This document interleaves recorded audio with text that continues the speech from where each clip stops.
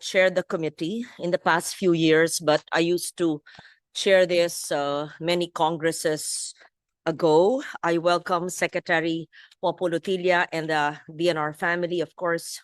Annalisa, how long have you been sitting here? Since 1998, right? And Jonas, huh? Yes, let's see. I asked the Climate Change Commission to be here because the vice chair, who's a vice chair? Robert.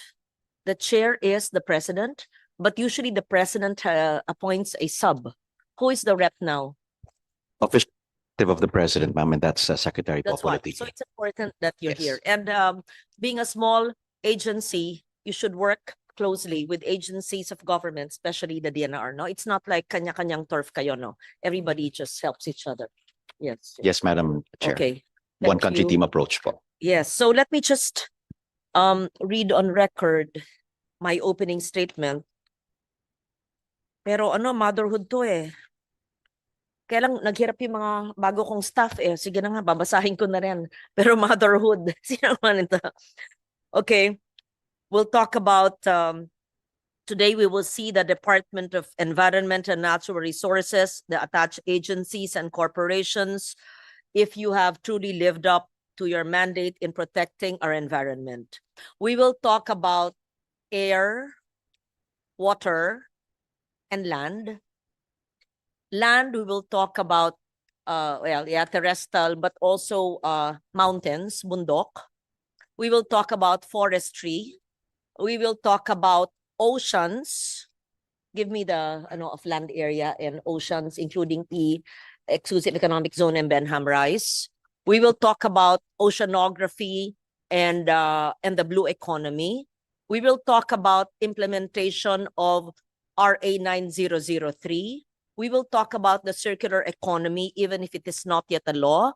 We will talk about INIPAS, the 94 ako yun, and all the others 100 plus yun. It was Senator Villar also. We will talk about the national greening from the time yet of Sec Pahe. I know that there was a sunset provision on that. We will talk about protected areas and whether they are actually protected, including the one of Bohol. We will talk about coal and the just transition. We will talk about our preparedness and the legal framework for carbon credit trade with Singapore, which should be done hopefully this year. We will talk about biodiversity and many more. I just had to think aloud so that all my staff are new. In-notes niya na, akin na, lahat yan. So, do I have the whole day? Do I have the whole day? Yes. We will have the whole day. We will break 30 minutes, or if you want, you can have a working lunch. I hope to finish all of that. Why do I say this? Because the environment is not just a department. The environment is the whole nation, is a Filipino people. It's who we are. It is our survival. And it's difficult to chair, to head this department. Look, I'm not reading your prepared opening statement. Because it's environment protection, but also lodged in your responsibility are natural resources and the exploitation or utilization. So it's really difficult to balance that. So I'd like to get to know all those who are new, heading BMB, heading forest management, and who's in charge of the Manila Bay office. Does it still exist? Does it still exist?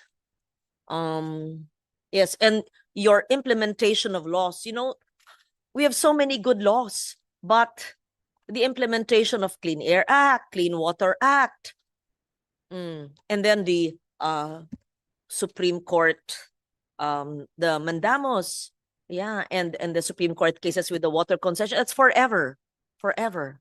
Yes. So before we turn to the numbers, we must acknowledge one painful truth, that we are at a point where data is almost unnecessary to tell us how bad things have become. Floods are more frequent, and we know that. And these are caused by natural hazards and by substandard or ghost projects, which should not happen. Storms are harsher, and we know that, brought about by climate change. And droughts are longer, and these are brought about by climate change. We acknowledge the presence of our chair of the Committee on Finance, Senator Sherwin Gatchalian. So those who feel it most are farmers whose fields have turned to dust, families whose homes are flooded again and again, and children who breathe the smoke of our collective neglect. Oh, I failed to mention NAMRIA is an agency under you, right? Attached, yes. So we'd like to see NAMRIA and your updated reports or data. So climate change is the conscience in our time and is humanity's greatest test of leadership. To fail this test amounts to the cessation of human existence. While there will always be things beyond our control, we must answer for what lies within our hands. The choices we make today are the ultimate test of our accountability, our stewardship, and our vision for the environment. I will no longer read this long draft. Thank you to my staff who tried to do an opening statement. I would like to welcome all of you and note that when we ask questions, when we seemingly are upset or angry or probing, it is for everyone's benefit because we want to learn and understand what you are doing. Been sitting here since 1998 and things have not improved. They've become worse. So we're all collectively responsible for that. You and I, all of us. And we've failed our people. We've failed the Filipinos because it's flooding even more, because it's warmer, because people are not even resilient despite the fact that we have the laws, because people still do not believe or do not understand, because people do not segregate garbage at source, recycle, and compost, because people throw their garbage in open dumps, which still exist, which is unlawful since 2006, since we implemented or we enacted the law in 2001. No, I don't want to hear DNR to say later that it's not our job because it's really LGU, etc. And the LGUs will say because we don't have the funds for an MRF. I mean, the whole cycle. So I'm just setting an example. And then I don't want to hear again that the air that we breathe, we cannot monitor. And just now, I opened my window, ang kakapal ng mga usok, dust, etc. Then I'm sure I will hear again, how many monitoring stations? Sira, hindi na maintain kasi walang MOE. The same story every year for 25 years.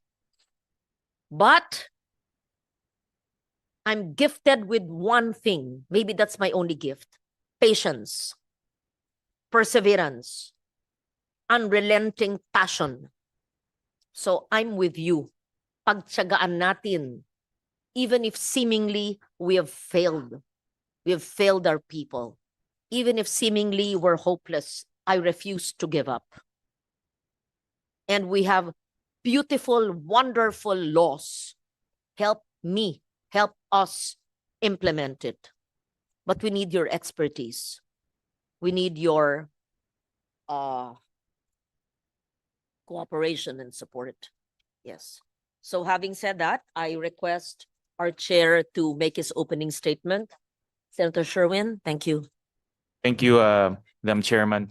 Greetings to Secretary Lutilia. And I mentioned this before that the transfer of Secretary Lutilia is a great loss to the energy sector.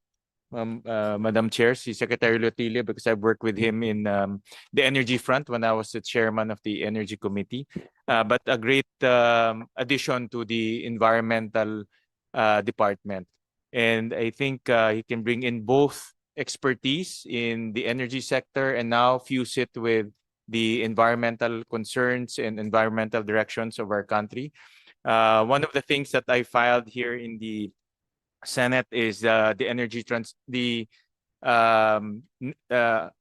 net zero target by 2025, and a big chunk of that comes from the energy sector.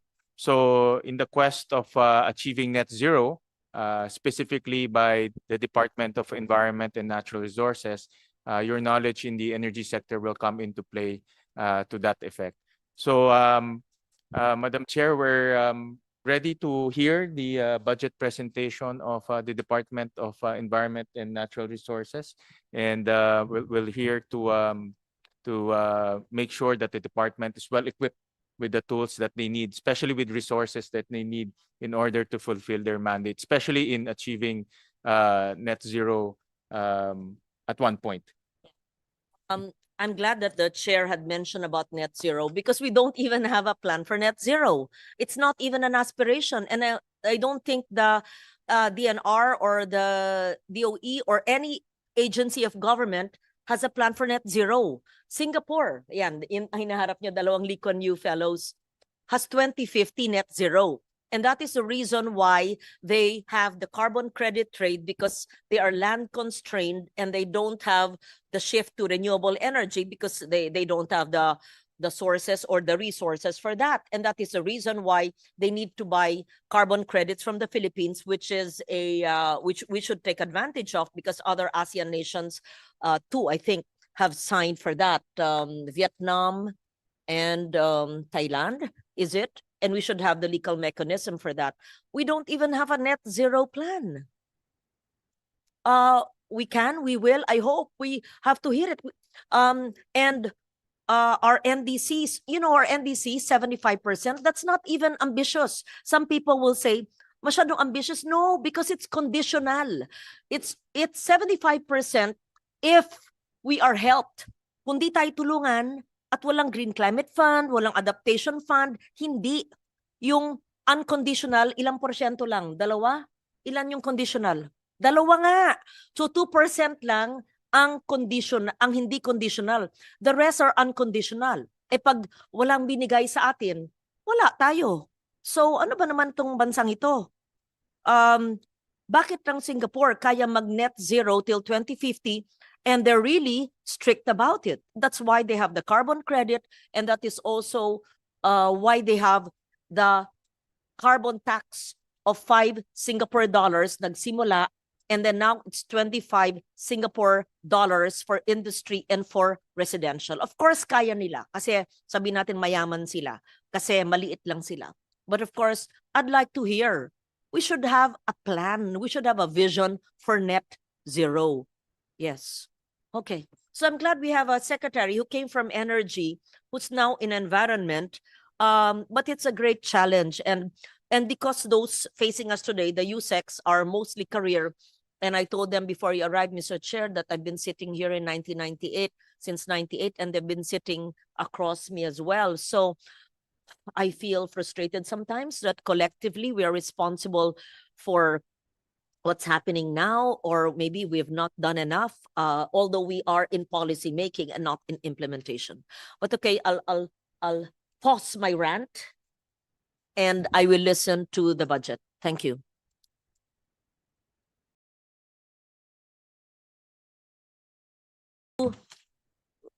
Could you read into the record the presence of everyone? Thank you. Thank you, Madam Chair. Good morning. Good morning, Mr. Chair. For today's budget briefing, we would like to acknowledge the presence of the following resource persons. We have the Department of Environment and Natural Resources, headed by Secretary Rafael P.M. Lutilla. Joining Secretary Lutilla are the following officials: Undersecretary for Legal and Administration, Attorney Ernesto Adobo Jr., Undersecretary for Finance, Information Systems, and Climate Change, Attorney Annalisa Rebeltate, Undersecretary for Policy, Planning, and International Affairs, Attorney Jonas Leones, Undersecretary for Field Operations Mindanao, and Supervising Undersecretary for MGB and EMB Mindanao, USEC Jocelyn Marcos Fragada, Undersecretary for Organizational Transformation and Human Resources, USEC Augusto de la Peña, Undersecretary for Integrated Environmental Science, Dr. Carlos Primo David. Assistant Secretary for Legal Affairs and Enforcement, Attorney Norlito Eneran. OIC Assistant Secretary for Environment and Concurrent Director of the EMB, ASEC Jacqueline Caancan. Assistant Director of the Mines and Geosciences Bureau, Choderico Sandoval. We also have Attorney Emeline V. Talabis, Director of the Land Management Bureau, Attorney Ray Thomas Cabigting, Assistant Director of the Forestry Management Bureau, and we have Assistant Director Mariglo Laririt at Biodiversity Management Bureau. From the National Mapping and Resource Information Authority, or NAMRIA, we have Undersecretary Peter Chanco, Administrator. From the National Water Resources Board, we have Attorney Ricky Arzadon, OIC Executive Director. From the Palawan Council for Sustainable Development staff, we have Attorney Teodoro Jose Mata, Executive Director. From the Laguna Lake Development Authority, we have Engineer Leopoldo Parumog, General Manager. From the Local Water Utilities Administration, we have Attorney Jose Moises Salonga, Administrator. From the Metropolitan Waterworks and Sewerage System, we have Attorney Patrick Lester T., Chief Regulator. From the River Basin Control Office, we have Mr. Sevilio David Jr., Executive Director. We also have from the Manila Bay Coordinating Office, Mr. Jacob Memban Jr., Executive Director. We also have a representative from the Philippine Space Agency. We have Dr. Gay Jane Perez, Deputy Director General for Space Science and Technology. And we are also joined by the Climate Change Commission. We have Vice Chairperson and Executive Director Robert E. A. Borja and Commissioner Albert P. De La Cruz. From the Department of Budget and Management, we have Director Gemma Ilagan. That would be all, Madam Chair. Thank you.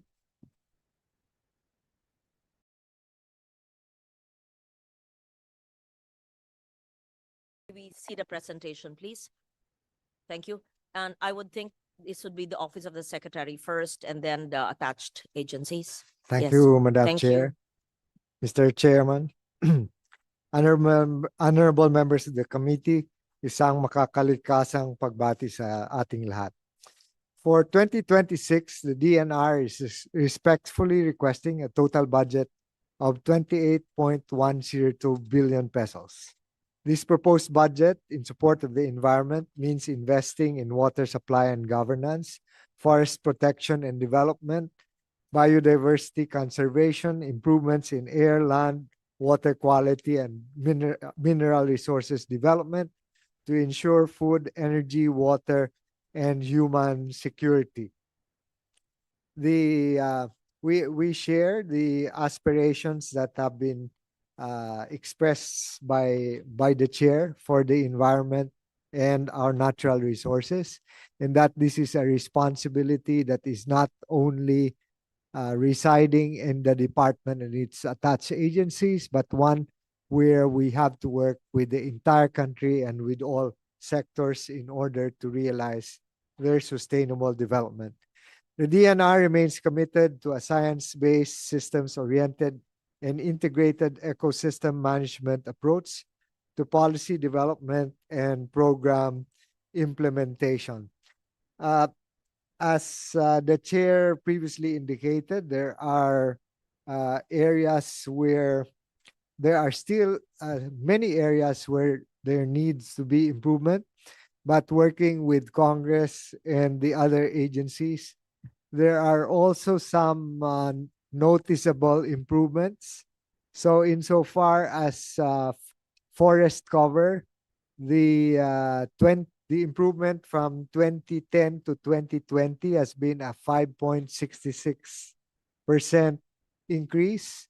And the NAMRIA is scheduled to release the new or the updated land cover report for 2025. And we anticipate an even more positive report insofar as forest cover is concerned. And on particulate matter, there has been also considerable improvements that have been recorded. And between 2017 to 2024 nationwide, the total suspended particulates improved by 42%. And in Metro Manila, Sorry. yes. Admin matter. We don't see the PowerPoint here. No, not yet, Madam Not Chair. yet. Wala Yes, pa. I'm Okay. just It's an responding opening to, statement. yes, but Okay. I'd like to set as that working with you and with other stakeholders, there have been improvements. Nevertheless, there is still much to be done, as you have indicated. Okay. You mentioned about forest cover. Please Yes. proceed from there. Yes, so later, Madam Chair, we can discuss the details, but just to note that at least in these two areas, there have been considerable improvements. But of course, these have been achieved over time and not overnight. So given the scale and complexity of our mandate, we respectfully seek the continued support of this honorable committee in advancing our mission to protect, conserve, and sustainably manage the country's environment and natural resources. At this point, Madam Chair, Mr. Chairman, may we request your kind attention for a brief audiovisual presentation highlighting the department's accomplishments and key features of our 2026 budget proposal. And there are a number of slides on the budget utilization rate and the funding requests, which will be presented by Undersecretary Yeah. Te. How long is the video? Because what we'd like to It's see very short. is the budget Yes. of the OSEC, the regions, the agencies, bureaus, and the attached agencies. Because if it's the usual, Around 10 minutes, Madam Chair. would you like to see the video? Okay. Yes. Okay, thank you. Please proceed. Honorable members of the 20th Congress, respectfully presenting the proposed budget of the Department of Environment and Natural Resources for fiscal year 2026. Covering its mandate of conserving and sustainably managing 15.8 million hectares of forest lands, 36,000 kilometers of coastline, and 7.2 million hectares of forest cover, the department is entrusted with a challenging yet vital responsibility. As one of the world's most megadiverse countries, the Philippines is home over to 5,000 plant species and 100,000 animal species. The DENR's priority thrusts and directions transect the different sectors on forestry, protected areas and biodiversity, water, environment, mining, and lands, and how climate change affect these ecosystems. Policy formulation and program implementation are aligned with the National Adaptation Plan to address the vulnerabilities of these sectors. In line with the Philippine Ecosystem and Natural Capital Accounting System Act, the DENR developed site-specific ecosystem accounts for pilot areas with the National Natural Resources Geospatial Database, providing in-depth analysis and modeling of environmental data towards developing NCA information system. For protected area development and management, drones and other equipment were acquired to support monitoring and enforcement, including operationalization of protected area management offices. Urban green space inventories and assessments were carried out. Around 1.63 billion pesos was generated from operations in protected areas. The Philippine Biodiversity Strategy and Action Plan was adopted. Almost 7,000 hectares of protected areas were planted, and more than 12,000 hectares were maintained. For 2026, at least 10,000 hectares of denuded areas will be assessed for restoration and 120 protected areas will be monitored, while assessment of tenurial instruments will continue. For the management of coastal and marine resources and areas, we continue to strengthen the existing marine protected area network and support coastal communities through biodiversity-friendly enterprises and look forward to sustaining and scaling up our activities in 2026 to strengthen ocean environment's policy and governance. Relative to the protection and conservation of wildlife, continuing strengthening of habitat restoration, captive breeding, and wildlife law enforcement are being implemented to improve the status of threatened species. Conservation plans were developed for 5 key species with over 124,000 hectares of tamarao habitat placed under protection. For 2026, 12 critical habitats will be managed, while 70 wildlife rescue centers will be maintained. For the Palawan Council for Sustainable Development, activities include the issuance of Strategic Environmental Plan clearance, certifications for environmentally critical areas network zoning, wildlife-related permits, and updating of municipal econ maps, including population studies of threatened and economically important species. On forest and watershed management, more than 20,000 hectares of denuded lands were reforested with 11 million seedlings. 66,000 individuals were provided with jobs under the National Greening Program. 121 small water impounding systems were built to support upland farmers. For 2026, at least 17,000 hectares are targeted to be planted and 55,000 hectares to be protected and maintained. Approximately 1.2 million hectares of forest lands were identified for investments for grazing, energy, and other related projects. On intensified forest protection and anti-illegal logging, illegal logging hotspots were reduced from 18 in 2021 to 7 in 2024. For 2026, we will strengthen capacities of our forest protection personnel and intensify our forest monitoring and patrolling capabilities. For land administration and management, 55,000 residential and agricultural free patents to qualified beneficiaries, 1,031 special patents to government agencies and other instrumentalities, including 585 school sites, were issued. For 2026, over 17,000 additional land tenure instruments will be issued. On foreshore area management, delineation, and profiling of 17 barangays in regions 1, 3, and 5, covering 637.86 hectares, were completed. Foreshore revenue collection and monitoring system will be improved in 2026. Relative to integrated water source management, a project for alternative water source development through subsurface flow was initiated, with implementation targeted in 7 water districts or barangays in 2026. Desalination systems and freshwater filtration systems were installed. These will be expanded to 36 small barangays in 2026. Establishment of 10 groundwater monitoring wells and 9 aquifer recharge facilities will be expanded to different areas in 2026. For the Climate Change and Resiliency Program, LGUs in 18 climate vulnerable provinces are being capacitated on climate risk analytics and development of investment portfolio for risk resilience to drive climate action and reduce losses and damages. On air quality management, air sheds were operationalized and air quality monitoring stations were installed. For 2026, 9 monitoring stations with additional air quality parameters will be procured as part of modernizing our air quality monitoring. 83 water bodies were already classified to improve water quality management. Water quality monitoring in 4 green economy model sites showed compliance with the water quality standards for recreation activities. Monitoring of 343 priority water bodies will be pursued in 2026.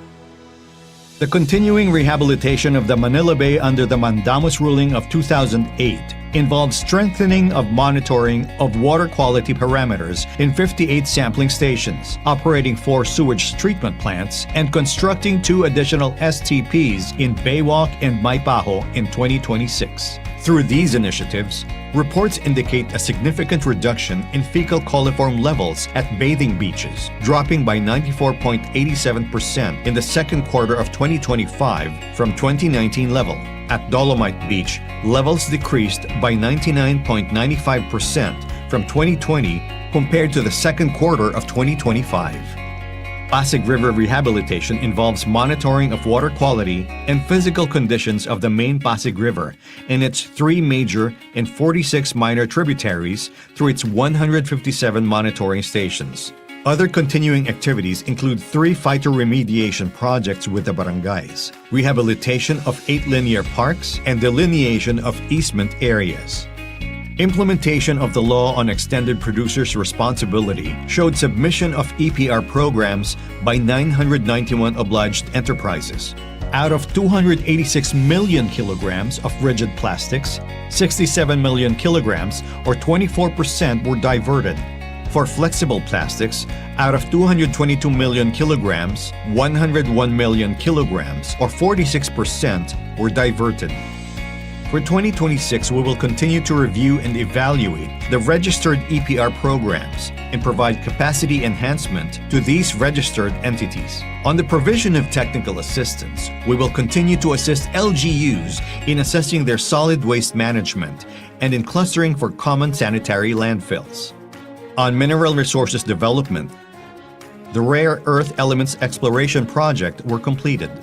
Around 700 in 2024 and 400 in 2025 mining rights were monitored for compliance with work programs and other regulatory requirements and assessed for adherence to safety, health, environment, and social development programs. For 2026, the MGB plans to conduct assessments in 3 areas for offshore critical and strategic minerals.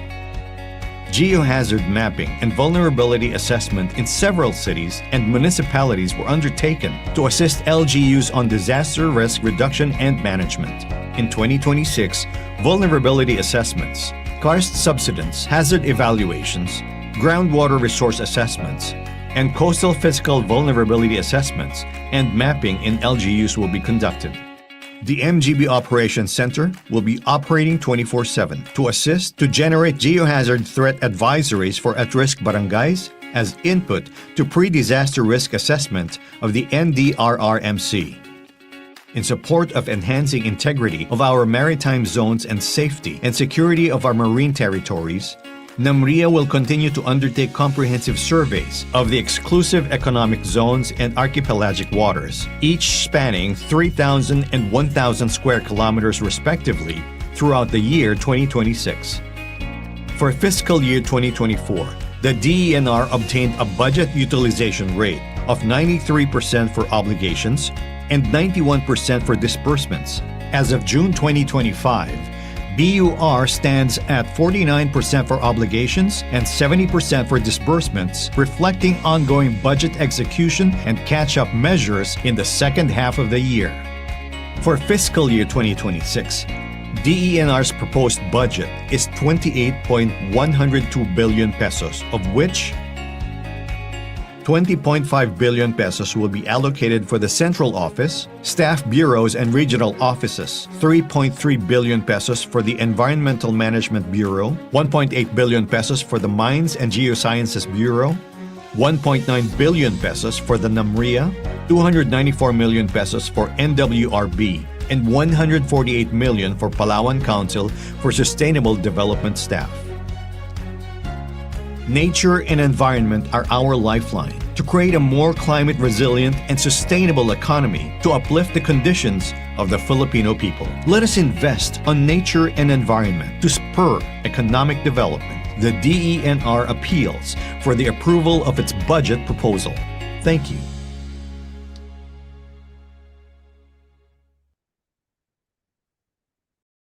Madam Chair, Mr. Chairman, may I request the Undersecretary Ted to present the additional numbers as requested by the committee. Thank you.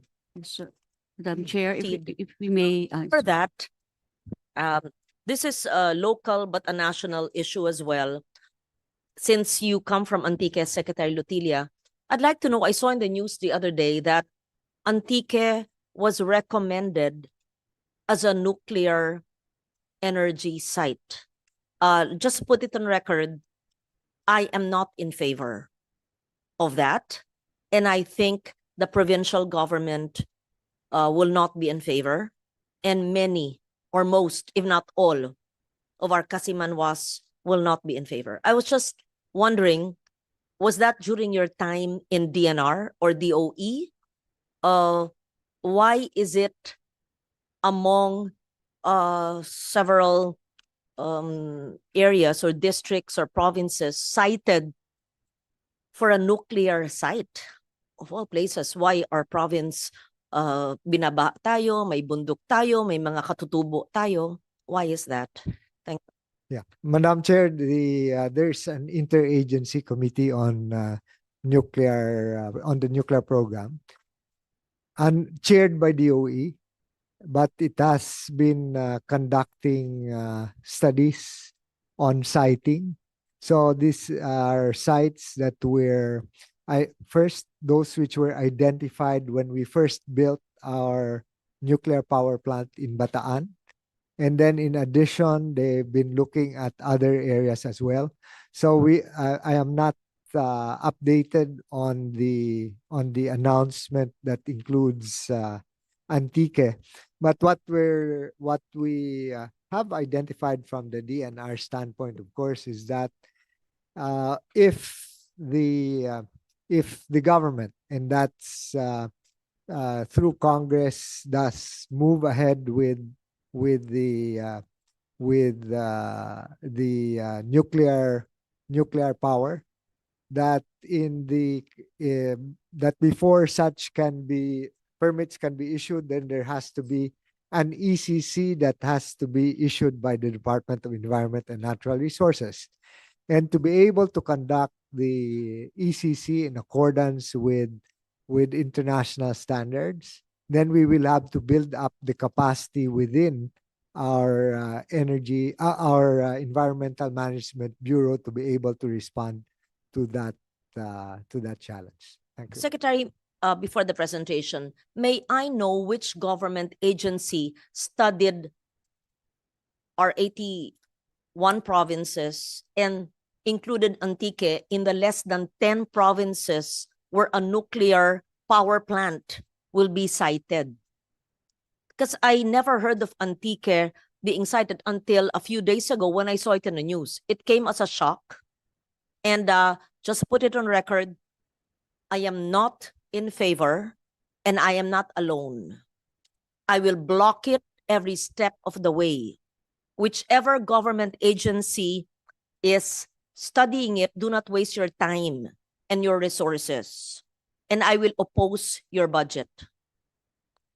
Thank you, Chair. Kung sinong ahensya ang nagmungkahi. Thank you.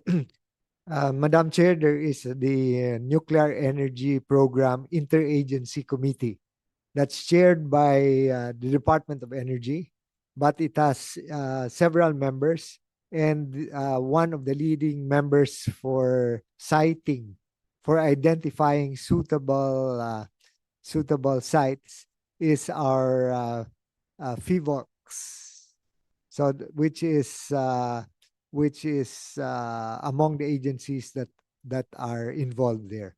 So what we will do is we will find out more from the NEPIAC and the DOE on the details of this report and provide you with the details as well. Thank you. So, Secretary, when you were in DOE, you were not familiar with our province being proposed as a nuclear site.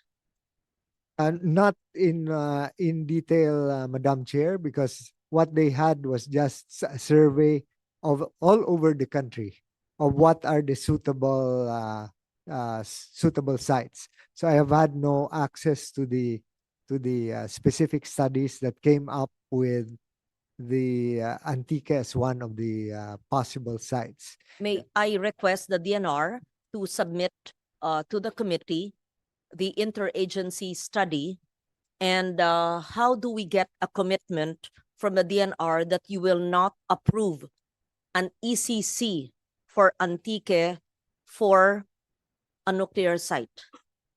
I can speak for the people. They will not approve any nuclear facility in our province. You know that binabaha tayo, may katutubo, may yamang lupa, pero hindi dapat dun at hindi bagay. Hindi kailangan pag-isipan sa siyensya. Hindi papayag ang mga tao. Well, we can assure you, Madam Chair, that we will make sure that the interagency nuclear energy program interagency committee will take into account all of the science involved. We don't know the details at this point, so I would not want to preempt. But in the past, there have been proposals, for example, for other energy-related facilities in the northern part of the province of Antique.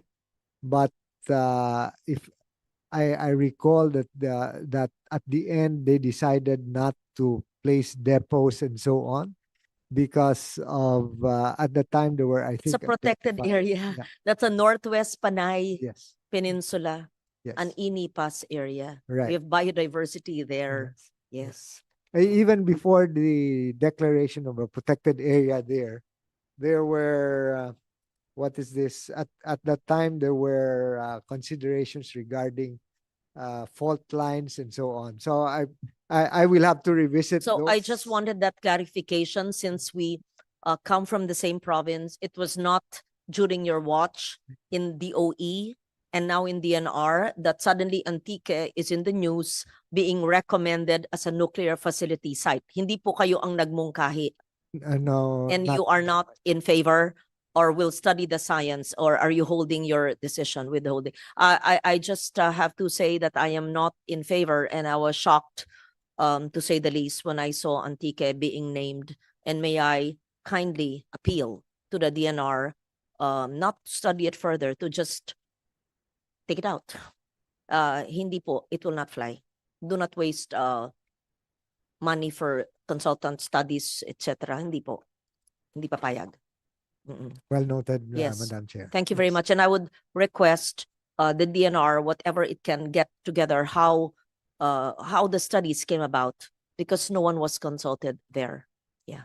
Thank you. We proceed. I hope to mind my bringing that in open hearing so that it's on the record.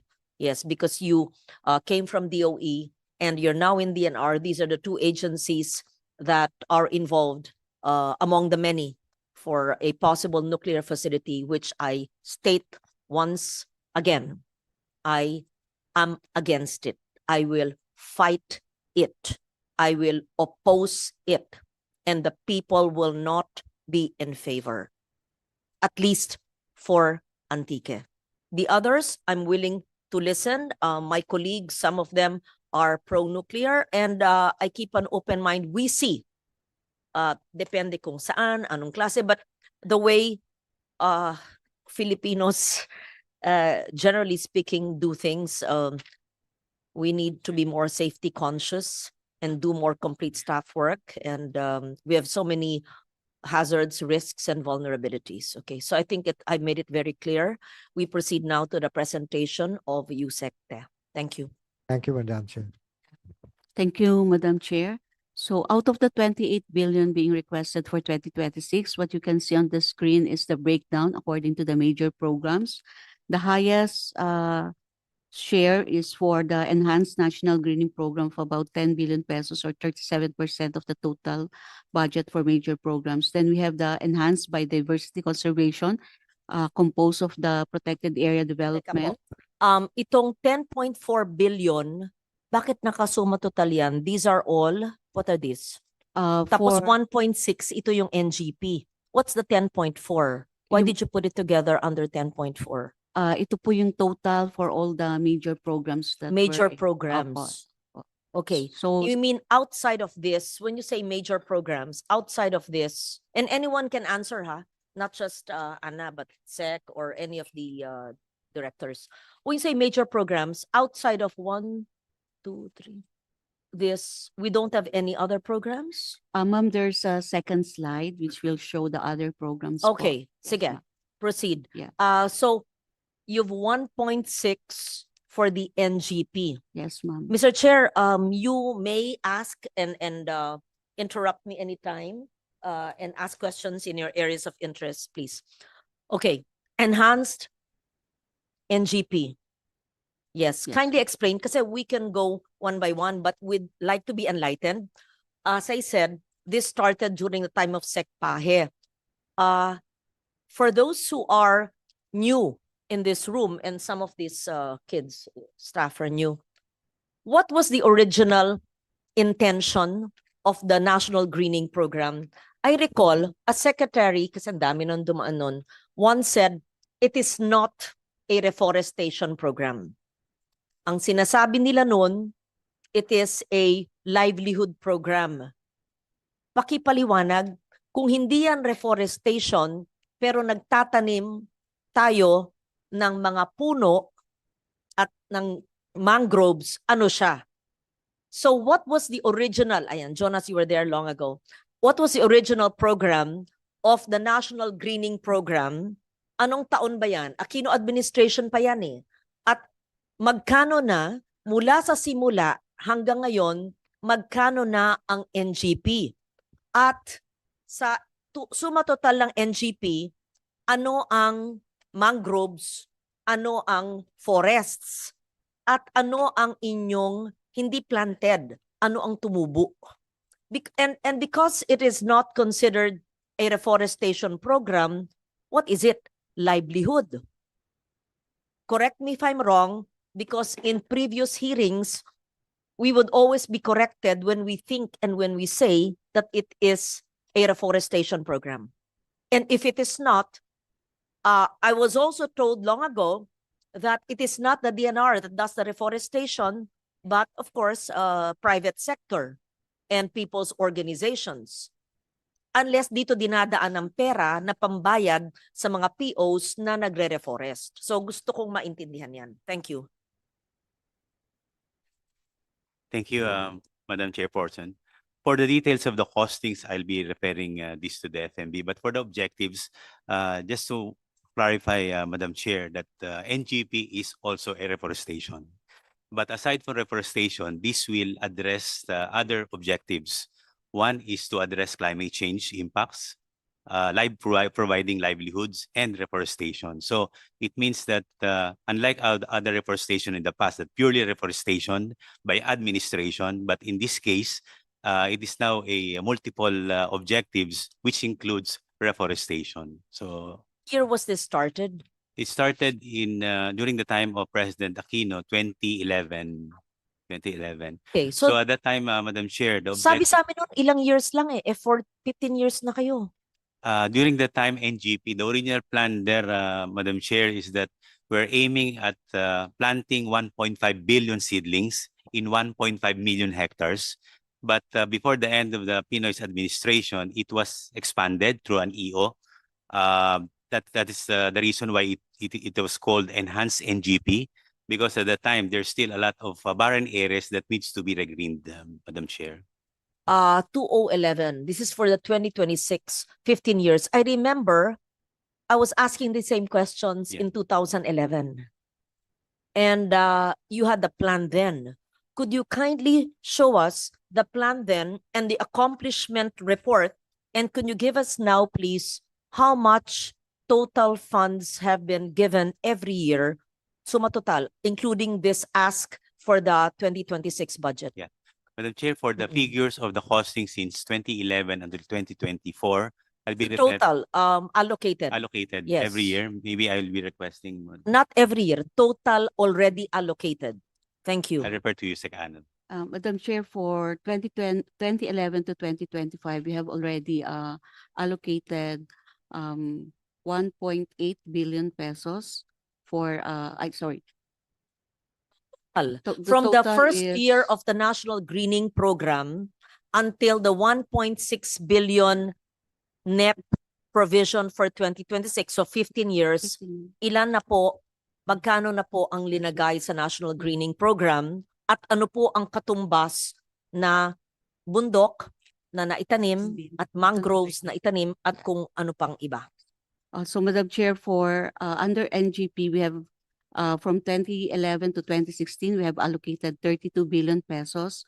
Under enhanced NGP from 2017 to 2025, we have allocated additional 28 billion pesos, so a total of 60 billion pesos, Madam Chair. This translated to 2.2 million hectares planted and about 1.8 million hectares, 1.8 million seedlings planted, Madam Chair. When you say 2.2 million hectares planted, bundok po ito, kapatagan, mangroves. Kasama na ang marine dito? Or are these all bundok? And when you say 1.8 million seedlings, what kind of seedlings? Are they native tree seedlings? Are they mangrove seedlings? Madam Chair, for the NGP, we we devote this amount to the forest areas. And we used seedlings, both, if applicable, the indigenous species, but normally we plant some, like for example, mahogany, nara, amongst fast-growing species. So these are the plants. But as we progress with the NGP, especially in the enhanced greening program, we are now using now the indigenous species or native species, Madam Sandali. Chair. Ito po'y bundok lahat. Forest lang. Hindi ba nyo kinoconsider ang mangrove na forest? Meron. Mangroves are considered forests of the sea. Madam Chair, to be Yes. accurate, Ah, I'll I know that the NGP includes mangroves. Sigurado ako. yes, Kasi may taon na tinignan po natin, tapos natuklasan natin na Yes, tanim ng tanim na mangrove, maski may mangrove, tapos seagrass bed, tanim ng tanim pa rin ng mangrove. Kaya yun ang gusto kong tanungin, kung ganun pa rin ba yung pagkakamali nun. yes, Madam So to Chair. say that the NGP only plants in mountain areas where there are forests, I think is inaccurate. Yeah. Madam Chair, I'm sorry for that. We base our plantation based on the commodity, Madam Chair. You're correct, Madam Chair, that we are under our NGP. We're also planting not only mangrove forest species, but also bamboo and other agroforestry crop, Madam Chair. Madam Chair, may I ask Assistant Director Kabigting? Yes, I just want to know. Yes, thank you. Thank you, Yusek Leones. 32 plus 28, 60 billion. 2.2 million hectares. Sa 2.2 million hectares po, ano ang bundok na forest, ano ang marine? Yun lang gusto ko malaman. At kung meron pang iba, kung sa wetlands, ano ang ginagawa nyo doon? Sa 1.8 million na seedlings nyo, ito ba sa lahat na, sa bundok at sa marine? At ano ang growth rate? Nagtanim. Paano natin alam na tumubo? At ano ang inyong monitoring na science-based na tumubo? Drone? And how do we know? We keep on, 60 billion already. How do we know there are no ghost plantations or ghost seedlings or areas? I'm not charging anyone with ghosts. Ibig sabihin na naitanim, namatay lahat. Survival rate, yes. So we have to know that. Yes. And what is the proof? Because a report can be a report. Yeah. And mali nung secretary, kanino yung oversight na yan? The regional directors, the PENROS, the CENROS, the POs that you partner with. And please give us a list of the people's organizations who are accredited with the DNR in every region and in every province who are recipients of grants, partnerships, who do the planting for you. Because obviously, it's not the DNR plantilla personnel who do this. The funds just are allocated for you, but you have MOAs with people's organizations. And these people's organizations, who are they? We want to see them. We want to have a list from Cordillera to Barm, from region 2 to region to Caraga, to know all the people's organizations, to see them, that they exist, and we want to know the work that they've been doing for the past 15 years. Yeah, thank you. Assistant Director Kabigting of the Forest Management Bureau. Madam Chair, good morning po. Recognize, may I see your name, please? Um, Attorney Ray Thomas Cabigting. Cabigting po. Okay. Madam FMB, Chair, who's the head of FMB now? Forest Management Bureau, ma'am. Yes, sino po ang head ngayon? There is no appointed director yet, so the assistant director is the one exercising. Who was the previous head? Yes, retired. Assistant Secretary Arlie Adorable, ma'am. He retired last March 3, Mm, 2025. Okay. Thank you. Thank you, ma'am. Ma'am, to answer your question, so I just like to reiterate the correct amount from 2011 to 2025. We've already been allotted around 60 billion pesos, which covers 2.2 million hectares. And you are correct also, Madam Chair, that mangrove and beach forests are included in the National Greening Program. As of 2025, we already have a total of 14,800 hectares planted with mangroves, and 77,900 hectares planted with mangrove and beach forest species. For the areas that are eligible, ma'am, for Madam Chair, for the National Greening Program, these are legally classified forest lands, which includes mountains and low-lying areas that are legally classified forest lands, but with special focus on denuded and degraded forest areas, ma'am.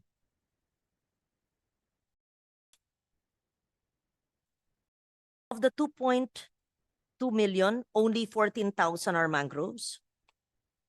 Yes, ma'am. 14,800, ma'am, and 77,900 hectares for beach forests, ma'am. So these are part of your coastal areas.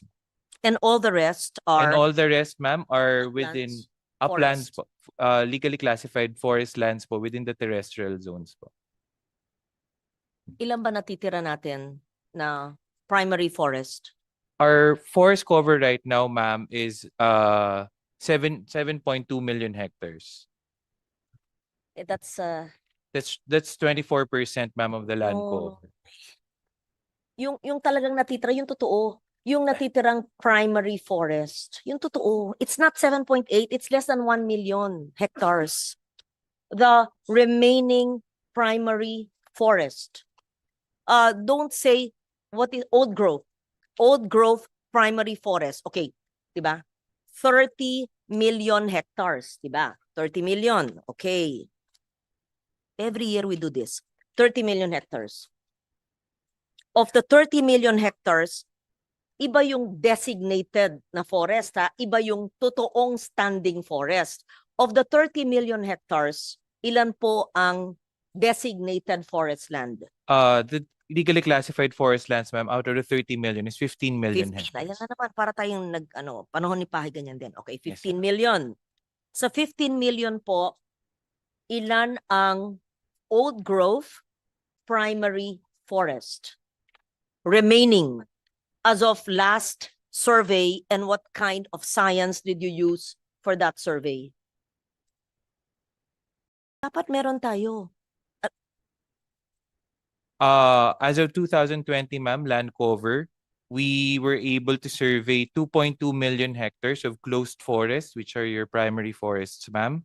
That's around 7.4%. Okay. So, 2.2 million ang closed. When Closed you say forest, ma'am. closed, these are old growth Yes, ma'am. or primary? With a canopy cover of more than 40%, ma'am. Okay. Are you sure? Yes, ma'am. This is also the data from our NAMRIA, ma'am. From NAMRIA? Yes, ma'am. 2.2 million of the 15 million, which is legally forest, but it's not. So, Yes. 2.2 million. Yes, ma'am. Ano po ang secondary forest? Ang secondary po natin, or yung tinatawag natin open forest, ma'am, is around 4.6 million hectares, ma'am, as of 2020. Why is it that in previous years, DNR would give me another figure of primary forest? They would say less than 1 million remaining. Anyway, so I'll believe you. You're a forester. That's 2.2 million of closed canopy primary forest. Yes, ma'am. And this was in 2020. 2020, ma'am. 2020 figures. And then the secondary forest would be 4.6 million. Yes, ma'am. And we're only talking here of bundok. We're not talking about mangrove forest. No, we're talking about. I do have the numbers for mangrove forest also, ma'am. Let's do this first. 2.2 and 4.6. When you started the NGP in 2011, what was the primary or old growth forest and the secondary? And did you measure it then? And yeah, and your last monitoring was 2020. Yes, ma'am. So may we know, has it improved? It has, ma'am. Yes, of In course you'll say that because otherwise. No, but yeah, in 2010, yes. ma'am. In Mhm. 2010, ma'am, the closed forest was around 1.9 million hectares. For the open forest, it's around 4.5 million hectares. and the mangrove forests were only about 310,000 hectares in 2010. So in 2015, when NAMRIA did the land cover mapping again, we have now a closed forest of 2 million hectares, open forest of 4.6 million hectares, and 303,000 hectares for mangrove forests. What percentage of our forest cover, you don't plant in old growth, right? You don't plant in old growth or in primary forest. You plant in secondary. Yes, ma'am. So our efforts in government cannot be attributed to the 2.2 million. You don't touch that. It can still, ma'am, because forest protection is still there. Protection. For But forest I'm protection talking program. about the national greening program. The planting, ma'am. The planting and the growing, is that part of the 4.6? Are you planting They're in and the growing outside of the 4.6 million secondary growth? Do you actually plant elsewhere, which are not on the 4.6? No, ma'am. We tend to the target, the main target is to actually close this open forest, ma'am, so that they can So have we a want more. to understand, all the 60 billion pesos, tanggalin mo yung mangroves, did they go to the secondary forests? Yes, ma'am. They did. And what kind of species did you plant in the secondary forest? Because I heard mahogany. Why will you plant mahogany Yes, in the ma'am. secondary forests? So mahogany and other fast growing species, ma'am, were planted as primary species to actually repair and rehabilitate the soil, so that it can also provide shade for the indigenous species, ma'am, will be planted as climax species or the final species that will be planted in your reforestation site. Kasi po pag po hindi tayo nag-provide, pag po hindi natin rehabilitate yung soil at hindi po tayo nag-provide ng shade for these indigenous species, they will not grow, ma'am. So those were the forest management techniques that we applied, ma'am. How are we able to monitor all these 60 billion? Saan po sa 4.6 million? This is not hectares. Yeah, hectares. It's hectares. Yes. Could you explain? Kasi we just see numbers eh. Where in the 4.6 million hectares under the Enhanced National Greening Program did you utilize the budgets all this year, and what kind of improvement in our forest cover ensued? Yes, ma'am. For the mapping and the monitoring of the national greening programs, we'll be happy to share, ma'am, the maps that we have with us right now. But for the increase in forest cover, as what the secretary mentioned earlier, ma'am, actually, from 2015 to 2020, if I can start for 5 years prior, our closed forest increased by 9%. And our open forest, well, there was an increase in open forest by just 0.2%, ma'am. And our mangrove forest increased also by 2%. So meron naman po tayo nakikita increase, and for the specific areas where the NGP was planted on, ma'am, we do have the complete maps for that one. We'll be sending it to you, ma'am. And one final point, ma'am. We are doing a satellite land monitoring system right now, not only for Red Plus, but also to monitor these reforestation efforts that we have. So you will see there the trend of land use and land cover change na sumusunod po sa base map natin from NAMRIA, and using the latest satellite imagery, ma'am, you will be able to see their trends from one point in time to another point in time para po makita niyo yung changes, ma'am. Is it the Forest Management Bureau that's the lead for the NGP? Yes. Have you been with this program since 2011? Yes, ma'am. You've been in charge since 2011. No, ma'am. I was part of the Forest Management Bureau in 2013, and I assumed the post, ma'am, as assistant director last year. But you're familiar with the NGP, and so you're not new in No, the ma'am. DNR. I was an extension officer, ma'am, in 2013. And everything you're telling us is monitored by the NAMRIA. The land cover, yes, ma'am.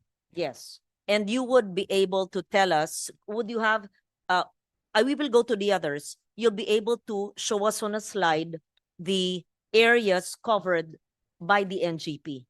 since you're in charge? The areas so that we understand. Sa Sierra Madre, sa Cordillera. Oo, syempre, gusto namin makita saan ang mga tinanim, saan ang reforestation efforts ng DNR, and what is the growth or the survival rate?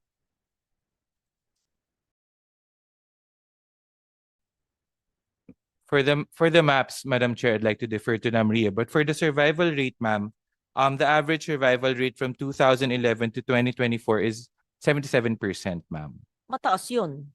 How? That's also the reason, ma'am, why this year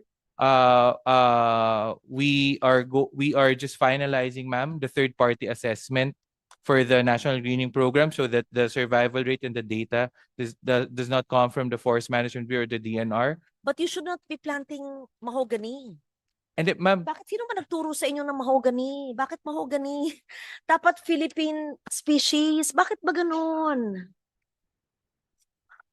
Ang National Greening Program, mahogany ang tinatanim. Bakit ganun? Hindi naman ako forester, pero alam ko hindi dapat mahogany. Madam Chair, as Yung mentioned, forester nga sa UP Los Baños, nagagalit sa, hindi naman nagalit. Sa farm ko, bakit ako nang tayong mahogany? Kasi invasive yan sa pinaputol ko nga yung mga mahogany ko pero may permit. At nagtanim na ako ng, kasi yun ang turo ng turo nyo sa amin mula pa noon dati 30 years ago Kaya nagkamali ako nagtanim ng mahogany Mali nga Bakit kayo mahogany ng mahogany? yeah, Hindi naman yan indigenous sa atin No, I want the forester to answer because there must be a reason. I want this young forester. I want him to teach me and convince me to plant mahogany. I'll try my best, Madam Chair. So, during the first response, ma'am, I tried to explain that it is a silvicultural method, ma'am, or ito po ay paraan ng pagtatanim, ma'am. Kasi yung mga tinaniman po natin, ma'am, na lugar, denuded na ho at degraded. Yung lupa po niyan, kapag po tinaniman natin yan ng indigenous or endemic natin, ma'am, shade loving po kasi mga endemic natin, ma'am. So, hindi po yan tutubo kapag may direct sunlight. So, kaya po tayo nagtanim ng mahogany, ng gymnelina, or ng fast growing natin, ma'am. It's number one, to try to rehabilitate and ameliorate the soil, i-repair po yung lupa. Number two, to provide shade for the seedlings that you will introduce as your climax species or your final reforestation species. And third also, ma'am, is to provide also livelihood to the communities, because these exotic species, as you put it, ma'am, these exotic species, they're not meant to be retained as your reforestation, especially if it's in a protection forest or in a forest that you want to keep as standing. Pang production species po kasi ito, mga timber species po kasi ito, ma'am. So they cut after how many years? Ang mahogany, ma'am, you can already harvest it after 7 to 8 years. No, I know ma'am. because I harvested. But you're saying you planted mahogany as part of the 4.6 million hectares in the secondary growth forests. Sira po kasi, ma'am, yung mga lupa. So, kailangan po munang i-rehabilitate, ma'am, yung mga lupa na tatamnan po natin ng final indigenous species. But for national parks, ma'am, and protected areas, we planted indigenous species naman, ma'am. Yeah, definitely not. O sige, yun na muna. Thank you, ma'am. I don't want to use all this time, but I think Jonas wanted to say something. Yeah. I just want Yeah. to tell you the same thing with as mentioned by Director Kabigting. At ang isa pa naging problem dyan, Madam, during that time, we need to fast track all the reforestation, and we had a problem in the provenance of the indigenous species kasi mahirap din po magpatubo ng nursery ng mga indigenous species. So for the meantime, we resort to these species to rehabilitate the area while we are establishing our provenance for the indigenous species. Ngayon, hindi na po ngayon. May mga ganun tayo. Thank you, ma'am. So,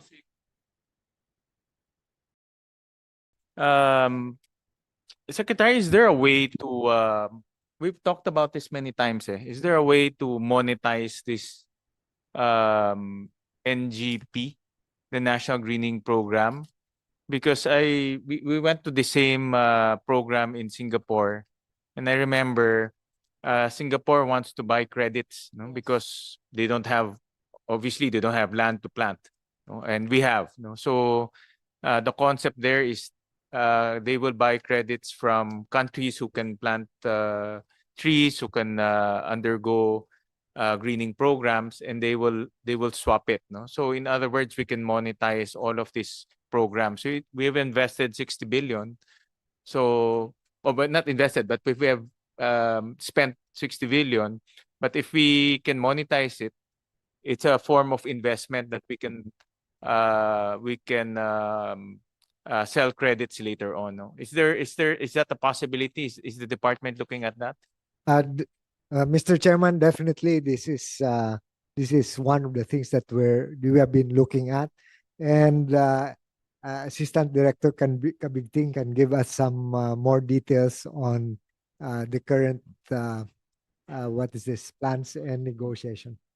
Assistant Director, in a nutshell, give us a preview of this concept. Thank you, Senator. What you're trying to point out is called the Red Plus program, or where the government can receive resource-based payment based on its avoidance of deforestation.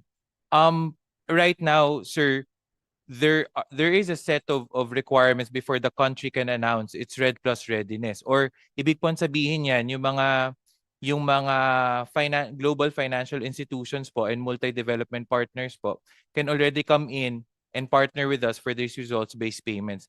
Right now, sir, the Philippines has completed three of its requirements. We're just awaiting for the satellite land monitoring system, like what I told the good senator earlier, Lauren Legarda, and also the safeguards information system. These two systems will be finished this year, sir. So by 2026, sir, we can already start planning out our Red Plus programs. This is more of a jurisdictional and government-led initiative on how to, as you put it, sir, monetize or give back our investments on these areas. But the other thing, sir, is that we can also encourage voluntary carbon market investments in these forest areas. It's just that we need to prove additionality, because these investors, when they come in, like what the Madam Chairperson mentioned earlier on the Singapore agreement, these investors, when they come in, they should prove that without their investments, the carbon sequestration from these forest areas wouldn't have happened. It's a tricky thing there, sir, and that's what we need to figure out as well, because these are government investments on the ground, and yet the carbon credits would have to be a sharing mechanism between the investor and the government, and not only that, with also the communities and the local governments on the ground. So these are the complexities that we're trying to fix now, sir, as soon as possible, hopefully, because we want to maximize also the Philippines' potential to actually produce quality carbon credits because of our standing as one of the mega diverse hotspots and our forest cover improvements also, sir, throughout the years. Huwag natin pahirapan. The carbon credit trade has been in existence for at least what? Since 98, I've been talking about this, but it was only enshrined Article 6 of the Paris Agreement. So ngayon lang namumulat ang tao kasi nasa Paris Agreement, pero ang tagal na yan. Now, other ASEAN countries have signed with Singapore. Vietnam, is it? And what's the other country? Vietnam and Thailand. Madam Chair. Tayo daw, sabi ni Minister Grace Fu ng Minister of Trade and Sustainability, ang unang inisip. But it's taking us so long. Not your fault. I also asked Tony about it. Nakapending daw sa inyo. And I was assured matatapos daw this year. Sayang naman. Very valid yung tanong ng chair. How do we monetize it? Not monetize by cutting trees, but monetize the investment that we have put in here, billions and billions in reforestation, in whether highlands or marine, and just approve the legal mechanism to be able to sell or trade the carbon sequestration that ensued because of our investment in that area. Now, I hear you say that kasi hinihingi nila, kung hindi dahil sa investment nila, ay hindi mangyari yun. O marami pa naman denuded areas. Marami pa naman areas kung saan pwedeng magtanim. Marami pa naman mangroves na putol nga ng putol dyan ng mga hindi na natin ma-monitor sa dami ng... Yun, para may bantay. Para hindi na rin kayo humihingi ng bilyon-bilyon for NGP. In fact, foreign funding na yon in a way. So, ganun. So, di ba? Ganun.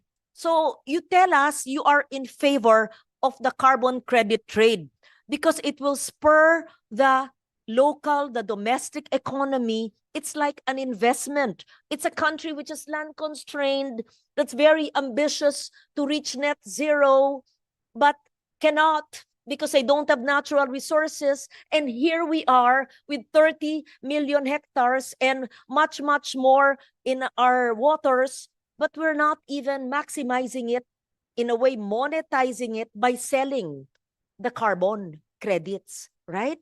So ang inaantay lang natin, yung mekanismo na, ayun ko, ano mang special ang Pilipinas na isip tayo ng isip, nahuhuli na tayo na naman. Kailan ba tayo pipirman yan? Chair tayo ng ASEAN next year. Tama, Forester. Yes, ma'am. Di ba? May masama ba sa carbon credit? No, wala, Bakit ma'am. may downside? Convince us. No, ma'am. Okay. Actually, it's in terms of forest investments, ma'am, it's one of the best market system in place. Tama po kayo kasi ang forest investments, ang reforestation is capital intensive. Malaki po talaga yung kailangang gastusing pera dyan. Kaya po kapag nag-forest investments tayo, ma'am, matutulungan not only the government to allocate these resources to something else, but also to encourage market-based mechanisms in forest management. My point earlier, ma'am, on the RED Plus is that, and on carbon credits is that, these are things that are already in place and nahabol na po natin yung RED Plus natin, ma'am. We will be able to finish the systems that are required for us to actually engage in these activities that is on government level. And on the voluntary forest carbon side, ma'am, meron na po tayong mga partners ngayon na tumitingin ng feasibility on some of the areas in the country on how to establish forest Wait. carbon projects, ma'am. Understand why Red Plus is not anong problema ng Red Plus? Problema ba siya sa pag-implement ng carbon Hindi, credit trade? no, ma'am. Just for the record, Red Plus is reducing emissions from from deforestation and forest degradation plus. So Yes, Red ma'am. Plus, Yes, ma'am. okay? This is the UN-backed framework that rewards developing countries for management of our forests. Yes, So ma'am. how would that's complementary, right? Yes, Oh. they are, ma'am. They So you are. said kasi, sinabi mo, ang problema kasi Red Plus. Paano magiging problema ang Red Plus sa carbon credit? No, ma'am. Hindi siya problema, ma'am. What I was trying to say is that we can start already, and to answer the question of government of Senator Gatchalian earlier, ma'am, on how the government can monetize the national greening program, I'm leaning more towards on the Red Plus rather than the voluntary carbon markets, because on the voluntary carbon markets, ma'am, there is a specific set of standards for the investor to prove. Yun po yung sinasabi kanina natin. Pero sa Red Plus kasi, ma'am, government-led po talaga yung mga forest carbon initiatives dyan, at makakatanggap po tayo ng results-based payments based on our performance on how we manage and keep this forest standing. May natanggap na ba tayo sa Red Plus? Wala pa po, ma'am. Kasi po, yung systems po na requirement, ma'am, ng UNFCCC, ma'am, this year po natin natapos. So, matagal na po siya, ma'am, yan. Ilan yun? 20 Fortunately. years na yata yung Red Plus? 30 years? Bakit ganun? 10 pa. Ha? 10 pa lang 10 ba? years, ma'am. Opo. Ang Yeah. palaging, ang eksperto, isa sa mga eksperto sa Red Plus, iba si Tony Lavinia. Opo. Yan. Yes. We've been talking about this for so long. Ngayon lang natin natapos. Opo. So Kunin ngayon, naman ng Pilipinas. ngayon po meron na po tayo, Madam Chair, na forest reference level natin. Meron na po tayong National Forest Monitoring System. Meron na rin po tayong National Action Plan for Red Plus. Ang inaantay na lang po talaga natin is the satellite land monitoring system, pero patapos na po kami dyan, ma'am. Because of this, we can already access Yes. funding through the UNFCCC, the Green Climate Fund, Yes, or ma'am. UNCCC Yes, sa ma'am. Red Plus. Yes, ma'am. Pero walang masama na iba-iba Pwede, ang sources, yes, right? diversification din po, ma'am. Oo. Pwede rin po Eh, yun. Singapore na, nag-aantay sa atin. Okay. When will we sign? When will we sign with Singapore? Nasa inyo, nasa DNR daw eh. Umaangal, no? Put on record. Senator. They were complaining about us, we're so slow. Yeah. Oh, Madam I'll tell you Chair, the truth. Madam Even the Chair- Deputy Prime Minister said that we're so slow. Madam Chair, the last year, the President of Singapore came, and that's when they signed an MOU with between the two ministries of environment on the Article 6 implementation agreement. But they did not come back to DNR with a draft until July of July of this year. So it's July of this year. Yeah. So in any case, the target is to finish the negotiations by November. Is it November?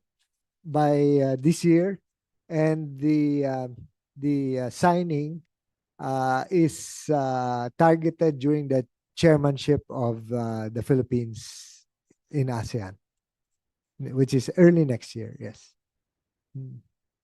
Lang when the summit Of the implementation agreement. implementation agreement. Well, just note that the other ASEAN countries had signed already. Yeah. Okay.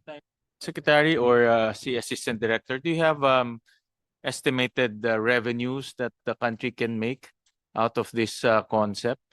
Right now kasi all of these activities are expense to us, no?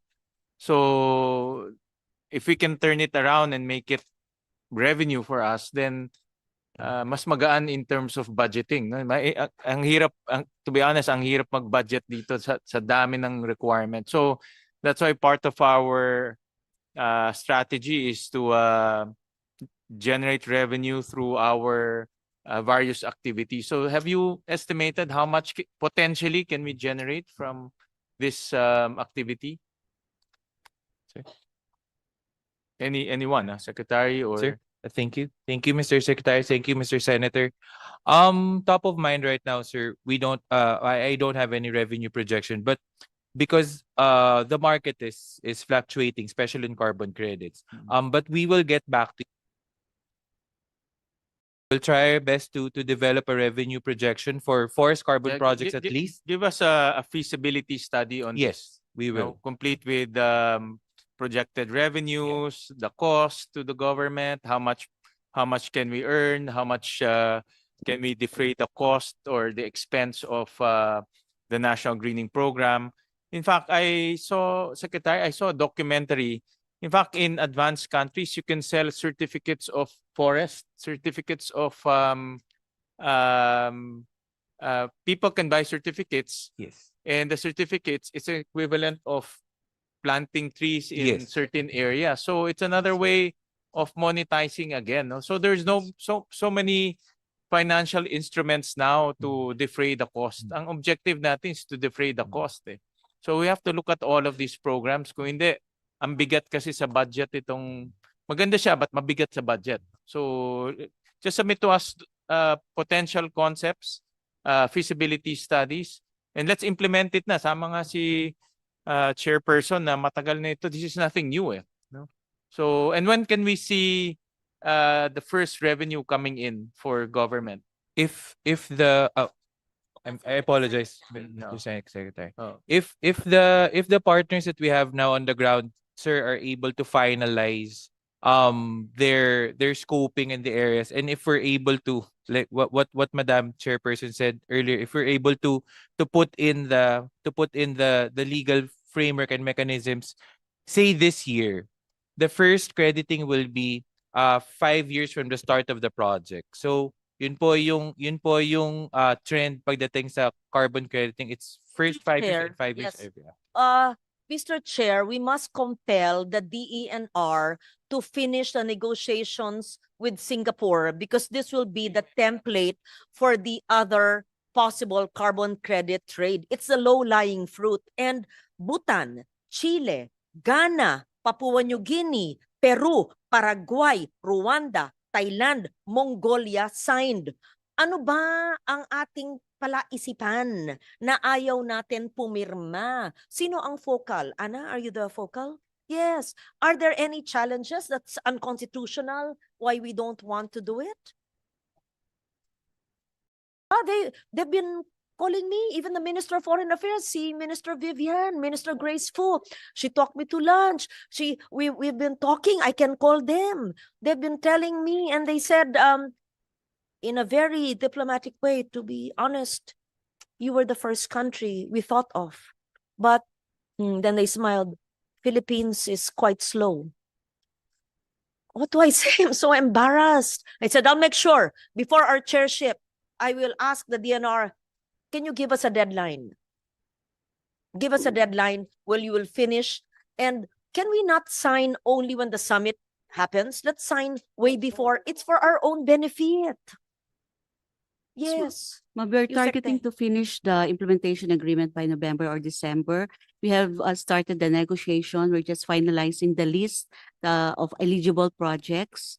Once we have finalized that list, because one item there is the inclusion of the early retirement of coal, whether or not it will be included among the Retirement of of coal, Madam Chair, of coal-fired power plants. just transition. Yeah. Yeah, so as soon as we finish the Annex B, some of the provisions on the implementation agreement will be a lot easier to negotiate already, Madam Chair. So we hope to finish that within the year. Madam Within the Chair. year. Yes. Totoo ha, when you Yes, pass your, yes. kasi when we see them during ASEAN, they'll say, oh, you did not sign. Oh, it will be so embarrassing. Now, Madam Chair, just on because in the coal-fired power plant transition, we are the only one who's really ahead of the others.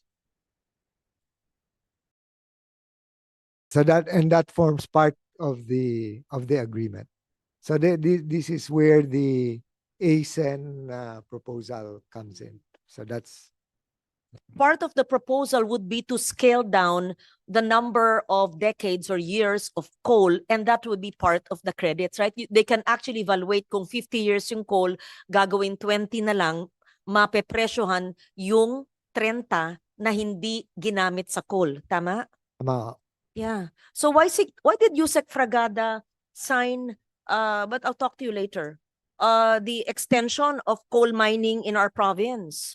And you signed it, the ECC, on the day that the secretary was appointed. But I'll talk to you later. I have a letter to the secretary here.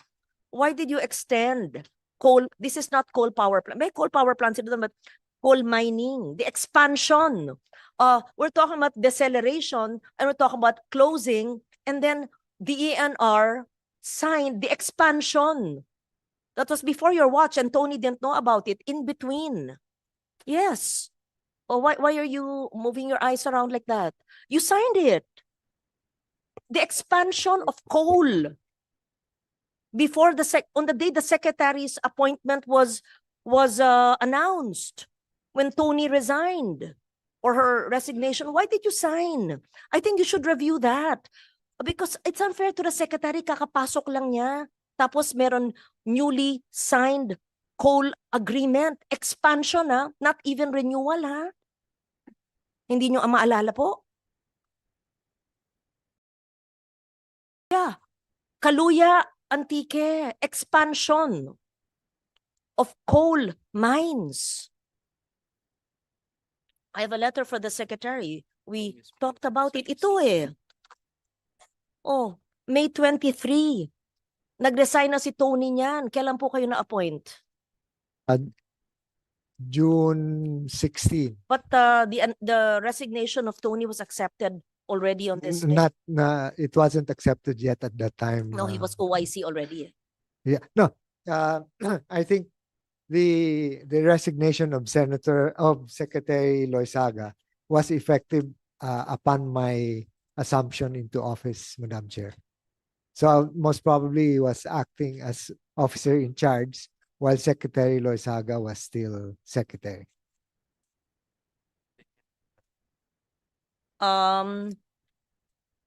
This was signed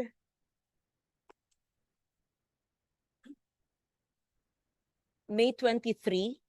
The Secretary Loizaga's resignation was confirmed and accepted. And a day after the resignation was confirmed, despite the public announcement of the successor as OIC, the DNR approved and amended expansion of coal mining. Madam Chair, maybe Kaluya, perhaps the announcement was made by Executive Secretary Bersamin about the transitions that were going to take place, but as clarified with him, I was going to take over at a later period, Yes. and Secretary Loizaga remained as secretary until the time that I assumed. But he was OIC, and I'd just like to read the Civil Service Commission's Omnibus Rules on Appointments. It provides that OICs may only exercise powers limited to administrative functions and the continuation of routine activities. They are not authorized to exercise discretion. So the expansion of a coal mine in a vulnerable area where coal is already, in your own words, being transitioned, being closed, and we are opening more coal mines. So I asked for a review of this. Nothing personal to those who own it, but here it's clear the issuance of an OCC, an ECC, especially an amendment of this magnitude, is a discretionary and policy altering act, as it involves environmental risk assessment, interagency coordination, and public interest considerations. So under the DNR's EMB's citizen charter, ECCs are approved supposedly with authority from the DNR secretary, but because you were the OIC then, you acted on your own. So the USEC cannot approve and sign an ECC without an express delegation of authority from the secretary. Supposedly, I put that on record because I am, again, against it. I don't think an OIC should expand coal mining, especially you were coming in. It is unfair to you, and I would request you to please review it. Will But do. we will have a separate hearing on that. And I'd like to understand it better because we talk about transitioning, and then here we are mining more for coal in a province which is very vulnerable. Yes. Thank you, Madam Chair. We will certainly look into it in response. Just so that Yusek Fragada, inutusan ba kayo ni Secretary Loizaga na pumirma sa expanded coal mining? Madam Chair, Your Honor, good morning. Madam Chair, just to clarify, I wasn't designated officer in charge because her resignation was accepted already. I was officer in charge because she was on official business during that time. So I just went through my normal routine as OIC that we try to fast track the documents that are in the office of the secretary. And everything I signed is with clearance, Madam. So I wasn't designated OIC because her resignation was accepted. I was OIC till the 23rd, ma'am, of May, only because she was on official business abroad. So I acted as officer in charge of the DNR during that time. But right after that, ma'am, when the resignation was accepted, she assumed again as secretary. So I just stayed on as OIC till she came back. So therefore it's clear that you were not authorized to sign the ECC, then it should not be, ikaw ang nakapirma eh. So- Ma'am, may clearance po from the Oh, ikaw nakapirma eh. Then I talked to her, she does not know about it eh. So then you have to review it and revoke it if you say you were not it's just strange. May 23, tas May 23 rin pinirmihan. So dapat routine lang, admin, hindi pag-expand ng ECC ng coal. Mali. Yes, ma'am. Yes. We'll take a look at it, ma'am. Yes, no, I have this letter, this long pending letter. No, Yes, Madam Chair. I hope they've not expanded because you just gave the ECC. Eh. So many. Okay, I will withhold my questions there. I have a letter, but we will have another hearing on that, please. I want to be enlightened. But I bring it back to the issue of selling carbon credits. We're still in the first budget, which is the National Greening Program. Yes. To us, Assistant Director, feasibility study, gamitin natin yung potential natin. Sayang, if we can generate revenue out of that program, pinakamaganda yon. Sige po. Yes, Your Honor, we will do. We will submit it as once we have it. And action kaagad para Yes. para mayroon na tayong revenue papasok. Sige po. Thank you. Ano yung pangako niya, Chair? We will submit a feasibility po of the potential for Projections. forest carbon projects Yes. in the Philippines, ma'am. Okay. Paano nila, Madam sige, Chair. projections nyo kung magkano ang Kikitain income, po natin. kikitain. Okay, pero kailangan pirmahan na may commitment naman sila hanggang Desyembre natapos na yung negotiations. Pero syempre, pag negotiations, kailangan nandiyan na yung inyong projections kung magkano ang kikitain. Pero depende yan sa mga areas na isasama nyo sa inyong negotiations at pati na rin sa transition from coal. Tama? Yes, Madam Chair. Sige. Thank you.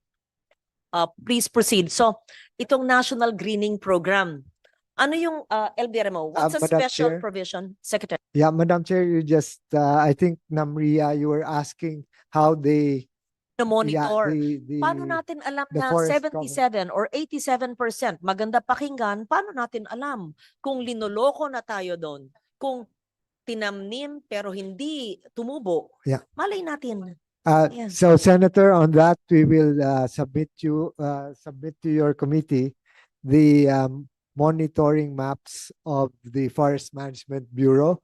But on the total forest cover, Namria will explain their methodology for measuring this. Gusto lang namin accurate po yung ating forest cover na yung sinabi nyong 15 million, 2.2 million. Tama ba? Ang primary or old growth, 4.6 million. Pero bibigyan nyo sa amin, FMB, kung saan yung 2.2 at kung saan yung 4.6.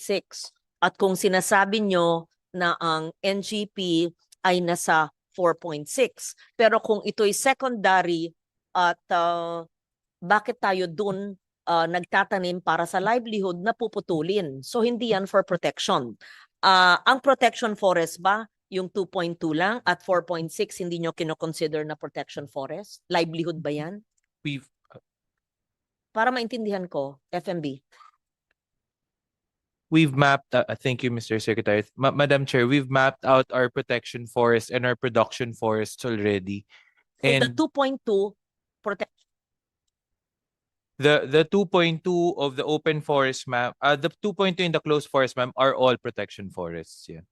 4.6. The 4.6, ma'am, is a mix of within protection forest lands and production Ideal. forest lands. What's ideal for forest cover for the Philippines? The benchmark is 30%, ma'am, 30% of the 30 million, of the 30. which is 90. Yeah, 90. we are at 24% now, ma'am. So again, of the 30%, not of the total land area. 30% of the designated forest land. Yes. Kindly, what 30% of what? 30% of the 15 million hectares or of the total land area, or 30% of the legally designated 15 million hectares. It's Mr. Chair. It's the 30% of the forest areas, ma'am. Are In you the- sure?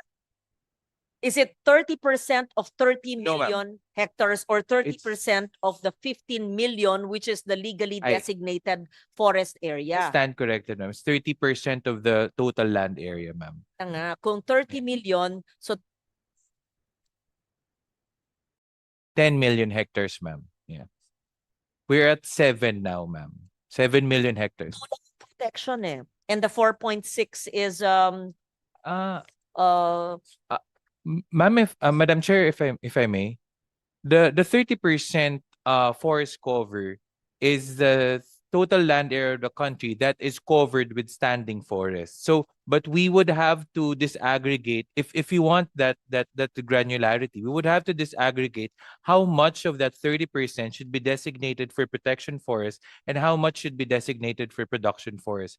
At present, we've identified around 1 million hectares of potential investment areas within the production forest. So kung ganun po yung gusto ninyo, Madam Chair, na narrative on the 30% benchmark forest cover, we can do that, ma'am. okay. So we want to know the 15 million, which is really imagination na yan. It will never happen in our lifetime, okay? And we want to see the 2.2 million old growth, closed canopy, sana, saan yun? Sierra Madre, di ba? Sierra Madre. Oh, and watershed areas, yeah. And then the 4.6 aside from the 2.2, saan ito? And identify the 4.6, ano dyan yung protection, ano yung production. Yeah. At sa production, ano dyan ang pinasukan ng NGP? Okay, At ma'am. ano ang NGP na partners ninyo na people's organizations? Yeah. Okay. Yeah, Yes, ma'am. Madam Well, Chair, that's what we we'll want to see. submit those. Yes. I think yes. that's also for the enlightenment of the chair, of us. Yes, Okay, we proceed now. Thank you. Thank you, With ma'am. Namria, paano po nyo sinusukat, minomonitor kung ano ba talaga ang pagtanim, ang pag-grow? How do we know that? What's the science behind it? Thank you very much, Madam Chair, Your Honor, Secretary. All of these maps were generated based on satellite imageries. Prior to 2015, we used Landsat and spot imageries with a resolution of 10 meters, but with ground validation. But with this latest, which we have, which is 2020, we use Sentinel Asia, Sentinel imageries with the same resolution, but with a much intensive ground validation. So all of these are overlaid on a base map, which are actually the topographic maps. So using geographic information system, we will be able to classify and identify all the land classifications systems which you are mentioning. Lahat po ito ay geo-referenced.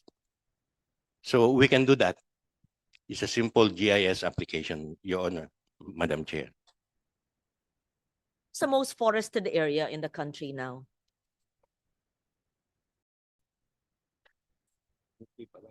For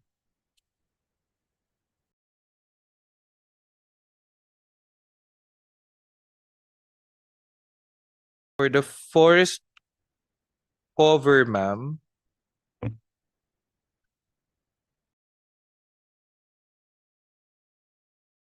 Yeah, we have here a detailed breakdown of the forest cover which we have. Ang pinakamalaki po is Region 3 with 41% forest cover. Po sa region. Yeah, I stand corrected. It's actually Cordillera Administrative Region with 47%, followed by Region 2 with 41%. So if you want, Madam Chair, we can submit this data to you. Anong pinaka-denuded na probinsya or region? Region 7, ma'am, with 6% forest cover. 6. 6. Kaya walang tubig sa Cebu. Meron bang time series yung I'm just meron bang time series, let's say when we started in 2011 ganito itsura, 2012 may mga ganyan ba yan? Your Honor, we do the updating every 5 years. That's why we were mentioning 2010, 2015, and the latest which we have is actually 2020. But now we are about to come up with the Bakit ang tagal ng 2025. interval? Sa Google parang every year meron Mm. Ano? Based on our available resources and manpower included. But you buy those maps, diba? You don't do you shoot them yourself? We just buy the data source. Correct. You just buy it. So how come we cannot buy it on much Yeah. shorter intervals? Mr. Oo. Chairman, I think Yeah. the ground validation part is the one that Takes time. takes time. Oo. Yeah. But even the ground validation, 5 years? Yun po ang nangyayari based on the available resources which we have. When you But- say ground validation, what Our personnel go to the field and with a sampling intensity of 10%, say 10%, binavalidate po natin yung classification na ginawa natin based on the satellite imagery. because from if you look at the budget in if you're talking about 2020, the budget at that time for the national greening programs 3 billion, 2025 is 1.4. So malaki na yung disparity eh. No? So is there a way to shorten it? As far as Namiri is concerned, with regards to this specific task, the budget allocated to us for this purpose is just 7.711 million pesos. It's different from the budget of the So it's National Greening it's Program. a different It's a different program. separate A program. different budget. And what I understand from the secretary, the time-consuming part is the ground validation. This is the physical Yeah. validation. Yes, Your Honor. But in terms of just pure mapping, meron ba ganun every year? For example, we see increase in terms of forest cover. Your we Honor, we have do that? it on a 5-year. Without ground validation, without ground validation, just on purely map. We do it on a 5-year cycle, as I have said, Your Honor, Including based on the available resources, and we use the satellite imageries as data source. so you buy the maps every 5 years. Yeah. Actually, Your Honor, nung before 2020, yung Landsat imageries na-obtain natin for free. 3 years. For free. For free. Libre Okay. po yun. Okay. But the problem is because with the very limited budget, which is just 7 million pesos, so naubos yun sa ground validation pa lang, wherein our personnel have to go to the field para mag-conduct ng sampling. Correct. But so there are two activities, the purchase of maps and the ground validation. And the purchase of maps takes every 5 years yan. In purchase of maps. Your Honor, we don't purchase the maps. We purchase the imageries from where we I'm generate. sorry, you purchase the imagery. Yeah, from where we generate the maps. Okay. And we buy it every 5 years. Yes, Your Honor. Okay, but you can buy it obviously shorter. If we want Yes. to buy it every year, we can buy it. Yes, Your Honor, given the Magkano ba yun yung magkano ba ganun? How much is for this purpose if you buy the map every year, how much is an annual expense of map? for the imageries, Your Honor, as I have said, we can acquire them for free. Ang main nagastos lang natin dun sa ground validation, Ground validation. field work. How long does it take to ground validate? Depende sa available resources, Your Honor. If we want, we can do it yearly. Kaya naman. Kaya. Depende, it's the budget that Yeah. that ano. Okay, all right. Financial Well, resources. I think ang opinion ko medyo mahaba yung 5 years for purposes of validation because what we want is we're allocating additional 1.8 next year. 1.6 no? 1.6 next year. So ang iniisip ko before we allocate, we have to make sure that it's yung mga tinatanim natin lumalaki talaga, no? And there's an assurance to us that the cover is really increasing. No? What's the target eventually? 30 million hectares, tama ba? 30%. 30%. And Yes, what's the 30%? 10 million. 10 million. And how much have we planted already? We are at planted already. Oh, sir. how much have we covered? The existing forest cover right now, the Philippines, sir, is at 7 million. So 3 na lang yung natitira. Okay. And then so that's what we want to see, whether the 70% or the 7 million is actually there, no? Through the mapping. Later on na lang, just will request from the committee, or can you just submit to us your latest data showing that we have covered 70%, no? Okay, because we allocate ang laki ng amount, sa 1.6, 1.8. We have to make sure na yung 70% andun, yung 7 million nandun talaga. No? That's the 60 objective. billion na to. Yeah, at 60 billion. At 60 billion. Yeah. Thank you. So we go back to the first line, which is the Enhanced National Greening Program. The budget you're asking is 1.655 billion. The target set for DNR by DNR would include, as you mentioned, rehabilitation of denuded forest lands, correct? Do you have a page where it focuses only on NGP? So that what I'm saying is, or talagang major programs lang yan? Okay, let me just state if you don't have that page. So rehabilitation of forest lands, correct me if I'm wrong, 17,436 hectares. Production of ilang seedlings? 8.8? 8 million, ma'am. 8 8.8 million. seedlings, 8.8 million seedlings. And the maintenance and protection of 55,871 hectares of existing plantations. In the breakdown of funding for the enhanced NGP for 2026, there's an 1/2, 3rd. Ano to? First, second, third year of implementation. Yes. So is this a multi-year program? Will the 1.6 billion cover 3 years of implementation or only 2026? So how will you release the funding? Is it in tranches? Please explain to us.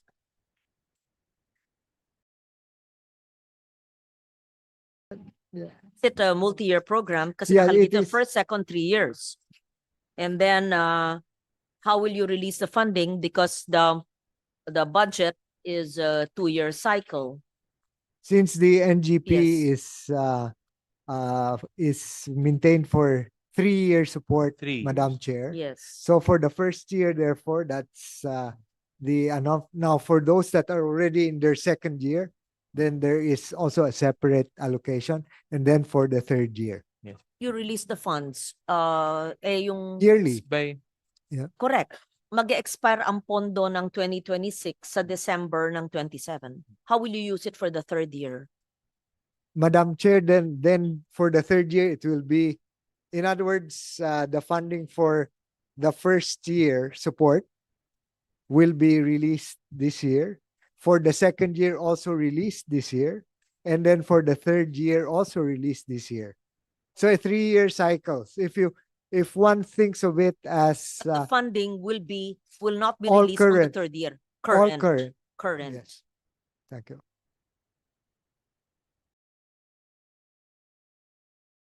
Years, but it's not on the third year ang release ng funds because your funds will expire. Yeah, how is it? Madam Chair, parang ganito po yun. Yung na-establish natin ng 2024, yun po yung first year.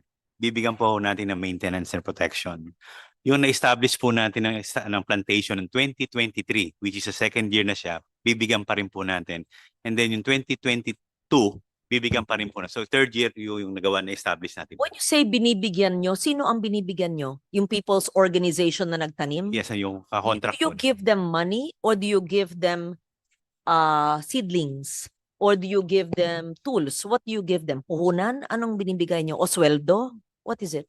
Madam Chair, it's cash po. But because they produce their own seedlings, that will be used. Ito po yung seedling production na nakikita nyo dyan, ma'am.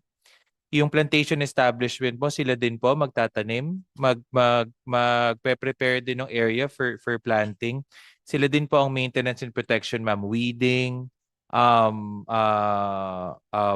watering and maintenance of the seedlings until they grow to a certain age, ma'am.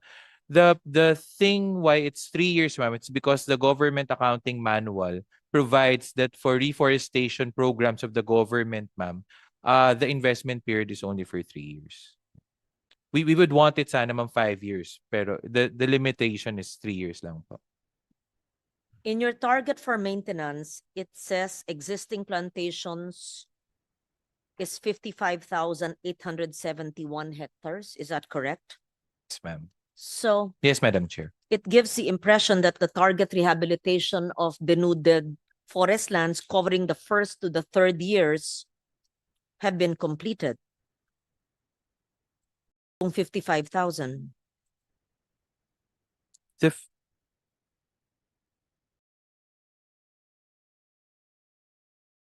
Ma'am, Madam Chair, if I may. 55,000, is that correct? That means you would have completed it by the time? Madam Chair, ito pong 55,000 na tinarget namin for this year na maintenance and protection, these are the areas that are supposed to be protected for the first year, the second year, yung in-explain po ni Yusek Jonas kanina. The other areas, ma'am, na tapos na po the 3 years, we're not funding it under the NGP anymore. We're doing protection under the Forest Protection Program, ma'am. Because only 3 years lang po yung available for the NGP, ma'am. Another forest protection program where there's another Kapag funding. po nag-lapse na yung 3 years, ma'am, ng plantation. Okay. Yeah. Yung inyong unit cost for the second year of the project is higher by 101%, from 4,308 per hectare in the first year to 8,674 per hectare. Can you kindly explain that? In the second year, bakit may increase, a huge increase?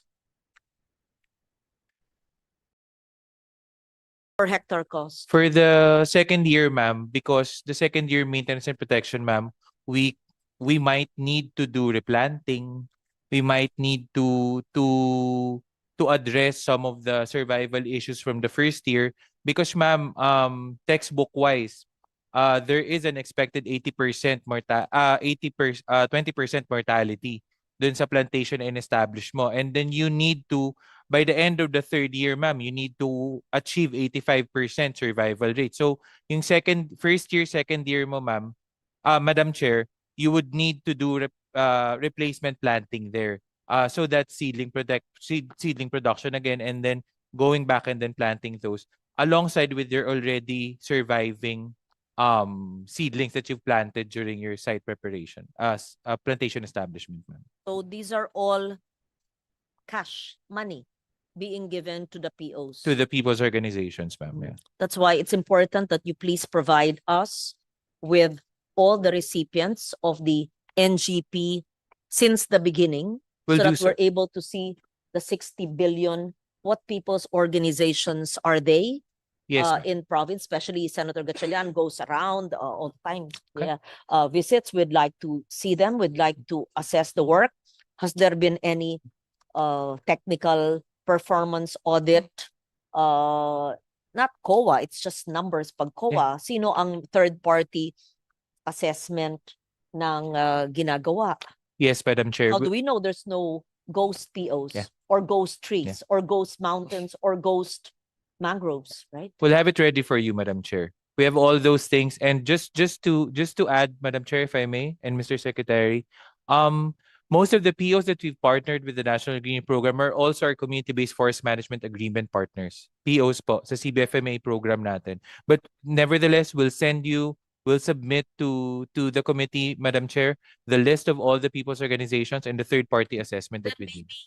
the outstanding POs, we'd like to meet them. Yes, Madam Chair. The outstanding partners. We have right? those. We'd like to meet them. Maybe one outstanding per region para makita natin. Dapat yun ang pinapakita nyo eh. Oo. Yes, Madam Chair, we have those Yes. and we'll be ready to submit. Because ma'am. these are the possible applicants for carbon credit trade, yung ginagawa nila.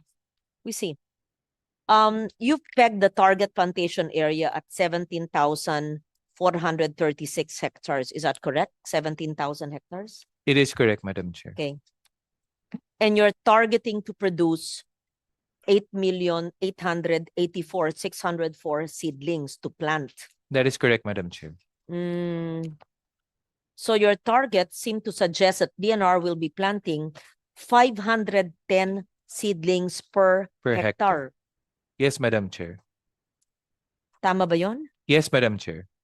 So, ano ang spacing nyo? How is it done? 3 by Explain 3. to us, please. 3 by 3. Because Madam, on the spacing it varies. But on the average, ma'am, it's around 3 by 3 po. okay, 3 by 3. Yeah. So if it's 3 by 3, 3 meters between lines and 3 meters between plants within a line, area per tree, 3 meters times 3 meters is 9 square meters per tree. If you have this land area and each seedling requires 9 square meters, you will need 19,373,333 seedlings. Why are you targeting to plant only 8.8 million trees if you are preparing 17,436? So there's something wrong with the numbers because ikaw na nagsabi 3 by 3. Oh, bakit ganun? Madam Bakit Chair.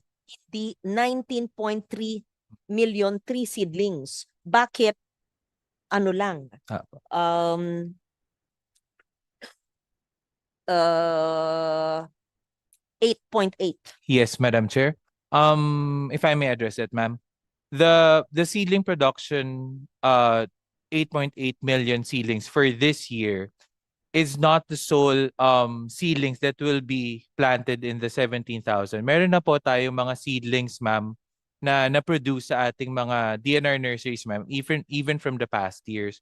Like what Yusek Jonas Leones mentioned earlier, ma'am, we've established seed production areas and to collect the indigenous species, ma'am. So meron naman na po tayong stock ngayon, ma'am. This is only to add to what we have, ma'am. Actually Including meet. your report, please, the seed production areas. Yes, ma'am, we will. Are the seed production areas different from nurseries? The seed production areas, ma'am, are different from the nurseries because the seed production areas are where you get the actual seeds of the plant, and then you nurse them and you grow them in the Sure. DNR nurseries. So, ma'am. iba pa yung seed production areas. These are nearer the forest. Opo. And then the nurseries. Opo. Yeah. Okay. This is only for highlands or upland, or would you include also mangroves? We're talking about now forests. For mangroves, ma'am, do we have seed production areas, propagate production areas for mangroves? Beginning.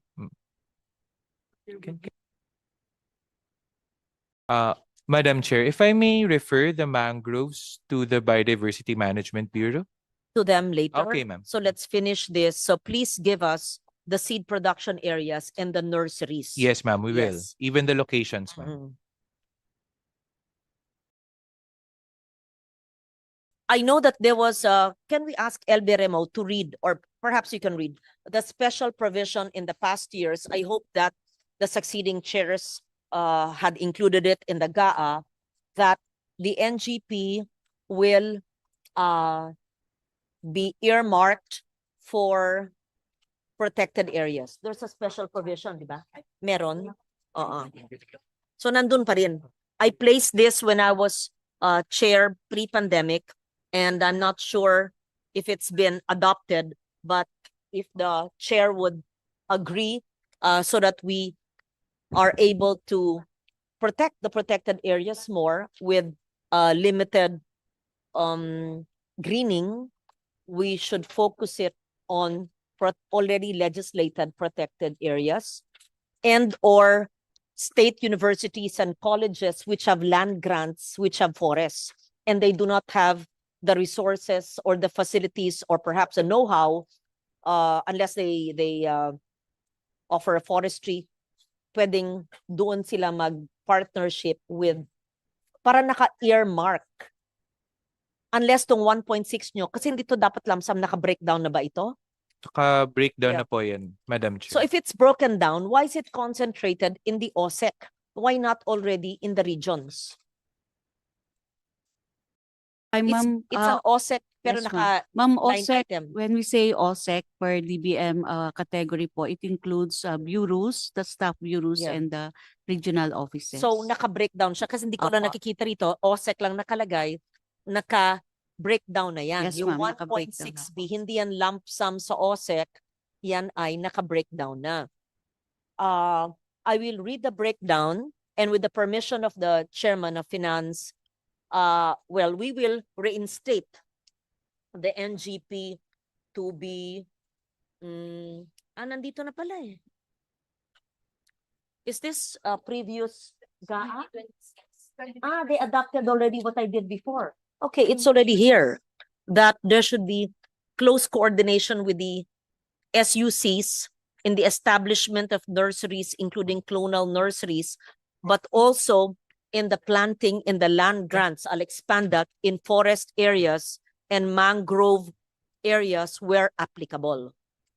Yes, Madam Oo. Chair. We've sent you a list actually, ma'am, of the potential areas within SUCs for NGP implementation. Of the 114, including UP and all the campuses, ano dyan ang may bundok na may forest, ano dyan ang may mangroves, dapat doon ang inyo. At saka aside from the legislated protected areas. Yes, Madam Chair. That means you'll have to change a little your list kung saan nyo ginaganap yung inyong NGP. That's So totally you'll have fine, to do Madam that Chair. to- kasi oo kayo ng oo minsan pag hearing, tapos ang implementation within the year, gawa na kayo ng gusto nyo. Pero ang aming mungkahi ay sana sa protected areas nyo i-focus Yes. at saka sa SUCs na may land grants. Yes, Madam Chair. Diba? Para tutulong din sila sa inyo sa pag-monitor. Yes, Madam Chair. We will do that. Yes.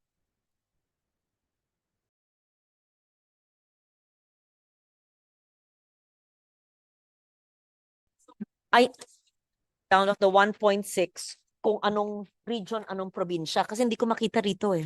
Anong region, anong probinsya, at ano doon ang mangrove, ano ang forest sa bundok. Oo.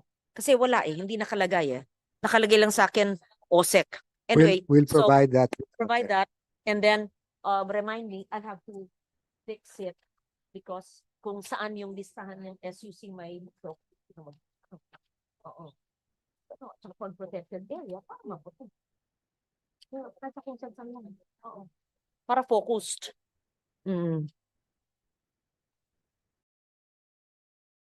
Proceed now.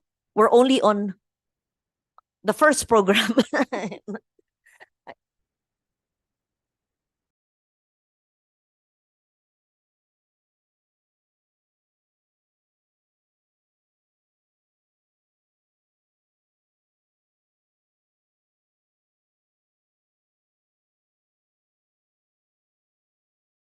Okay, nasa pangalawang programa na po. Hindi kaya sabi kong mahaba eh. Magpatanghalian naman kayo. Okay. Yeah. No, kasi we'll have a second hearing time. Yeah, I don't know kung matapos lahat yan. Sige. Enhanced biodiversity conservation. Yeah, paliwanag po nyo. And this is 1.3 billion. Is this BMB? Yes, BMB. BMB. Who's the head Ma'am, now of BMB? Assistant Director Mariglo is there, Madam Chair.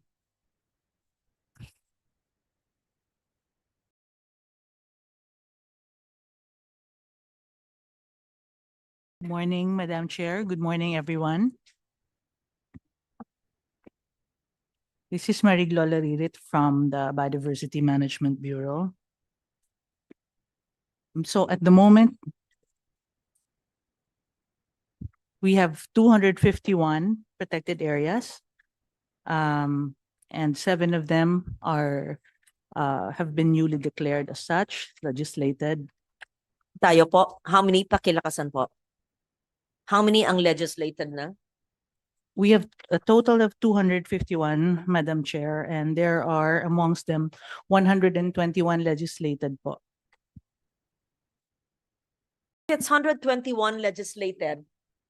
And the 200, how many did you say po? 251, Madam Chair. 251 minus 121. What's the status of the balance? Still needing compliance, or is it all with us drafted? It's just that we're not doing it. So out of the balance, 117 po are initial, what we call initial component. Initial component. Yeah. And 13 of them have been proclaimed, Madam Chair, but not yet legislated po. 251 Total. minus 121 legislated, right? Correct, So ma'am. what's the anong 13 po proclaimed, Madam Chair, and 117 initial components po. so the 117 we cannot legislate it yet. Initial component, you're doing the work on the ground. So they are in various stages of assessments, Yes. Madam Chair. And so some are going through protected area suitability assessments. How long will it take to finish the process so that it can be legislated? It really depends, Madam Chair, on the context. Some of them have been overtaken by developments, yeah, and so on. So how it goes usually is from my 6 months with the Bureau is that if there is an urgent need that is seen, for example, critical species, critical habitats, and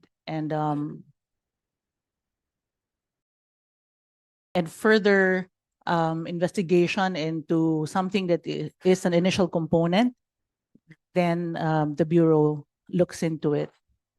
Saying dahil na ungusan na ng panahon at sabihin natin may mga tao na hindi na kayang madeklara. I mean, sabihin natin totoo. So maski isa batas namin, wala. Sa batas lang. Kaya lang marami ng development. Is that how it is? But we legislated the other protected areas even if there were settlers and they just have to follow the protected area rules. Certainly, Madam Chair. Yes. That is not to say that we should not. But if we look into the management of the protected areas, even the legislated ones, there's a lot of work that needs to be done for us to be truly able to say that they are indeed protected. You're correct. In fact, ilan total? 117?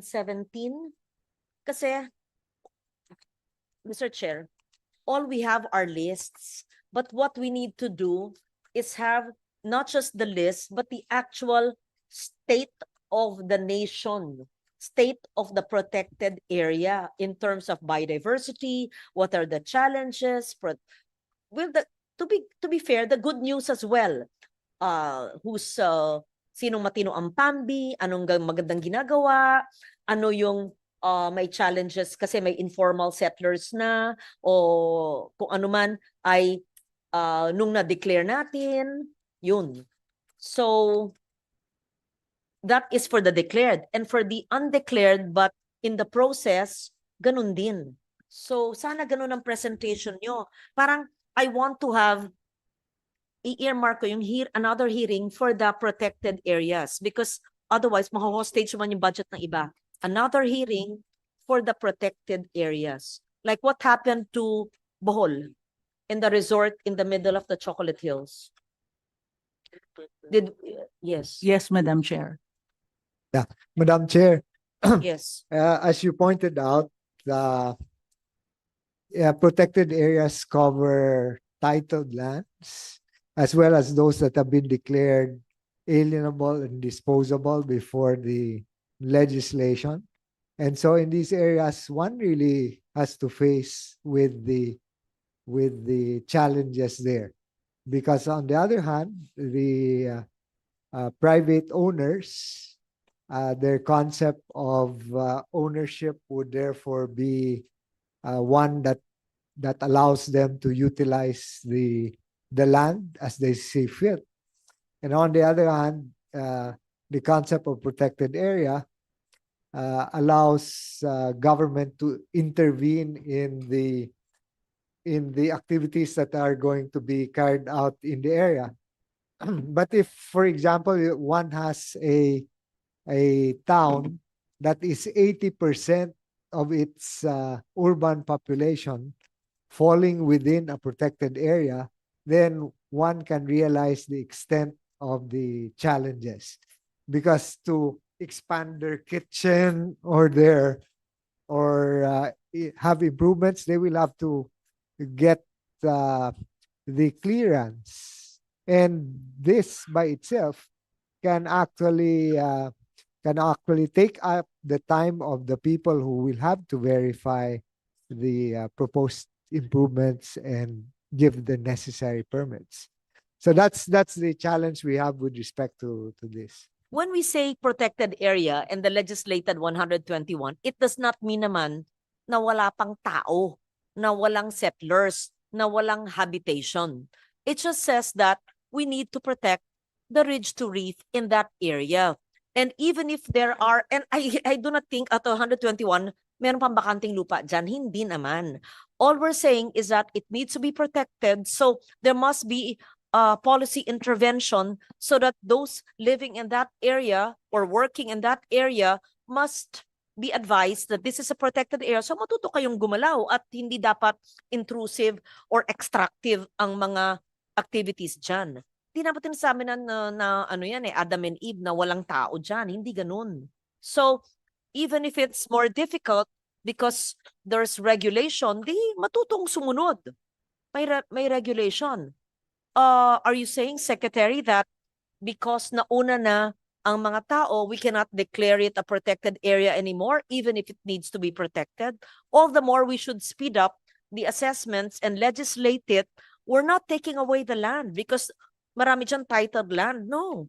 But they just have to abide by regulations for their own sake. Para hindi sila maubusan ng tubig, para hindi guguho ang lupa, para hindi sila masunami, para mas maganda pang turismo at pangkabuhayan ang kanilang kinalalagyan kasi protektado. Hindi ba? Oo. That's right, Madam Chair. What I just wanted to point out is that where there are, if 80% of a town is within a protected area, and of course, they will have to get the necessary permits for activities that impact on the protected area, it can be a challenge for those who are administering the protected area. So this is where we have to recognize that more resources are needed to be able to do that, and then of course the zoning of the areas between no-go zones and those which are for multi-purpose areas and so on would have to be done. And that's why the protected areas do need levels of support that are far beyond what we are able to provide at the Yes, moment. that's true, Secretary. That's why we want to know the status of each protected area. And LGUs, POs, CSOs, academe, farmers, fisher folks, when they learn, oy, protektado na ito, it's for their benefit. And we must make them understand it's for their benefit. Oo. Especially in critical watersheds, right? So perhaps what I need from the BMB is not just a list of the protected areas and the budget, but really the status of each protected area and the challenges in that protected area. In short, pangalagaan natin yung 1-to-1 na ito at i-hasten natin, bilisan yung nakapending na 117, yung proclaimed hindi na kailangan isa batas, kailangan din. Kailangan din po, Yeah. Madam Chair. So it's total 117 plus Plus the 13 7, po, Madam Chair. plus 13. So that's 130. Yes, ma'am. May kulang yun. 130 plus the 121, yun na ba yun? Okay. 251, So, yes, Madam in Chair. short, the 130 pending protected areas for legislation because it's still pending with DNR. Alam ni Ana kung paano ginawa ko nung second term. Dahil, sabi ko, makasilang term ako, At the time when we started this, ilan lang protected areas? 13. 13 yata, less. Sabi ko, maski lang termino ako dito, hindi ko matatapos ng 200. So ginawa natin, omnibus. There was resistance at that time, right? Ayaw ng mga iba. Pinulong ko per province or per region, right?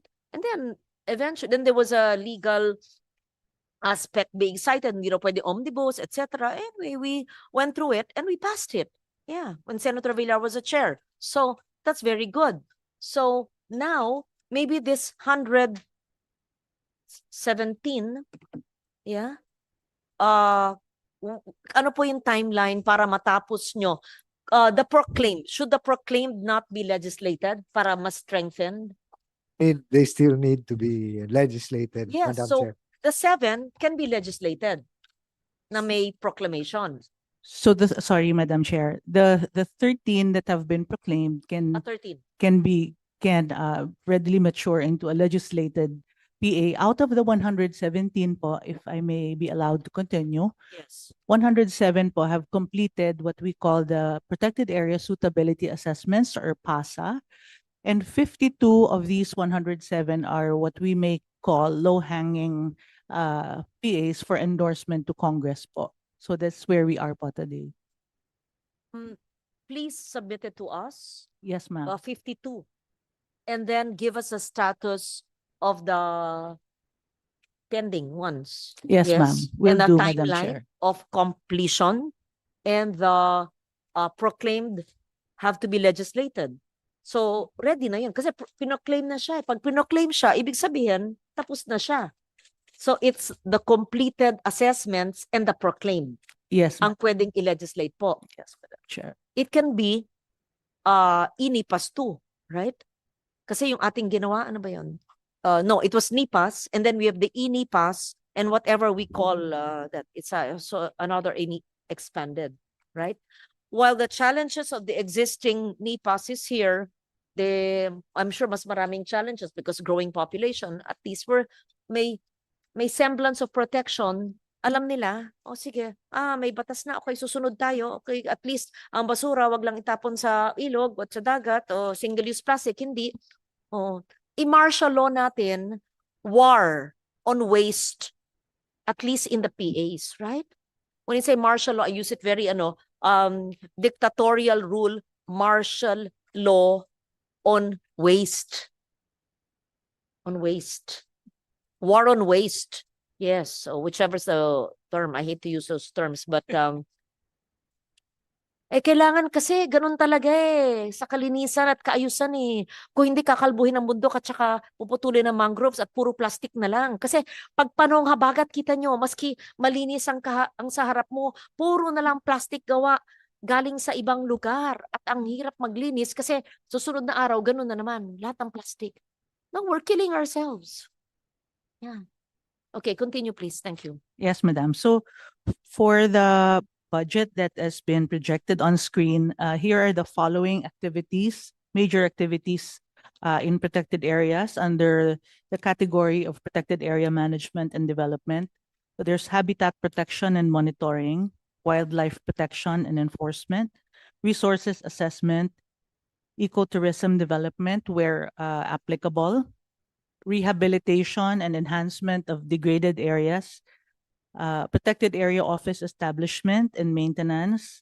It's not on the Protected- screen. Can we ask them to flash it on the screen? Sorry.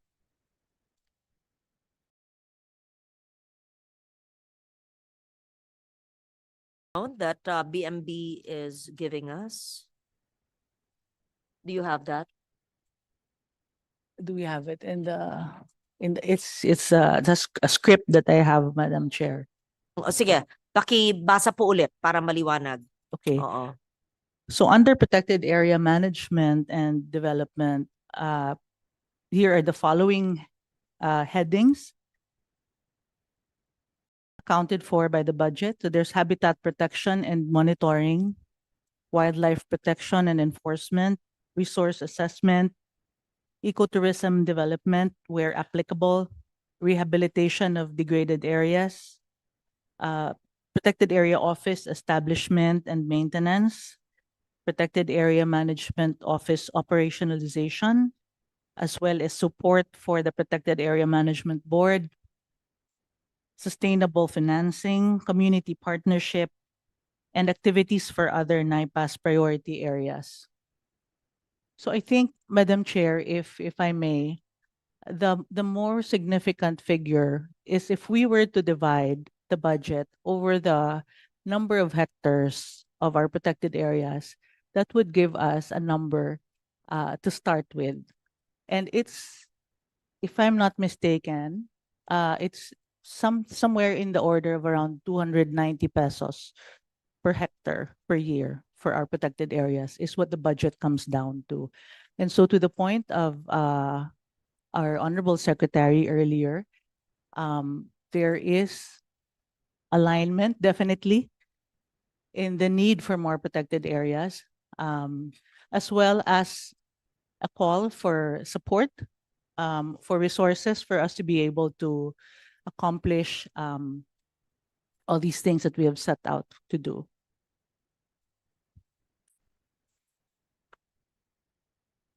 ₱190 per hectare. So for the 251, the universe of 251 protected areas, Madam Chair, that is it covers a total of 7.88 million hectares of land and sea po.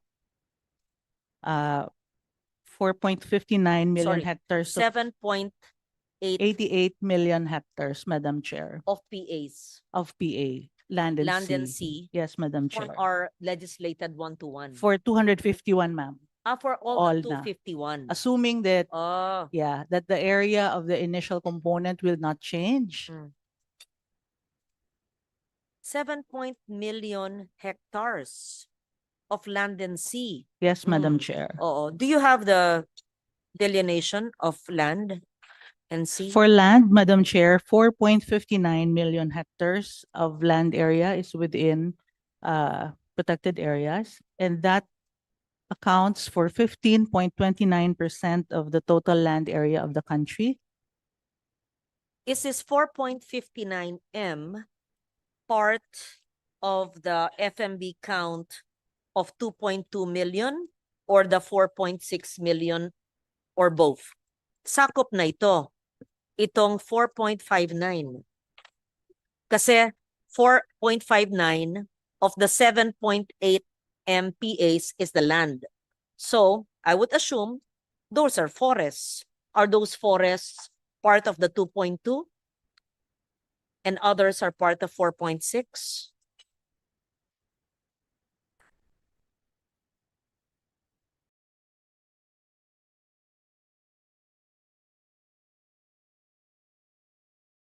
Okay,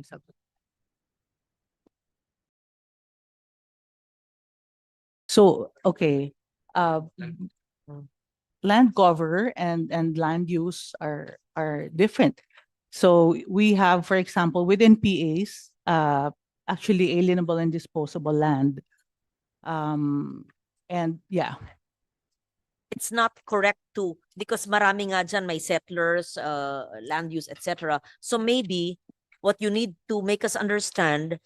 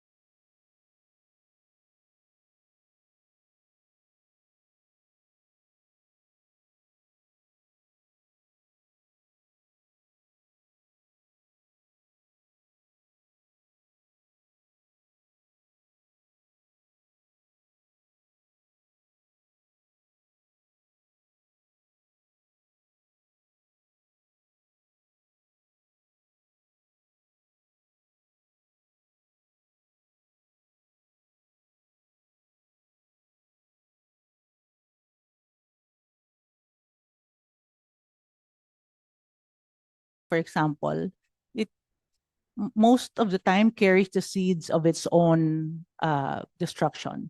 So people, yes, we do have carrying capacity studies and so on.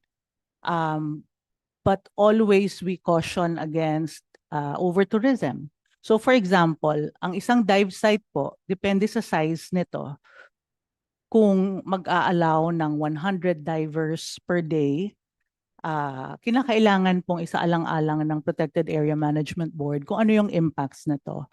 So ang pagkakapacitate po ng mga Protected Area Management Boards as well as their ability to forecast potential impacts ay isang bagay po na continuing na mandato po ng Biodiversity Management Bureau na ituro po sa mga Protected Area Management Boards. The temptation, ma'am, kasi pag I'm not of course the revenue is much needed, but parang the mere fact it's a protected area, I think there should be a higher level of standard or higher standard in terms of the commercial operation. Naisip ko tuloy that case doon sa Bohol, yung Chocolate Hills. Diba? Yes, Your Honor. Apparently, I read in the news na merong PAMBI, tama ba ho? May PAMBI approval yun. Yung kawawa nga ho. To be honest, naawa ako doon sa nagtayo ng resort kasi OFW siya, seaman eh. No? And who in-invest niya yung kanyang pera, pinayagan siya doon, nagtayo siya ng resort, and then later on to find out hindi pala pwede, no? So ano niyan eh, ipon niya yun as seaman. Diba? Kaya nga Captain's Resort, diba, yung tawag? Captain Speak po. Yes, yes, Your Captain's Peak Honor. kasi nga apparently seaman ho siya. So my Yes. point there is there's this temptation of growing revenue, but up to what type, ang gusto maintindihan, what standards does the agency put so that that temptation of overgrowing your revenue encroaches on the concept of protected area? Yes, Your Honor, I am totally in agreement with that. And there are a variety of strategies, and it also depends on the location. For example, is this a place where one can control ingress and egress easily? If so, then you may impose entrance fees that may be prohibitive in terms of just opening it up to everybody.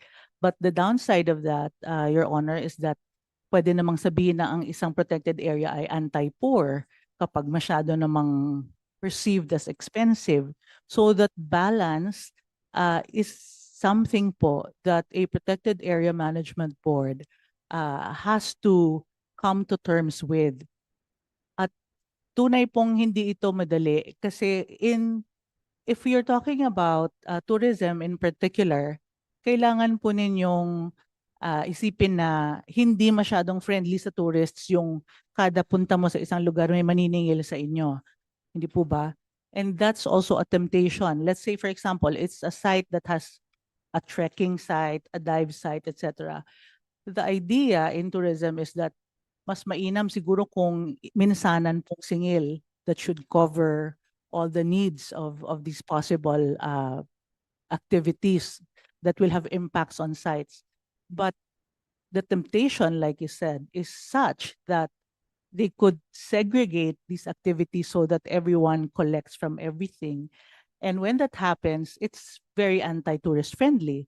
And so perhaps at some point, it will resolve itself with the market becoming lukewarm to situations and sites like that. So my point lang po talaga is the protected area system is definitely the best that we can offer at this point, where we acknowledge that biodiversity is undergoing threat and so on. But it's not an easy solution to a complicated problem.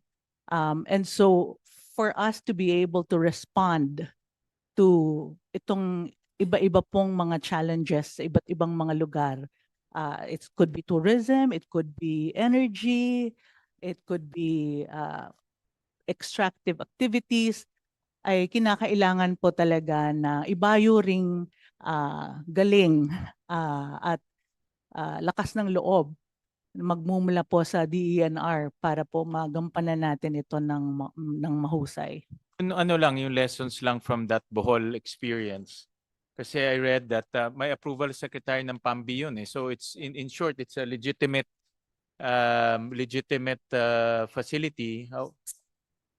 Sino kaya nung baka yung red dito? Uh, Na on leave daw siya. The regional director is a member of the PAMBI, but he said at the time that he was on leave.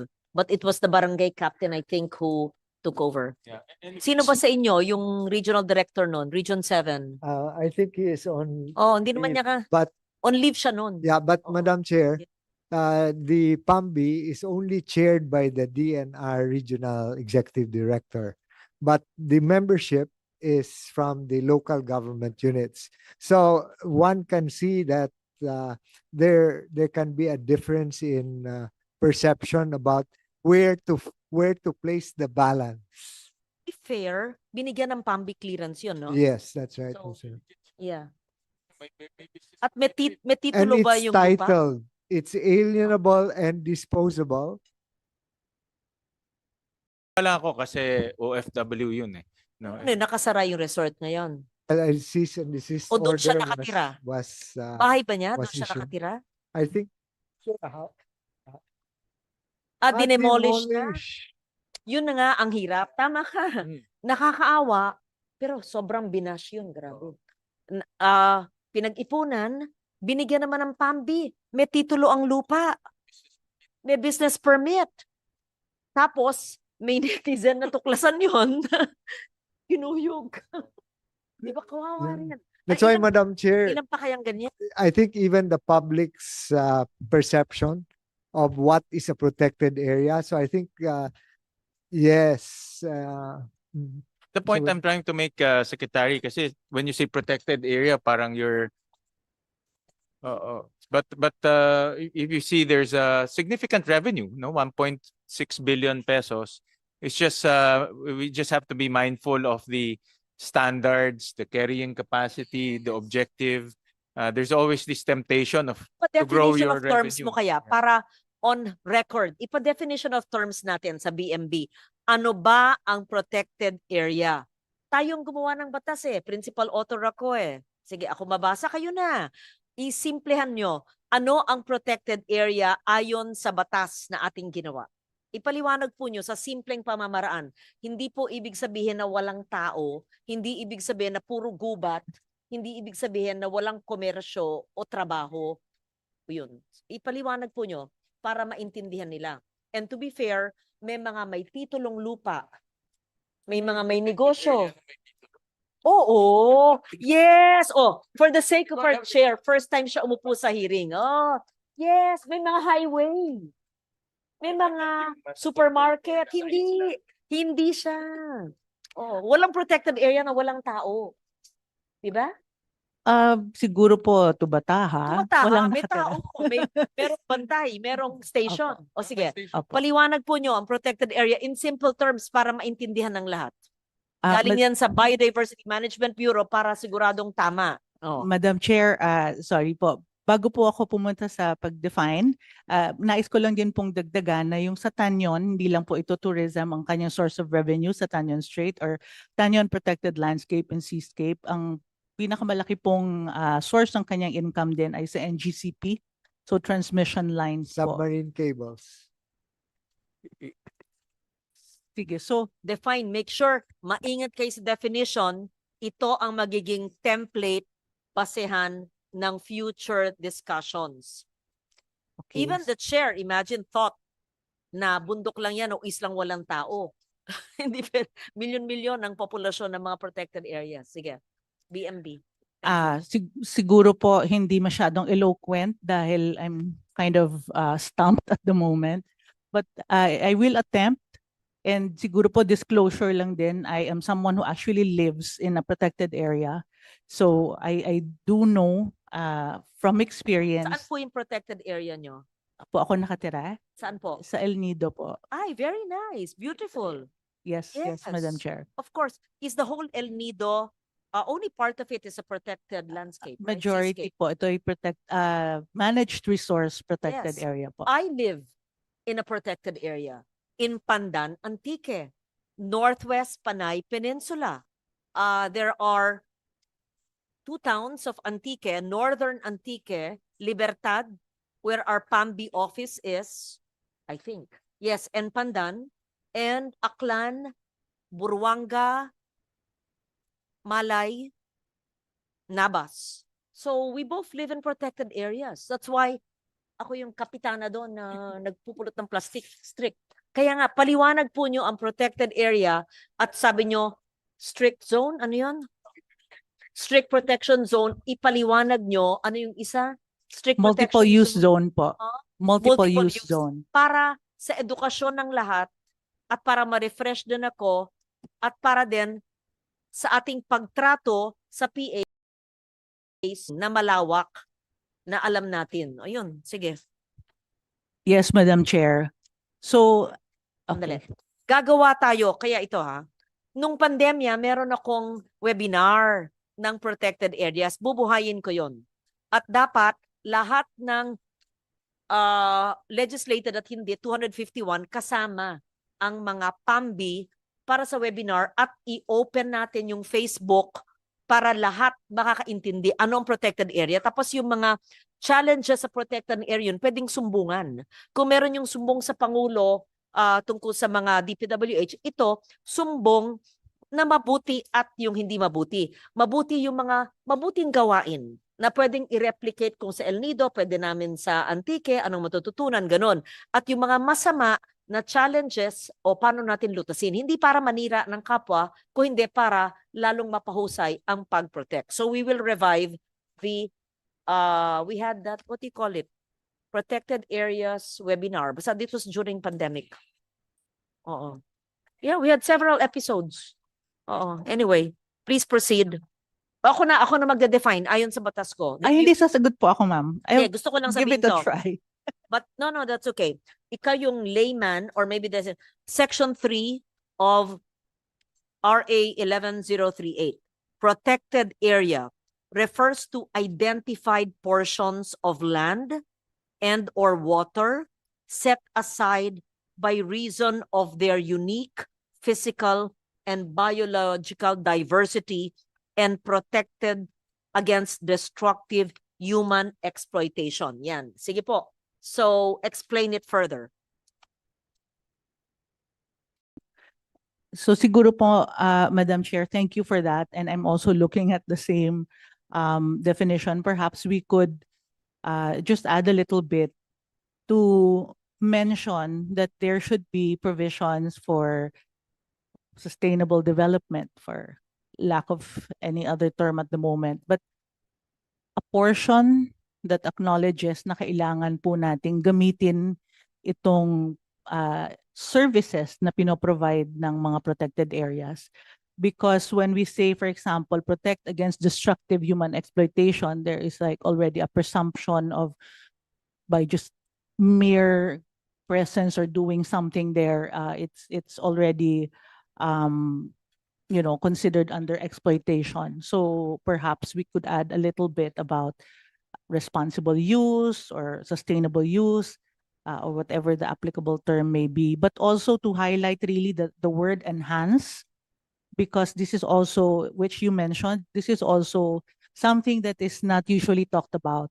It's important for us Filipinos to realize that there is hope, there is rehabilitation, it is possible, and whatever the state may be of the environment at the moment, we can actually improve on it po, Madam Chair. And I think that protected areas are the starting point. It's not a static thing. Kung hindi, ito ay magiging pamantayan sa ibang lugar na pwedeng panggalingan ng biodiversity na nais nating ikalat muli o maging huwaran para sa ibang lugar na gayahin po nila. Is there a special provision under DNR for protected areas during my time? Meron nun eh. I-research nyo 2016 to 19. Kung hindi nyo mahanap, I just put on record, we have to put a special provision that Republic Act 9003, the implementation of the segregation of waste at source, recycling, composting should be strictly implemented in all protected areas by all local governments from provincial up to barangay and purok or sitio levels.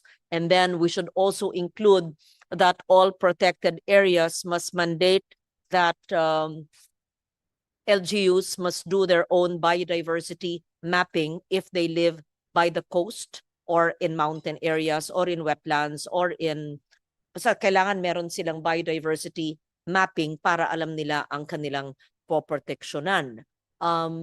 Pangatlo, bawal naman ang coal at maski anong fossil fuel, di ba? Sa protected area, right? Wala naman sigurong, wala naman.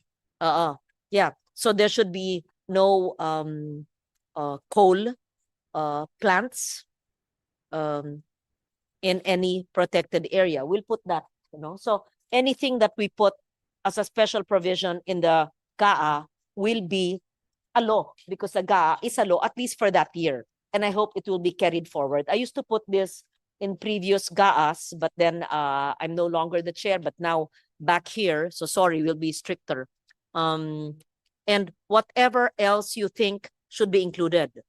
Protection of biodiversity by knowing what it is, where it is. No extractive activities. Yes. And no fossil fuel activities and segregation of waste at source, recycling, and no single-use plastic in protected areas. Ano pang gusto nyo? At saka yung SDGs, adherence to the Sustainable Development Goals.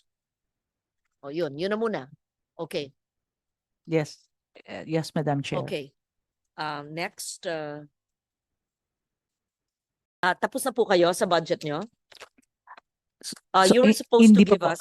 Sige, proceed please. Okay. So just to add to what you mentioned earlier, Madam Chair, actually, lahat po ng nabanggit ninyong mga items ay saklaw po ng ating PBSAP or Philippine Biodiversity Strategy and Action Plan. At ito po ay ibinababa sa lahat ng mga regions, sa mga local government units, precisely po para magkaroon ng awareness at saka budgeting. Masali po ang mga nabanggit ninyong items sa mga budgets po ng ating local governments, Madam Chair. So the PBSAP, the updated version of the PBSAP, PSAP? the Philippine Biodiversity Strategy and Action Plan, it's a framework that covers not only the protection of biodiversity for the country, but its alignment with the Kunming-Montreal Global Biodiversity Framework po. We sure that the protected areas have boundaries? Meron po, Madam Clear. Chair. Yes. Oo, kasi you did the Legislated, studies All the legislated, it went through the process. So maliwanag where it starts and ends, right? Oo. Okay. But it's the zoning, Madam Chair, that needs, Ay- right, because again, we need resources to be able to map the different zones. All the legislative protected areas have PAMBs. May protected area management boards and offices. Do all the 121 have boards and offices? That's right, Madam Chair. Yes, there- Madam Chair. Are there PAs with no office and no PAMB organized? Offices, some are been requesting because they don't have. But there's PAMBs. There are PAMBs. Yes. Okay. And do all the PAMBs of the 121 have approved management plans? We are going through the process, Madam Chair. Of For this reviewing. particular run, Madam Chair, the former Secretary of DNR mandated that the protected area management plans should be vetted by an environmental planner at the very least, because that used to be absent. So to further strengthen the review, kinakailangan pong ma-review ng mga environmental planners ang mga PAMP na kanila pong isasubmit sa BMB.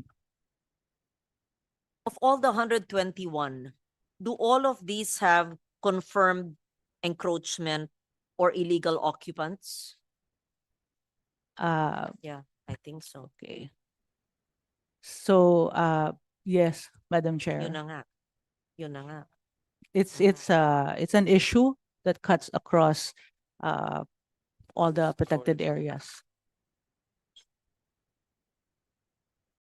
Yun na muna kasi baka mabad mood pag mapag-usapan natin lahat ng mga problema ng protected areas. So just to recap, we will hopefully be strict in the protected areas, but we must know first where there are challenges, where are the informal settler areas, what are other challenges, but we would at least put in the provision for the strict implementation of environmental laws, including RA 9003, and then biodiversity mapping, and then by LGUs, and the single-use plastic ban, although not yet national law, but must be implemented in protected areas. Then you will give us, please, the status of the one-to-one, where there are informal settlers and illegal encroachments, and you will give us the possible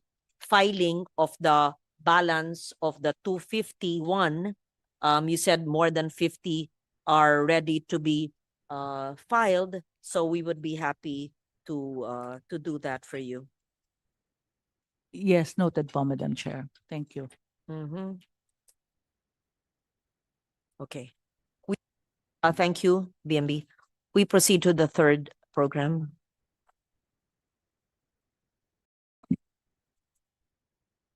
Ten minutes. It's 12:25. 10 minutes walking break and bathroom break. Then we resume in 10 minutes. Yes. The chair is not here, so 10 minutes. Is that okay? Yeah, you can walk.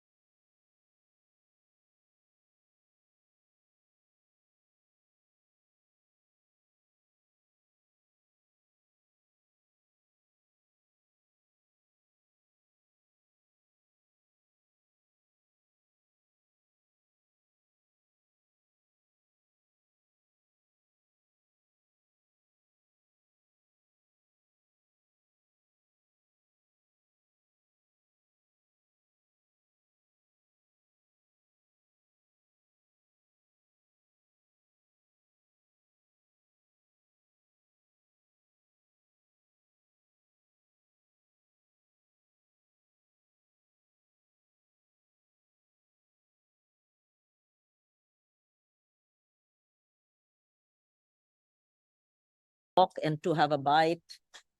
Thank you. Let's proceed with the next program. What is that? Thank you, Senator. It's on Thank you. the mapping, integrated mapping. So Namria, Madam Chair will. Right. Yes, that's right, Madam Chair.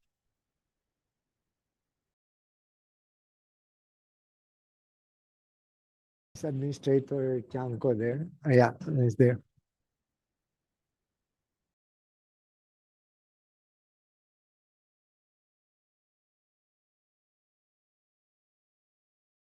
Administrator Chanco. Thank you very much, Madam Chair. Mr. Secretary. For NAMRIA, we have four major functions.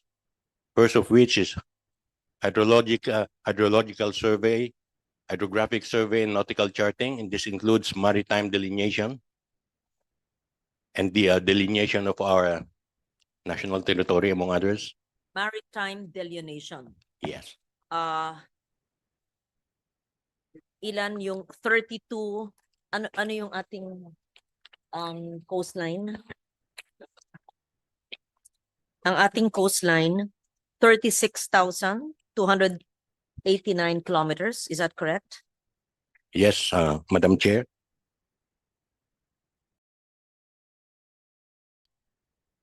Dapat alam nyo.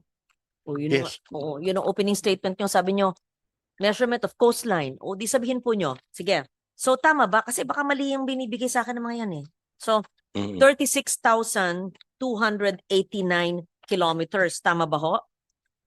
Let me check on my reference materials, Madam Chair, if Of I may. 965 municipalities, 25 coastal cities. And give me please total water area of our exclusive economic zone and Benham Rice. And please be ready to explain. I think I funded it when I was chair. Was it a study for our marine biodiversity in Benham Rice? Can't recall anymore. Kayo pa rin dati naman eh, panahon ni Paibas, I funded it. Alam nila, Ana yung... I think, So- Madam Chair, that one was carried out by the Marine Science Institute and Yes, baka several MSI. several other agencies, Baka BFAR MSI. and Yes. yes. Yeah. Okay. Okay, please, sige, your opening statement po. Yeah, You said- for a hydrographic survey, Madam Chair, the total area for the universe for our exclusive economic zone is composed of 1.656 million square kilometers. And then we have the EEZ po natin, water area is ilan po? 1.656 million 1.656 million square kilometers. kilometers. So mali itong akin. Buti sinabi nyo. Mhm. Ito po yung water area, right? Ang EEZ natin,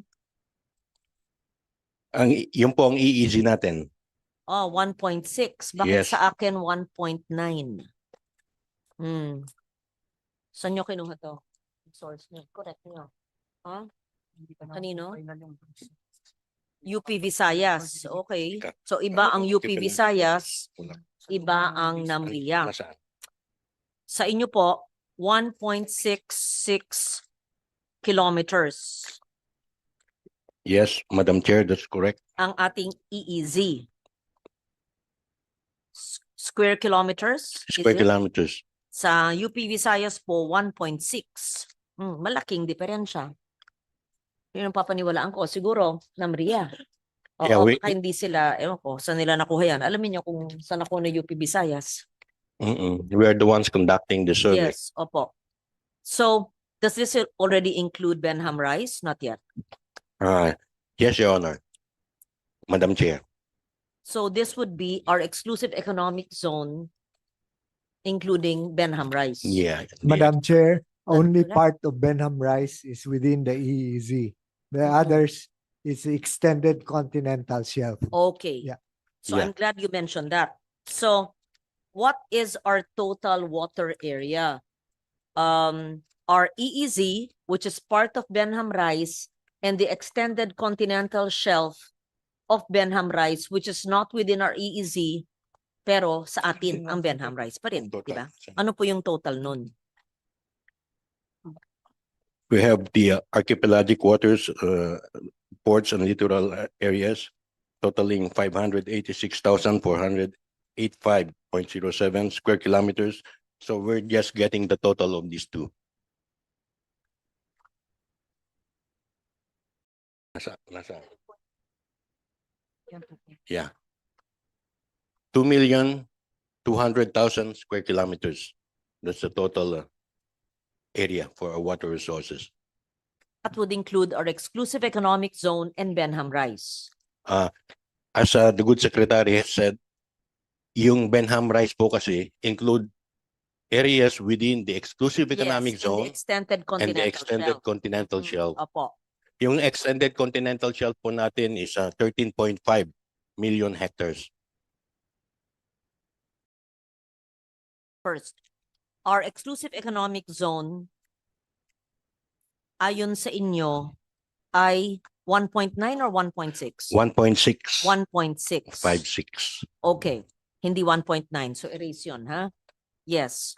Now, Benham Rice is part of that, but the area of Benham Rice not covered, hindi sinasakop ng EEZ natin ay ilan po?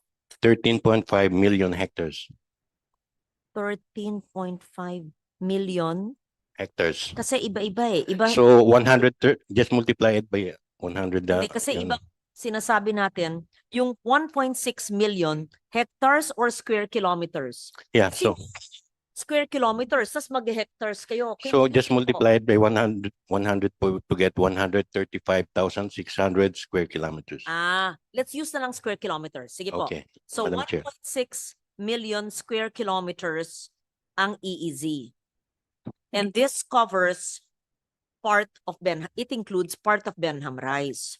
That's And correct. the part Madam of Chair. Benham Rice, which is not within our EEZ, but of including the ECS natin, ilan po yun? It's 135,000 square kilometers. 135,000 square kilometers. Okay. So, just to makulit para lang sigurado, 1.656 million square kilometers within our EEZ, including part of Benham Rice and extended continental shelf is 135,000 square kilometers. Oh, mali kayo ha. Ang UP Visayas ay correct nila ha. Hindi 130, 135,000. Yes? Yes. So, what would you consider our archipelagic waters?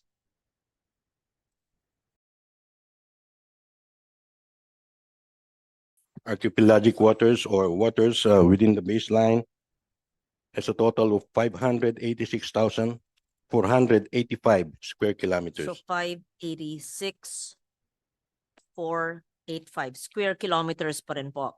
Yes, Madam Chair. Okay, proceed with your presentation. You were talking about our coastal areas.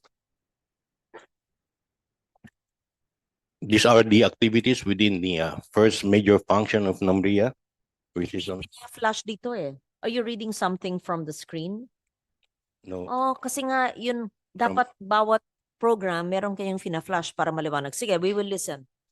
okay.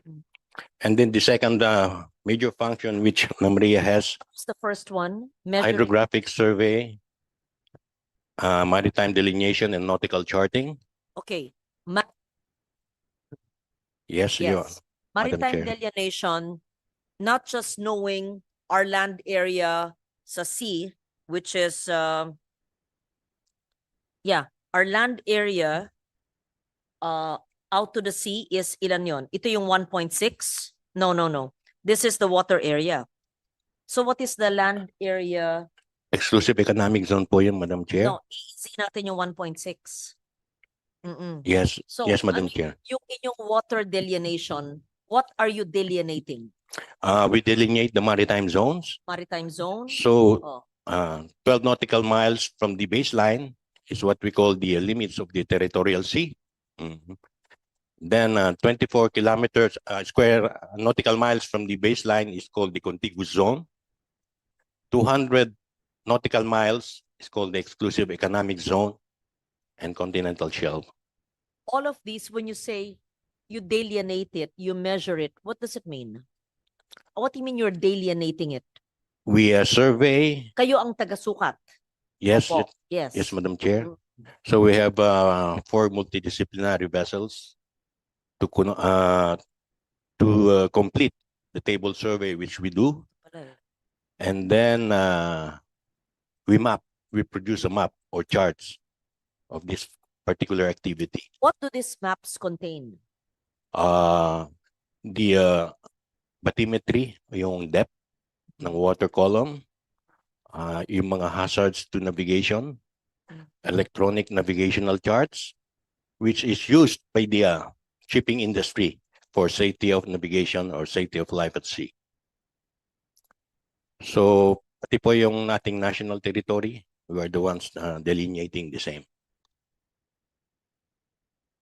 How are you able to do that? What kind of science, what kind of equipment, what kind of personnel do you have? Are you equipped with? At ano po ang inyong kakulangan sa inyong tungkulin na yan?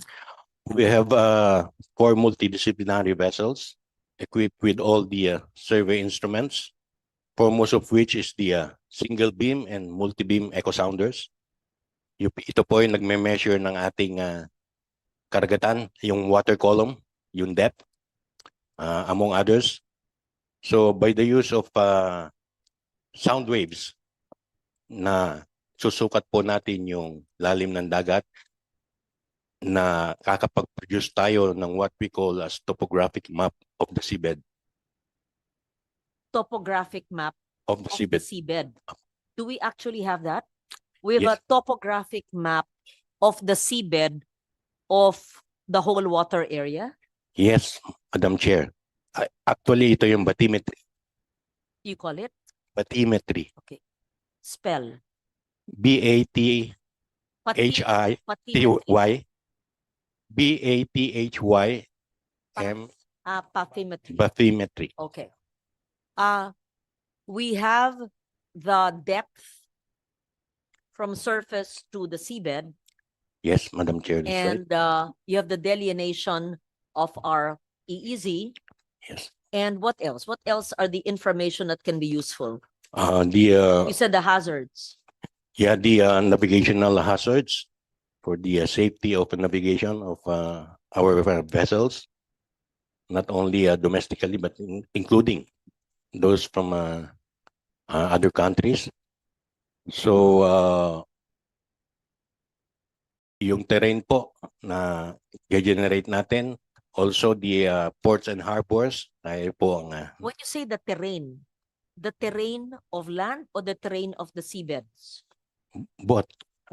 Yung seabed po. Inland kasi ang ginagamit natin is light or yung energy pulse po is based on the speed of light.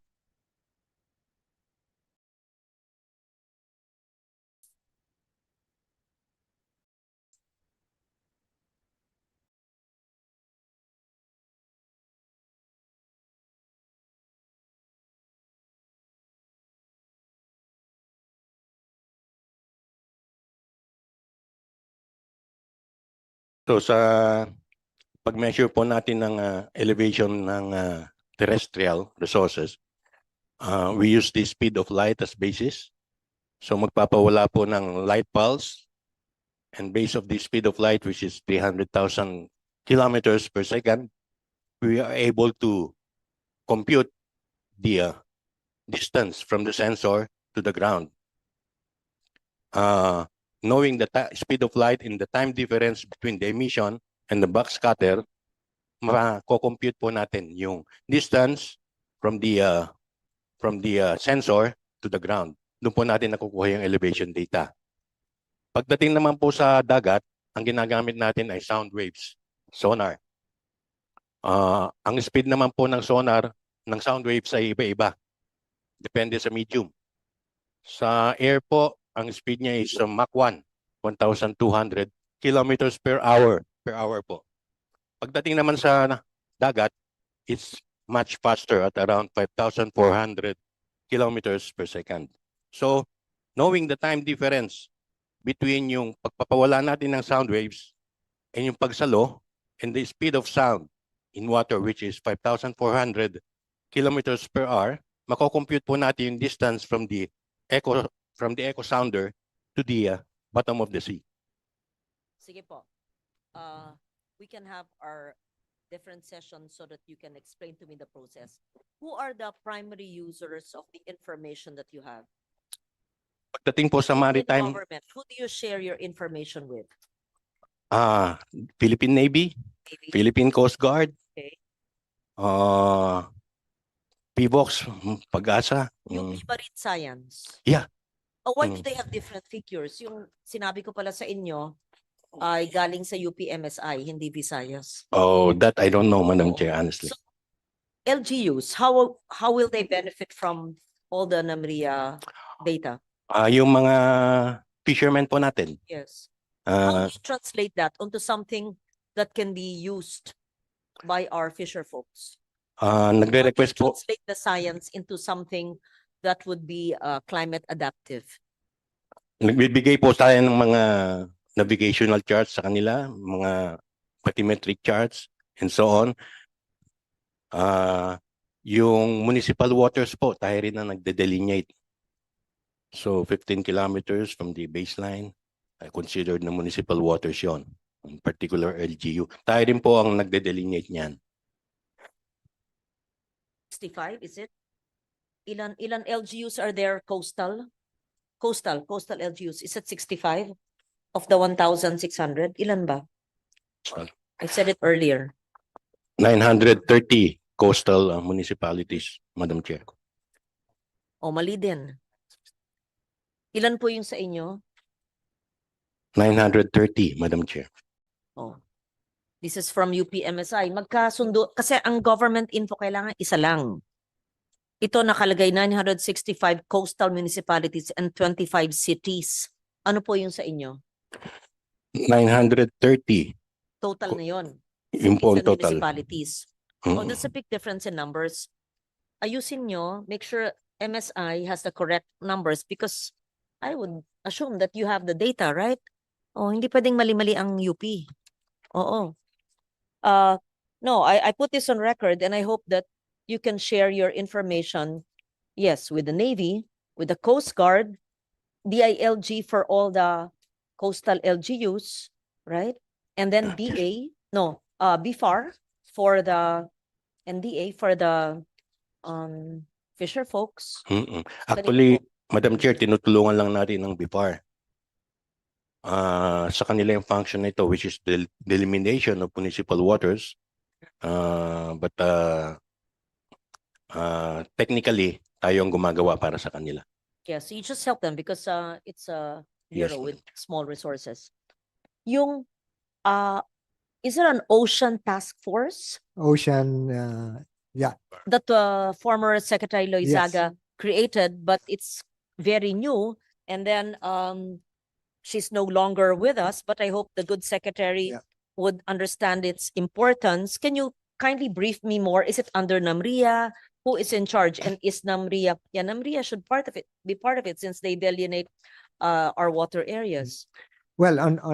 on the Ocean Environment Task Force, Madam Chair, the idea is to have to have an office within DNR that would eventually migrate to a full bureau is as needed. But right now it is building up its capacity mainly through a division of the Biodiversity Management Bureau. So we're still building that up, Madam Chair. Now on the Since our water area is much bigger than our land Yes. area, I Right. cannot imagine that we would not have a bureau at the very least dedicated to our oceans. And because the BFAR only focuses on fisheries. Di ba dapat meron tayong ocean, hindi lang task force, Yes, a bureau. yes. Yeah, what would it Eventually, take to create that bureau? Madam Chair, then it will have to be a legislation can be provided or through the powers of the president to reorganize, but it will have to be there will have to be legislative sanction in terms of providing the resources and the personnel. The plantilla items would have to be provided as well for that. Right now, all matters pertaining to oceans would be under BMB. There is a division in the Coastal and Marine Division under the Biodiversity Management Bureau, and that's the one that is being transitioned to towards a bureau, and in the meantime, the task force has been I organized. hope that's something you can do ASAP, because I can't imagine we're not taking care of our marine wealth. That's true, Madam sayang. Chair. I think you should, dapat nga may Department of Oceans eh. Ay, ang laki-laki ng ating sakop, mas malaki dihama kaysa land area. Mm. And at the very least, yeah, a bureau staffed with the best minds and then working together. But in the meantime, that there's none. So there's an ocean task force. Sinong head ng ocean task force? Well, it's under the office of the secretary, but Undersecretary de la Peña here Mm. is part of the group and Kayo po ang supervisor. focal. Mm. The ocean task force. What do you call the ocean Ocean task force? Environment Task Force. Task force. OETF. Yeah. Is your orientation marine, USEC? Madam Chair, Mr. Secretary, yes, ma'am. So basically, the Ocean Environment Task Force was promulgated already with the Department Administrative Order 2025-27. Oo. Its primary goal is really to provide an integrated ocean governance through the ridge to reef to shelf approach. So as of now, as was mentioned by the Secretary, it's headed by the Secretary with the Undersecretaries for Organizational Transformation, for Undersecretary for Biodiversity Management Bureau, for the field operations, and we are backed up with the subject matter experts from UPMSI. UPMSI works with you. Yes, ma'am. So they must have the accurate information. Bakit iba yung binigay sa amin? Just make sure that we have that. Okay. So this Ocean Task Force was newly created. That's right, Madam Chair. Hindi pa siya operational o gumagalaw na po? Well, it is operational in the sense that it has there are recommendations already Yeah. for incorporating into the National Environment Plan aspects for affecting the oceans. Yeah. Under USEC de la Peña and members of the BMB, ilan po kayo sa Ocean Task Force? And I'd like to know, do you have consultants, you have technical experts? You said you work with UPMSI.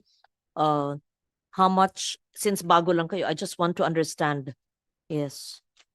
Because we're 80% water and 20% land. And if we don't have a government agency that focuses on the water, we will lose our water. Yeah. Yes, ma'am. Madam Chair, with respect to, as I was mentioned, the subject matter experts, we have 4 subject matter experts covering chemical and biological oceanography, physical oceanography, as well as marine biology. And we have 18 staff members to support the subject matter experts. The Coastal and Marine Division and the Biodiversity Management Bureau in general acts as the secretariat. Coastal and Marine Division under the Bureau, BNB, sila ang secretariat under you. So it's still there. But it should be spun off into a Yes, bureau, right? That's right, Because, Madam Chair. which government agency addresses, well, climate change kayo, napakaliit nyo, physical and oceanography. Kanino ba nakatask ang oceanography? Namria. So Namria po. Namria is part of this? Namria, even if that division under BMB is under USEC Peña, is Namria also part of this task force? Sila in charge eh. Not part of the task force, but we Why can not? coordinate. They should be part of the task force because when I ask who is in charge of oceanography, oh, si Namria, how can they not be part of it? They should be part of it. Sila ang may data eh. Sila may data, 'di ba? Oo, dapat kasama sila. Siyempre, sa kanila nanggagaling yung siyensya eh. Sila nagsusurvey eh. Mm. 'Di ba? Bakit hindi kasama Namria? Di-expand nyo. Yes, ma'am. Di ba dapat kasama Madam- kayo? Sa kanila nanggagaling eh. Madam Bakit Chair, ganun? in the Namria is the hydrographic and oceanographic surveys and nautical charting are with them. Yes. So they So- should be part of it, di ba? Well, Oh. the task force coordinates, Coordinates with with them, but the main function of the Namria would be on the charting and production of They do the science and the mapping, The surveys. charting, the surveys. Yes. Yes. Oh. Who does the marine biology work? Coastal and marine biology. Under what? So it's the division of the biodiversity pa rin. right now. Mm. That's why there's Coastal- really a need, Madam Yeah. Chair, as you indicated, to have a full complement Yes. to support this. And a coastal and marine geology. Kanino? BMB pa rin. There's right now it's Who's in charge? it's covered by MGB, Mines and Geosciences Bureau. Are But they part of the task force? well, they provide technical support Mm. because we make no distinction right now between the terrestrial and ocean geology. Hmm. Marine pollution, who's in charge of that in DNR? Under Marine BMB pa rin. pollution is under Coast Guard, Madam Chair. Yes, but DNR pa rin yun. Under BMB. No, Yeah, no, oo. this is Philippine Coast Guard. Yes, Coast Madam Guard Chair. they're having under DOTR, but sakop nyo lahat ng water eh. Sa Well, inyo pa rin yun. well, technically, Yeah. yes. Sa inyo pa rin yun. Kasi kayo nangangalaga ng 20% land and 80% water. And Amria is the one that charts it or surveys it. Coast Guard just maybe does the policing or yes, also the pollution, but limited as well. But DNR should know that it's also their responsibility. How about documenting marine biodiversity on the local, national, regional, and global scale? Kanino yun? Namria? That would be with BMB, with the Bureau of Ang laki Marine. ng trabaho ng BMB. That's Nagagawa true, ba Madam yun? Chair. Nagagawa ba yun? Mm. So, you have MSI directors as subject matter experts, right? Yes, Madam Chair. Under the OETF. And you have 18 research positions. Initially, yes. Hmm. Well, what we can do, Madam Chair, is Yeah.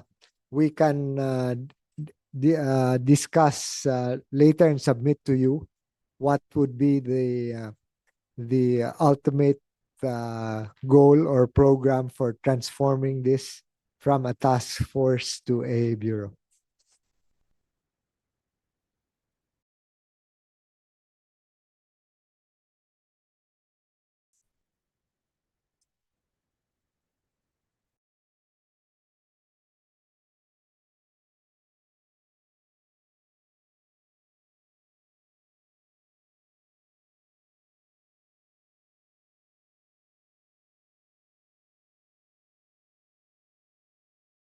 Admin order lang. The creation of MGB, BMB, batas ba? Hindi batas yan. That's under the law. Huh? Yeah, that's the law, the executive But order to, that but to was create created. this Bureau of Oceans does not need a law. Maybe admin order or executive order of the president, We will, which has the force of law. Madam Chair, we will explore Because you already the, have the 18 people. yeah, And then, yeah, but these are in effect the 18 plantilla items are borrowed from different sources. Not really dedicated Yes. to oceans. Right. But Madam Chair, as you suggested, we will we will see how the new law that you have passed on government optimization, how we can allocate more plantilla items under this. Po, Namria. Madam Chair, just to indicate for NAMRIA, they are also the ones who prepare, for example, the studies for the delineation of archipelagic sea lanes pursuant to the law that you have passed. Then they are also the ones who actually during remember when we had the collision of vessels and there were sunken vessels, we used their research vessels actually to locate initially the sunken vessels along Mindoro Strait and so on. So we have been able to do that. Then they are the ones who also provide the technical information that is the basis for negotiations by the Philippines with neighboring countries on the delineation of maritime boundaries. So for example, in the case of the boundary delimitation on the EEZ with Indonesia, it's NAMRIA which did the studies for that.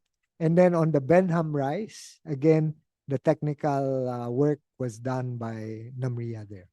Yeah, Madam Chair, Mr. Secretary, we also led the defense of our claim, and we are very privileged. We were very privileged to have Madam Chair as one of our resource persons during one of the defense meetings we had at the United Nations.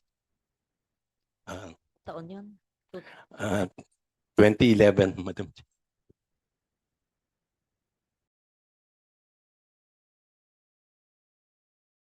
So there should be a Bureau of Oceans. Yeah. There should be a Bureau of Oceans at Madam the very Chair, least. if you recall, the proposal before was a Department of Oceans in and Fisheries, but In fact, it's I want separate. the Department of Fisheries. Iba pa yung Department of Oceans. Because archipelago tayo and then we're focused on land. Now, sa carbon credit, hindi lang forest. Kasama ang ating ocean protection. So, dapat evaluate natin. Maybe you're not ready to answer that. Just like the chair, Sherwin, earlier asked that you, sa forestry, put a value prospectively for carbon trade, our oceans, including Benham Rice. Wow, so wealthy. So, hindi kailangan umutang, hindi kailangan napakalaki sa GAA, sa kikitain natin, hindi sa pag-exploit, sa pag-protect. Imagine sa pag-protect natin, kikita pa tayo. So, double incentive dun. So, I don't know if you're ready to answer that, but please, within next week, just broad strokes, give us your projection in terms of how much the Philippines can earn from the carbon trade with regards to forest and water. Carbon sink. Madam Chair, your the bill that you filed on the blue economy, and that is being placed in the priority legislative agenda. It already passed. Yeah. It was in BICAM already Right. in the previous Congress. But there was an attempt to make it the gray economy, so I decided not. Mhm. And the other, Madam Chair, is the one that you passed in the last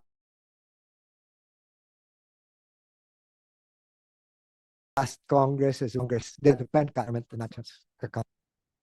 All the laws, this is just an annual stock taking of all the laws and how useful are the laws. And if you don't implement it, sayang, because really. Okay, proceed. Namria, sige po. Our next major activity is on topographic mapping and geodetic survey.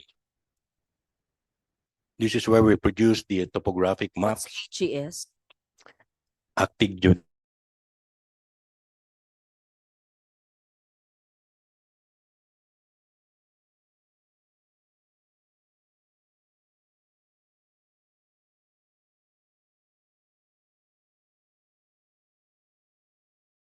3,000.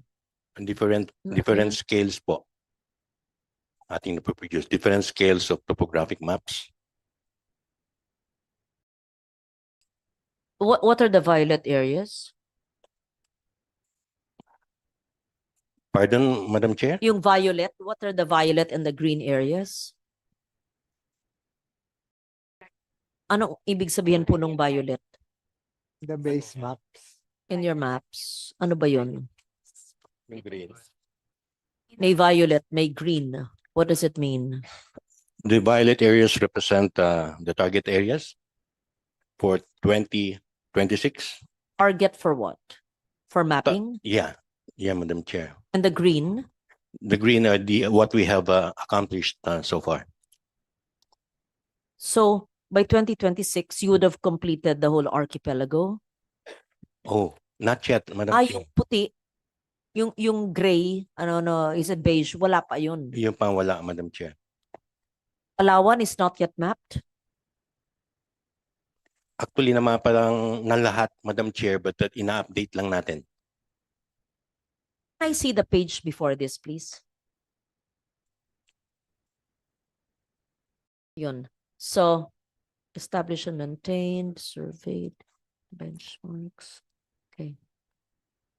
What's AGS again? You said Active geodetic stations. geodetic stations, physical stations, right? Yes, Madam Chair. What were the marine stations that former Senate President Zubiri and I funded in 2024? Hindi pa nyo ginagawa eh. Is that under NAMRIA? Hindi na These po. are Madam Chair. marine research. Iba Yeah, yun. BMB is the one that is BMB. implementing 600 this million. right now under the Ocean Environment Task O Force. yan, insertion yan ha, pero good. Yes. Diba? Oo So- nga eh.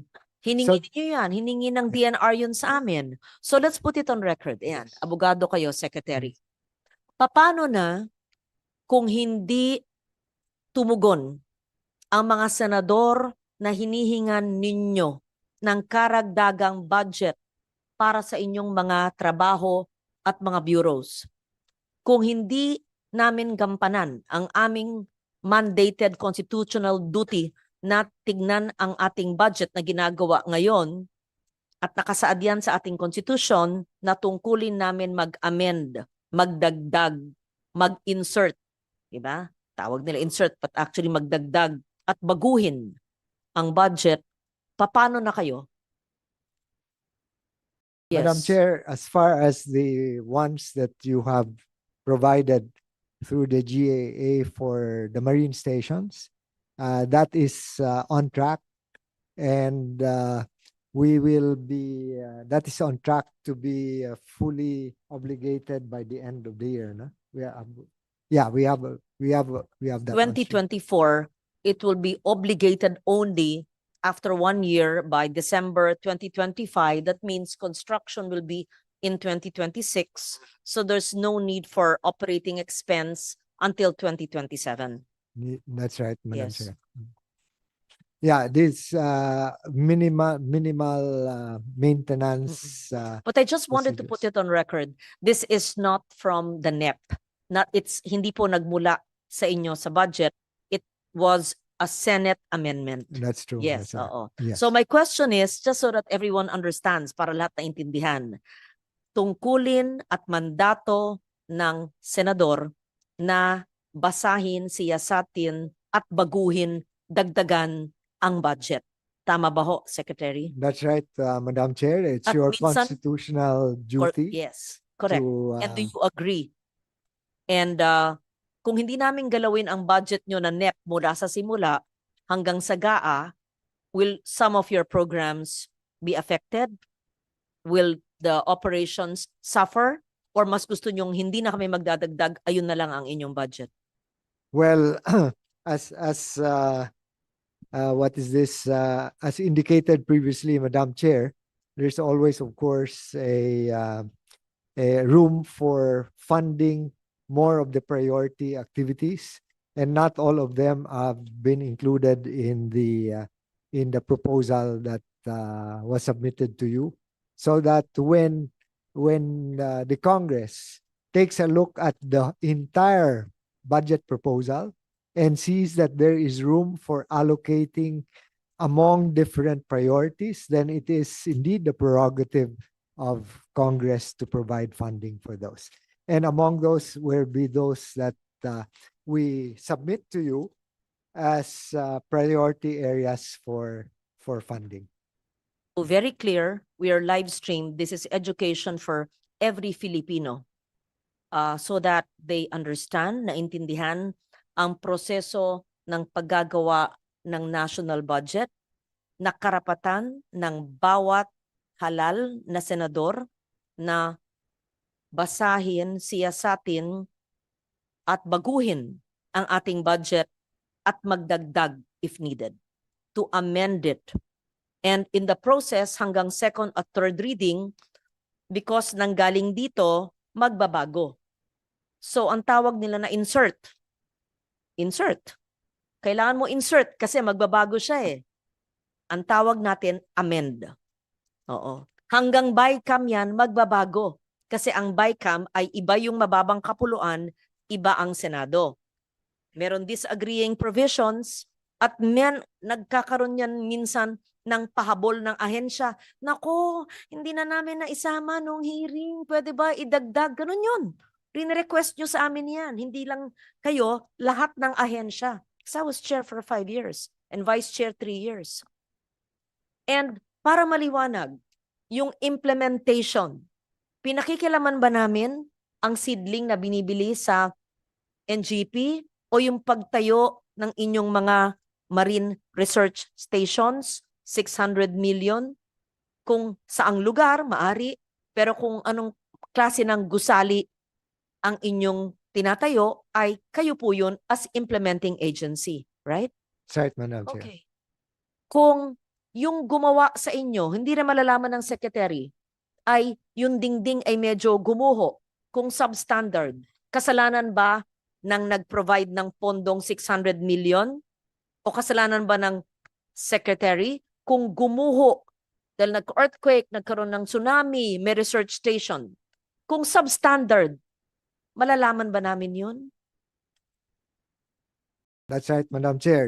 Right? It will be, there are liabilities established under the law for non-conforming or substandard implementation But of not the projects. to the lawmaker, right? Not for Because we're policymakers. Yes.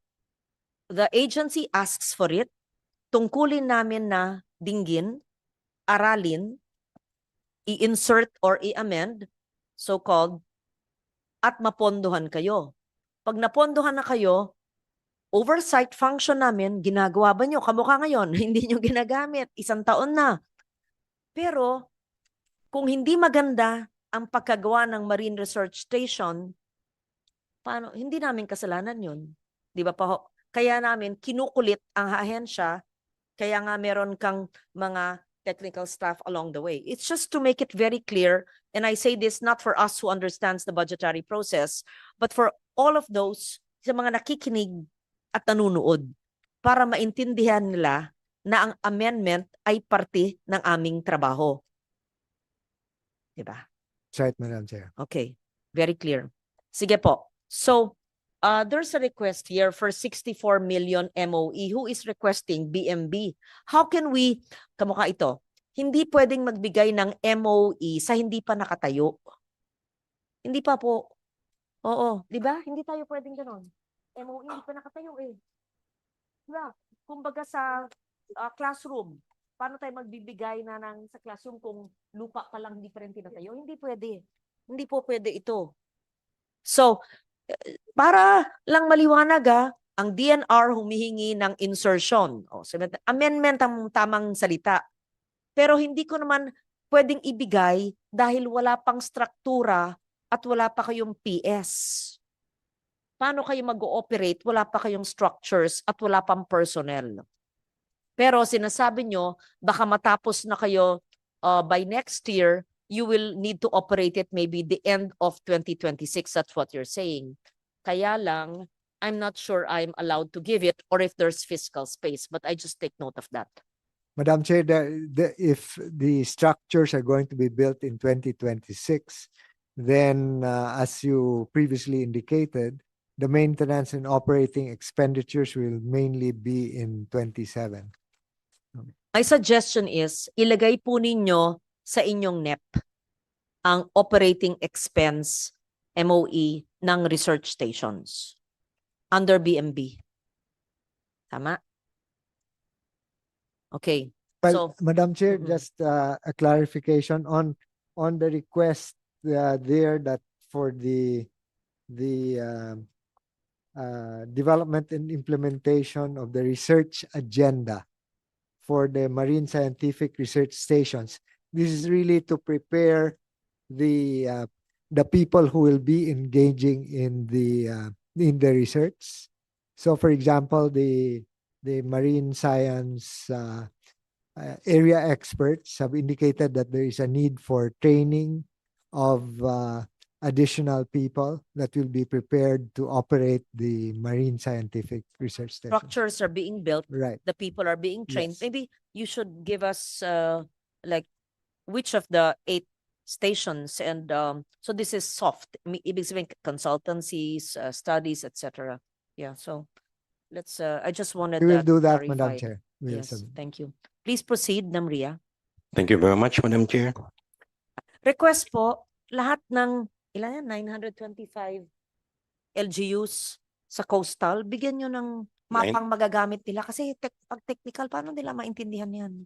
Yes, Madam Chair, At 930. bigyan ng kopya ng binibigay nyo sa kanila para din maintindihan namin. Tapos meron kayo dapat capacity building pagpaliwanag. Yan, coastal resource mapping. Yeah. The third major function which we have is resource assessment and mapping. This is where we produce the land cover maps being utilized by the Forest Management Bureau, the coastal resource maps. Kayo nung June sa Antique, hindi ko naman alam, ba't di nyo sinabi? At saan? Anong LGU po sa Antique? Resource mapping po. Yes. Did you go there? Did you map anything? Ano po yung output ng Antique? Access. I suppose that's under the field validation of the land cover maps which we are producing. Does that mean that they did an ocular or a what do you call that? Ground dyan na kayo sa truthing po. opisina nyo? Napupunta sila doon, Mm-mm. kinukuha yung coordinates, tinitignan kung totoo yung land cover, ganun nga, yung species, ganun nga. This is coastal resource mapping, ha? That means So this the 15 coastal LGUs. yeah. May nagpunta ron? Ano kayang mga coastal LGUs ang pinuntahan? At saan yung report? At yung output po, pakishare po sa akin. Yes, will do, Madam Chair. What did they do? Explain to me, what does coastal resource mapping mean? Yung mga areas po na located along the coast. So 15. the seagrasses, the coral reefs, we map them all. How long will it take to have the output? Basically, sandali lang Madam Chair, because we produce the maps So meron na first, po then we validate. So, July, August, September, o 4 na buwan, meron na po ngayon yung output. Meron tayong available, Madam Chair, ina-update lang as I have said. So available na kasi, in-update lang nyo. Yung updated po, when will it be available? This December, Madam Chair. Okay. I'd be happy. Can you make a presentation to me? Ito ang output ng coastal resource. I-PowerPoint nyo para maintindihan namin na hindi technical. Anong mga bayan ang pinuntahan? Maybe you can ask a team that went to Antique and we will be here for still a couple of hours. So, anong mga bayan ang sinurvey? Oo. So, makita natin ano yung yamang dagat. Ano yung mga mangrove areas, ano yung mga may seagrass, ano yung mga may corals pang maganda. Maayos. Okay. So, coastal resources mapping. It is really what? Mangrove, seagrass, corals? The corals, and whatever resources that we can see in these particular coastal resource areas. Coastal areas, I mean. Okay. Land cover mapping. What do you mean? Forests? Yeah. Wetlands? Where do wetlands belong? Land pa rin?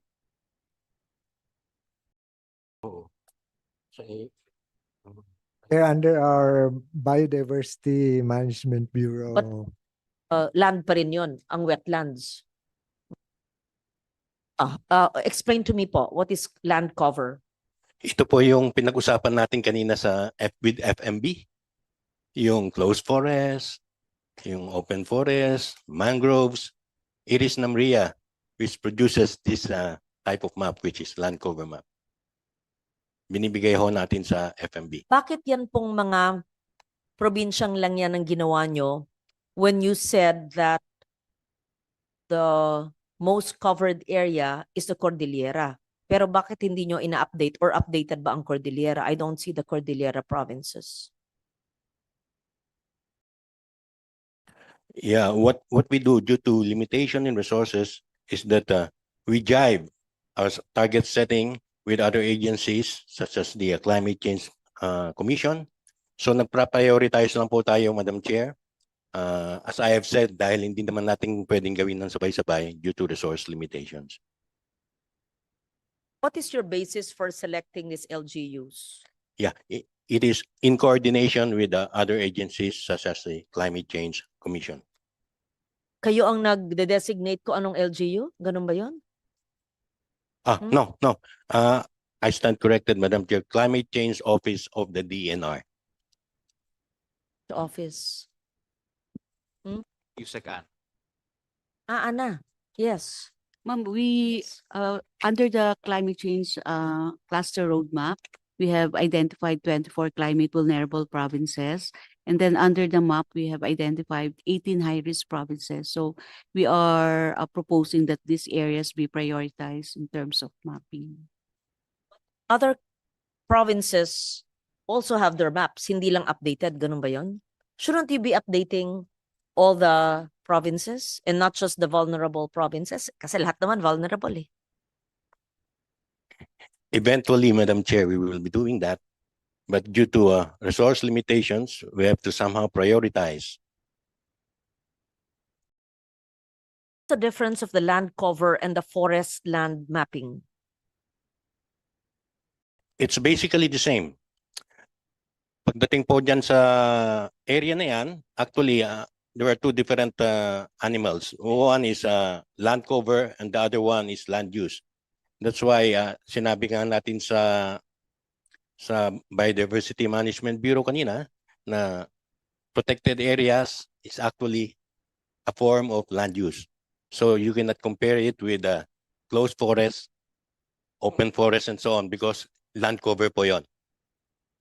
So talagang hindi natin maiwasan may overlap because they are two different things. Please give me a copy. You did 2024 Antique land cover. That means you already have updated. Can you share it with my office, please? By all means, Madam Chair. Shouldn't you put all of this online on a website? Meron po sa ating Philippine Geoportal. Okay. So I just go to your Geoportal, what is it? Website? Opo. Oo. Titignan ko yung land cover, nandun yung Antique. Oh. Sige, tignan mo. Ito nandun. Oh, gusto ko maintindihan. Sa Philippine Geoportal po, maraming thematic information na nandun na kino-contribute ng iba-ibang agencies. So hundreds or thousands of layers na ang nandun. So I'm very sure included po dun yung tungkol sa Antique. But I would be happy to receive the land cover of 2024 of Antique and the June of this year of the coastal resource. Yeah. Okay. Sige, we proceed to the next page, please. So another important function under the this component, which is resource assessment and mapping, is the generation of land classification maps. We do what we call basic classification, declaring an area as alienable and disposable, and or forest land. Of course, this is subject to the approval of our good secretary. So these are all the activities under resource assessment and mapping. And the last major function which we do is the geospatial information management. Dito po pumapasok yung Philippine Geoportal na sinasabi ko kanina. We are training LGUs, private individuals, private groups We are providing them geomatics training. We have our geomatics training center. And then we develop applications for the more efficient and more accurate analysis and generation of geospatial information. So these are the four major functions which NAMRIA is actually doing. And for this, we are asking a budget as presented by the Honorable Secretary a while ago. We had a June 2025 deadline. IMO, International Maritime Organization, right? And we missed the deadline. The DFA missed the deadline because of NAMRIA's delay in technical submission. Is that accurate? And that's not accurate, Madam Okay, Chair. it's good to put it on record because Yeah. there were supposedly technical submissions to the DFA that were not submitted, which is why we missed the June 2025 deadline of the IMO for inclusion into its archipelagic sea lane. This is in compliance with our Philippine Archipelagic Sea Lanes Act in the Maritime Safety Committee agenda. So na-miss ng DFA ang sinasabi nila kasi nahuli daw ang NAMRIA. So if there's a delay, could you kindly explain to us, because it says here, there was a delay in transmitting NAMRIA's finalized ASL coordinates to DFA despite multiple submissions through the DNR. I'm not sure. Is that accurate? It was submitted to DNR, but DNR did not share it with DFA. Please explain. Just to set the record straight, Madam Chair, we have long finished that submission and we have submitted it to DFA through DNR. But saying that was- NAMRIA is the cause of the delay is absolutely not true. Thank you for clarifying that. So what happened? Who was in charge that time? Madam Chair, I Yes. think there are issues beyond the technical ones.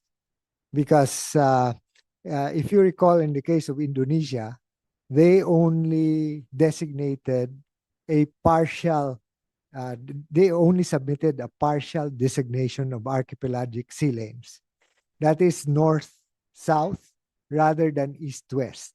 In the case of the Philippines, we need to consider other issues, including security and the particularly sensitive sea areas in the Philippines before we designate with finality or submit where the archipelagic sea lane should pass. For instance, in the case of the Mindoro Passage, that is a heavily trafficked area. And in the view of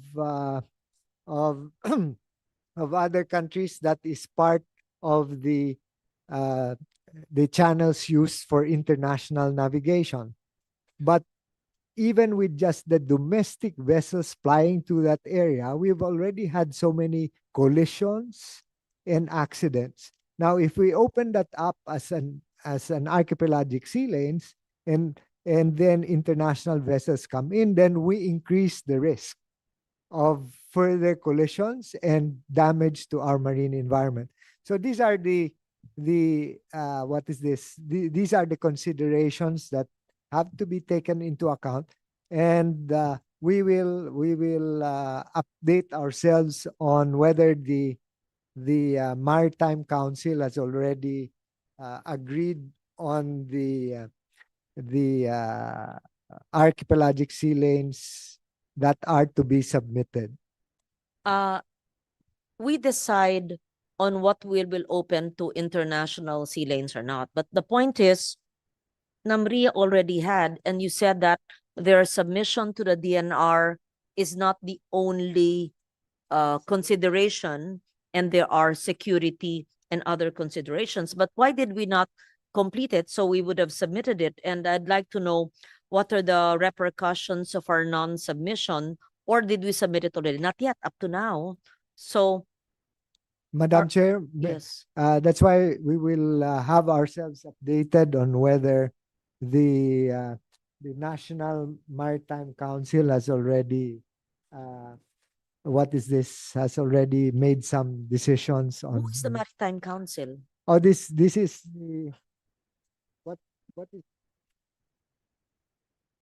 Secretary National Andres Maritime Centino. Council is chaired by the Office of the President, which and with DFA as a member, and it's an interagency body, Madam What Chair. is being discussed in the council that could not be discussed before the deadline of June 2025? No, there is no deadline, Madam Chair. I guess the deadline that they are talking about is if we submit a proposal, then it can be considered only by the IMO at its next meeting. So maybe that's the concept that there was a deadline. They said that's Right. 5 IMO deadline. Yes, in order for it to be discussed by the appropriate committee, Mhm. because there is still a committee under the IMO that will tackle this. And then that committee will make a recommendation to the IMO Council Mhm. before that any proposal for archipelagic sea lanes. How does is- our non-submission as of now affect the Philippines' assertion of our navigational rights and maritime jurisdiction under UNCLOS? It would not be affected because even if there is no declaration of the archipelagic sea lanes, then the normal routes for international navigation will still apply. But we are bound or mandated to submit, or can we just ignore it? It is the right of the coastal state to determine whether it will submit proposals for archipelagic sea lanes passage. So since 1982 when we signed, and even after entry into force of the UN Convention on Law of the Sea, we did not make any submission. About our neighboring ASEAN That's why in countries. the case of Indonesia, which is the other archipelagic state in the region, it submitted only a northwest archipelagic sea lane, but none for the east-west. So that's Singapore. no, Singapore does not have it's not an archipelagic state. Okay. What Madam other Chair. archipelagic areas in ASEAN? Only the two, Only Indonesia Indonesia. and the Philippines. Okay. Mm. What countries can we compare with that did not submit?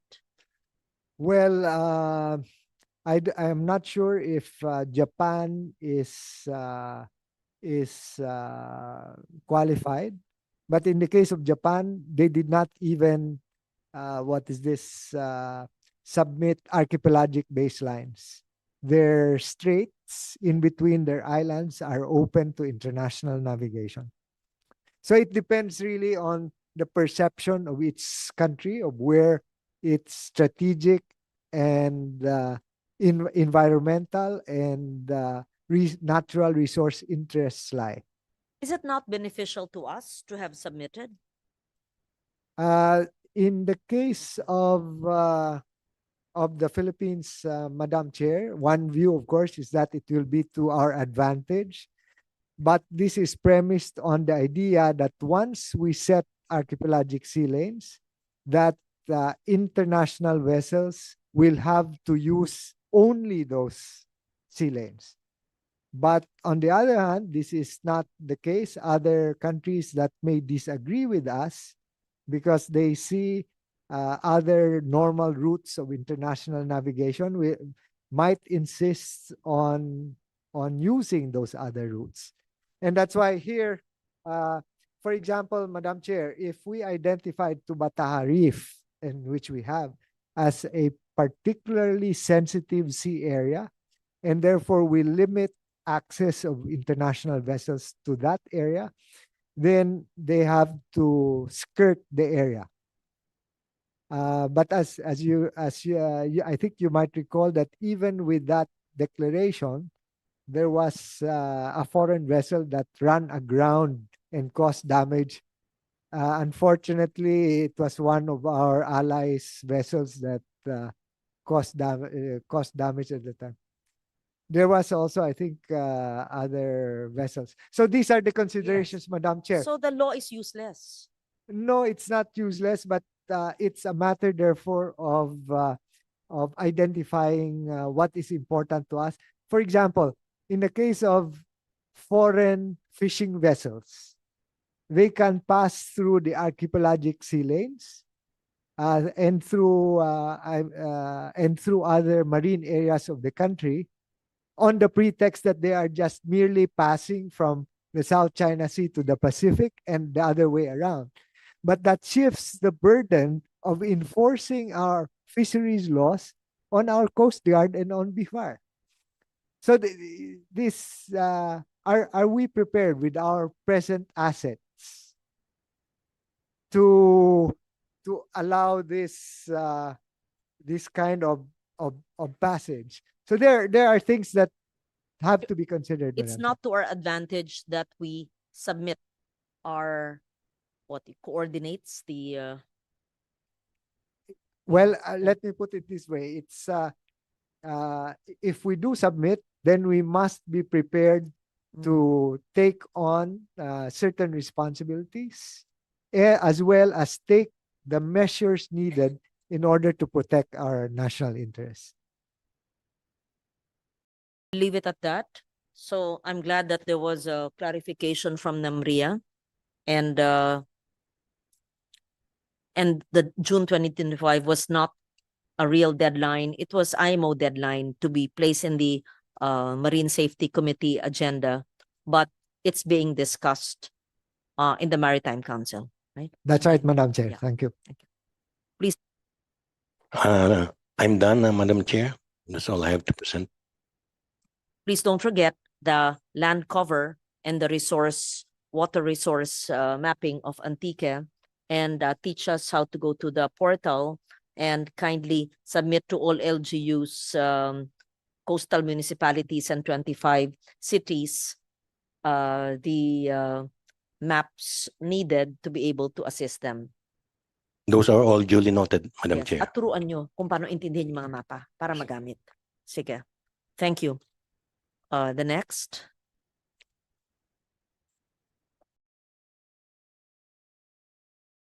Bay, Madam Chair.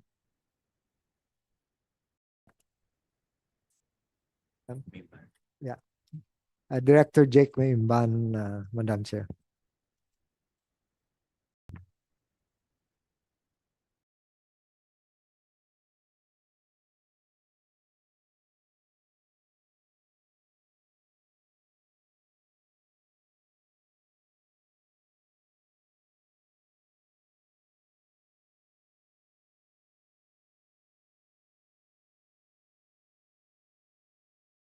Who's in charge of Manila Bay? Who will present? Good afternoon, Madam Chair. Yeah, just to give a brief background of Manila Bay. Manila Bay, Is it a bureau? It's just an office, right? it's an office. An office under whom? Under DNR, under me, Madam. GUs in NCR Region 3 and 4A are in Manila Bay. 187 LGUs, Madam Chair. 157. 187. 87 Yeah, within 3 regions, NCR, Region 3 and 4A. Manila Bay has a coastline of 190 kilometers and a surface area of 1,870 square kilometers. It has a drainage area or watershed area of 17,540 square kilometers and has 17 major river basins, river systems that drains to the bay, covering 8 provinces and 187 LGUs and a population of 23.21 million people. It's the center of the Philippines, Madam Chair.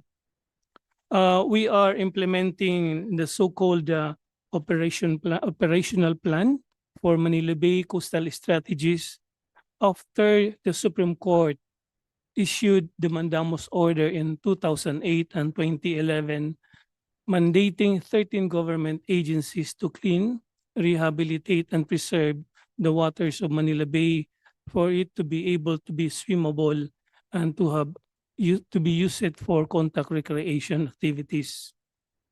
If I may state some of the major accomplishment, Madam Chair, since 2019 to 2025. We are implementing 4 key result areas under the OPM BCS, KRA1, which is liquid waste management. Since 2019, we were able to construct 2 sewage treatment plants located at Manila Baywalk and Libertad Channel, 6 STPs in construction phase in San Juan River, Vitas River, Las Piñas River, Maytunas Creek, Pasig River between the tributaries of Ilugin to Pasig, Pateros, and Estero de Tangki to Estero de Pandacan, and 3 STPs in the planning phase, Estero Binondo, Estero Valencia, and Estero de Quiapo, San Miguel. In terms of water quality or fecal coliform, the bathing beaches, which we are monitoring from 25,400 thousand in 2012, it has gone down to 831 in 2025.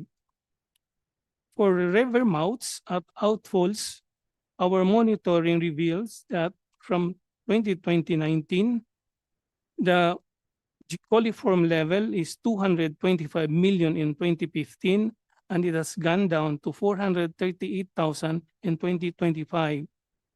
At the Manila Baywalk Dolomite Beach, in 2019, it has a coliform level of 3.3 million in 2020, and it has gone down to 2,000 in 2025. In terms of KRA number 2, solid waste management, from 2019 to 2025, we were able to collect 1,493,236 cubic meters of solid waste. That's coming from the combined efforts of the Manila Bay Task Force agencies. And it has also collected 1,188,544 cubic meters of silt and submerged garbage collected from 36 priority esteros, 5 rivers, and Manila Baywalk area. 24 units of backhoes with bards were donated to LGUs and national government agencies. Yeah. Okay. How many LGUs comprise or surround Manila Bay in the 3 regions? 187. Okay. Is the Manila Bay office, is very simple basic question, monitoring the implementation of Republic Act 9003, the segregation of waste at source, recycling, and composting? And does do the LGUs, every barangay within Manila Bay confines implement this? Do they have a material recovery facility? Because maski anong linis dyan, kung galing sa land, tinatapon yung plastic or may open defecation dyan, ay walang mangyayari. Do you do that? Within the Mandamos agencies po, DILG is the one monitoring the implementation of RA 2003. I don't think it's being implemented. I don't think, Secretary, it's even being implemented in all protected areas or even in DNR offices. Offices ba nyo, meron kayong 4 trash bins? Do you actually segregate waste? And when it is collected from the DNR offices, do we ensure that it's also segregated o hinihiwalay sa opisina nyo tas pinapagsama? Di ganun pa rin. So, dapat ang Manila Bay office, mina-micromanage nyo. Okay, we can't change the whole country, 114 million. But at least in protected areas and in the 187 LGUs in all the barangays. Compute nyo ilang barangay yung 187 LGUs. Stricto. Kaya lang yan ang pinaka-heavily populated na marami rin informal sectors at baka even industry. So, dapat iniikot nyo yan at dapat meron kayong bantay. Manila Bay bantay sa kada barangay na coastal kasi 9003 pa lang. E paano yung extender producer's responsibility or yung ban sa single-use plastic? Paano yun? Kung gawin lang nyo yun at nag-segregate ng garbage ang 187 LGU, ang laking bagay, hindi mamamatay. At hindi patay si Bay. Hindi siya patay. Maski pinipilit ng iba na patay na. So, sagot po. Yeah, do you implement Yeah. 9003? Ma'am, yung sa MBCO, just to clarify, ma'am, yung sa ginagawa ng Manila Bay MBCO, is that actually separate from the program and activities undertaken by EMB, Environmental Management Bureau? So this, the compliance under 9003 is being monitored by EMB through they are assisting the National Waste Management Council and Who's EMB now? the ASEC Jackie Kaangkan. So perhaps, Madam, for us to be briefed on the details of solid waste management, including the Manila Bay, should be EMB. After. Opo. Pero dapat, since you had the Manila Bay office, you must make sure, hindi porke lang, hindi ko trabaho yan si EMB yan, hindi. Dapat alam nyo lahat, sino sa 187 ang sumusunod. Kung lahat hindi sumusunod, pasunurin nyo. Tapos tinuturuan nyo. Kasi may pera naman kayo At mandato nyo yung turuan sila. At alamin ng mga batas. Nako. Okay, continue. Pero ayoko nang makinig yan kasi alam ko naman hindi sinusunod Yeah, we don't monitor, Madam Chair, the solid waste KRA on the ground. We have 3 site management office on the 3 regions. Hindi. May COA findings nga kayo nakalagay dito.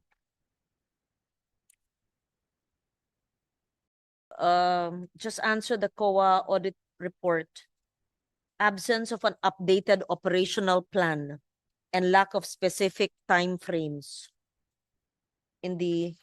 for the Manila Bay Coastal Strategy from 2017 pa yan.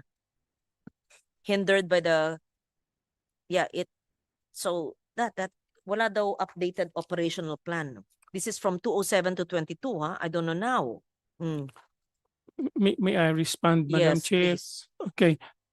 We are implementing 5-year OPMBCS. The latest is 2017 to 2022, and it's being updated at the moment. It will be finished within this year, covering 2026 to 2031. Mayroon pong OPMBCS. Operating plan for Manila Bay Coastal Strategy. So, COA said wala. Sabi ng COA, wala daw yung Meron po operational for plan. updating lang po. Sabi nila, wala kayong operational plan for the Manila Bay Coastal Strategy from 2017 to 2022. Mayroon po, ma'am. You can furnish the... Bakit ang COA? Yun Kaya may COA audit report kayo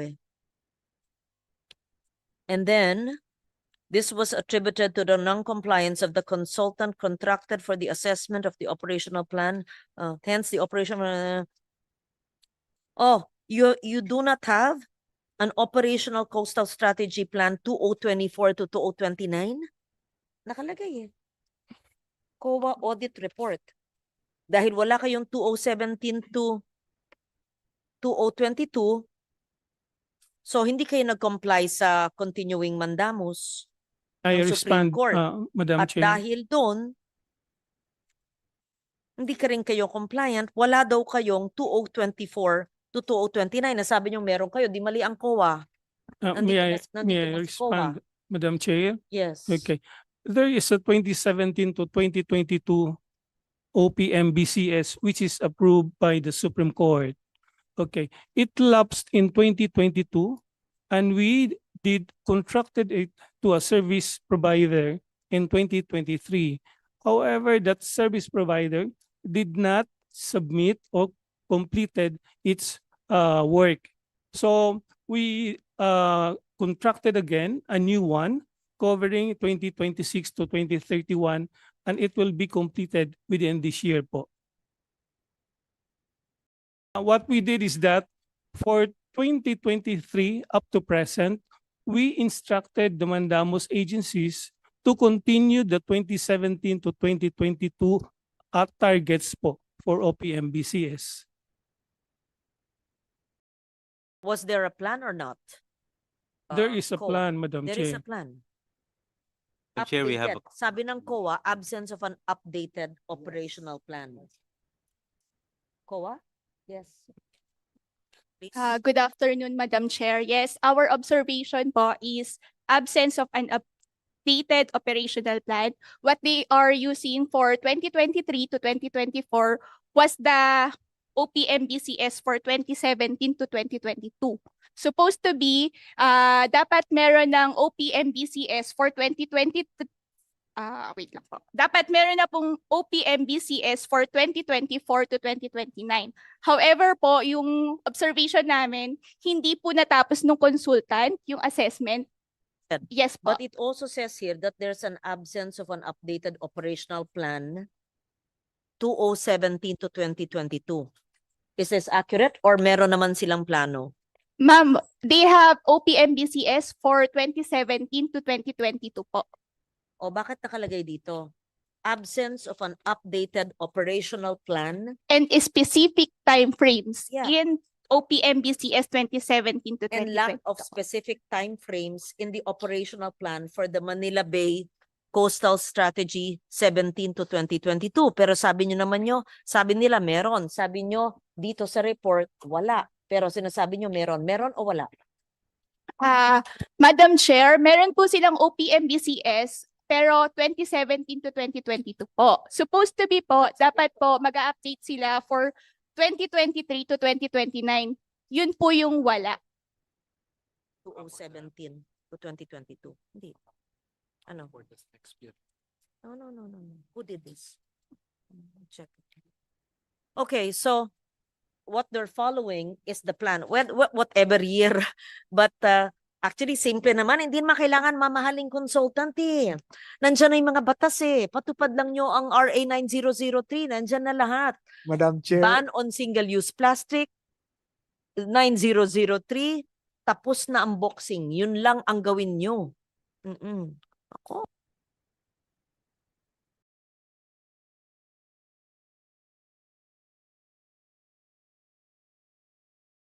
Madam Chair, it was UPLB Foundation that was supposed to deliver the updating. So anyway, they are scheduled to finish it within this year. Said, wag na tayo magturuan, maski pong walang consultant, ako na ang libre nyong consultant, ipatupad lang po ang RA 9003. Ayan. Pwede bang hingin ko sa DNR bukas? Signed by the Secretary, 187 LGU. Sulatan nyo lahat ng mayor. Tanong nyo, kayo ba ay compliant sa Republic Act 9003? Baka i-research pa nila yan. Lagay na nyo yung pangalan ng batas. Isama na nyo yung batas. Ilagay na nyo yung alituntunin ayon sa National Solid Waste Commission. Tapos, yung ban on single-use plastic, bagamat hindi pa batas, ay imungkahi ninyo na sundin nila. O, tapos ano pa? Yung dalawang yun lang. Magbabago ang buhay. At syempre, yung Clean Water Act. Clean Water Act, 20, first term ko yun eh, 204. 9003, 2001, first term ko rin. Tapos yung EPR, Senator Villar yun, pero mas maganda i-ban na nyo ang single-use plastic. At walang mag-memo kayo, tapos pahingi ng kopya ng memo. Bago kayo i-plenary, nag-memo si Secretary na tanggap na lahat ng 187 LGU at mag-deploy kayo ng ilang tao, i-batch nyo yung 187. Siguro kaya naman ng isang tao sa DNR ng tagi-ilan. Tagi-isang dosena, bisitahin nyo lahat, kausapin nyo lahat. O, ilan yan? 187 divided by 12. O, ng iba nyong mga director dyan. Turuan nyo. Oo naman. naman, ako. Madam- Item, Madam Chair. Madam Chair, if I may clarify, although the updated OPMBCS is still to be completed, the targets in the OPMBCS or outputs is being implemented by the Mandamus agencies pending completion of the updated ones. So tuloy-tuloy pa rin po yung trabaho. Yun lang naman po yung updated. Yung baha po, maliban sa substandard na mga flood control, ay dulot sa basura. Nakita natin sa video ay yung pagtapon, pati sofa set at puro plastic na nakakabit sa mga drainage. Kung talagang ino-observe ng LGUs at pinapatupad ng mga ahensya ng gobyerno yung continuing mandamos, ay hindi po magaganap yan. Kaya ang DNR bilang kayo ang in charge ng ating pangangalaga pag-implement ng batas ay pwede niyong tawagan maski hindi directly under you. MMDA, DPWH, LGU. LGU, mayor hanggang barangay captain. Bakit kayo nagtatapon? Bawal ang open dump. O, picturean nyo, upload nyo. Bigay nyo sa ombudsman. That's against the solid waste management law.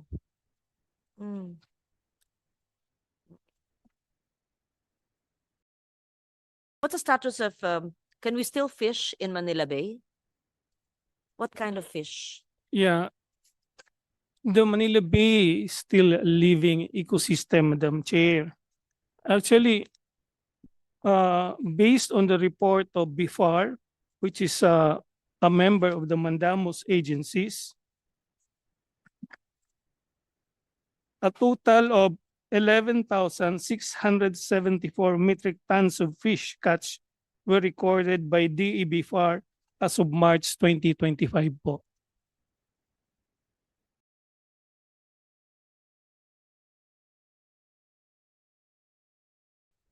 Ang bibigyan po yung report under kay Yusek Leones. Bawat LGU, sino ang nagko-comply sa 9003? Yun, maski yun lang, yun lang. At sinong may local ordinance sa ban on single-use plastic? Baka magulat ako, 187 walang sumusunod. Tatawagan ko sila isa-isa. Madam Chair, we will be submitting to you the compliance of different LGUs within. Dami yung submission mula pa kanina umaga. Wala na akong magagawa sa buhay kundi magbasa ng reports. Eh, hindi naman tungkulin namin magbasa ng reports. Sana, mas may bakal na kamay ang DNR. May bakal na kamay. Okay, so may we request for a list of that and then a letter from the Secretary on compliance with laws para kayo nagre-remind lang. Huy, ginagawa ba nyo to? Kami ang tinatanong sa mga hearing. Basura nyo ang nakakabaha maliban sa iba't ibang mga sanhi ng basura. Ganun. Mr. Jacob, ang background po nyo, ano? Yes, ano po ang ma'am. background nyo? I'm a Kaya kayo forester. nakitalaga.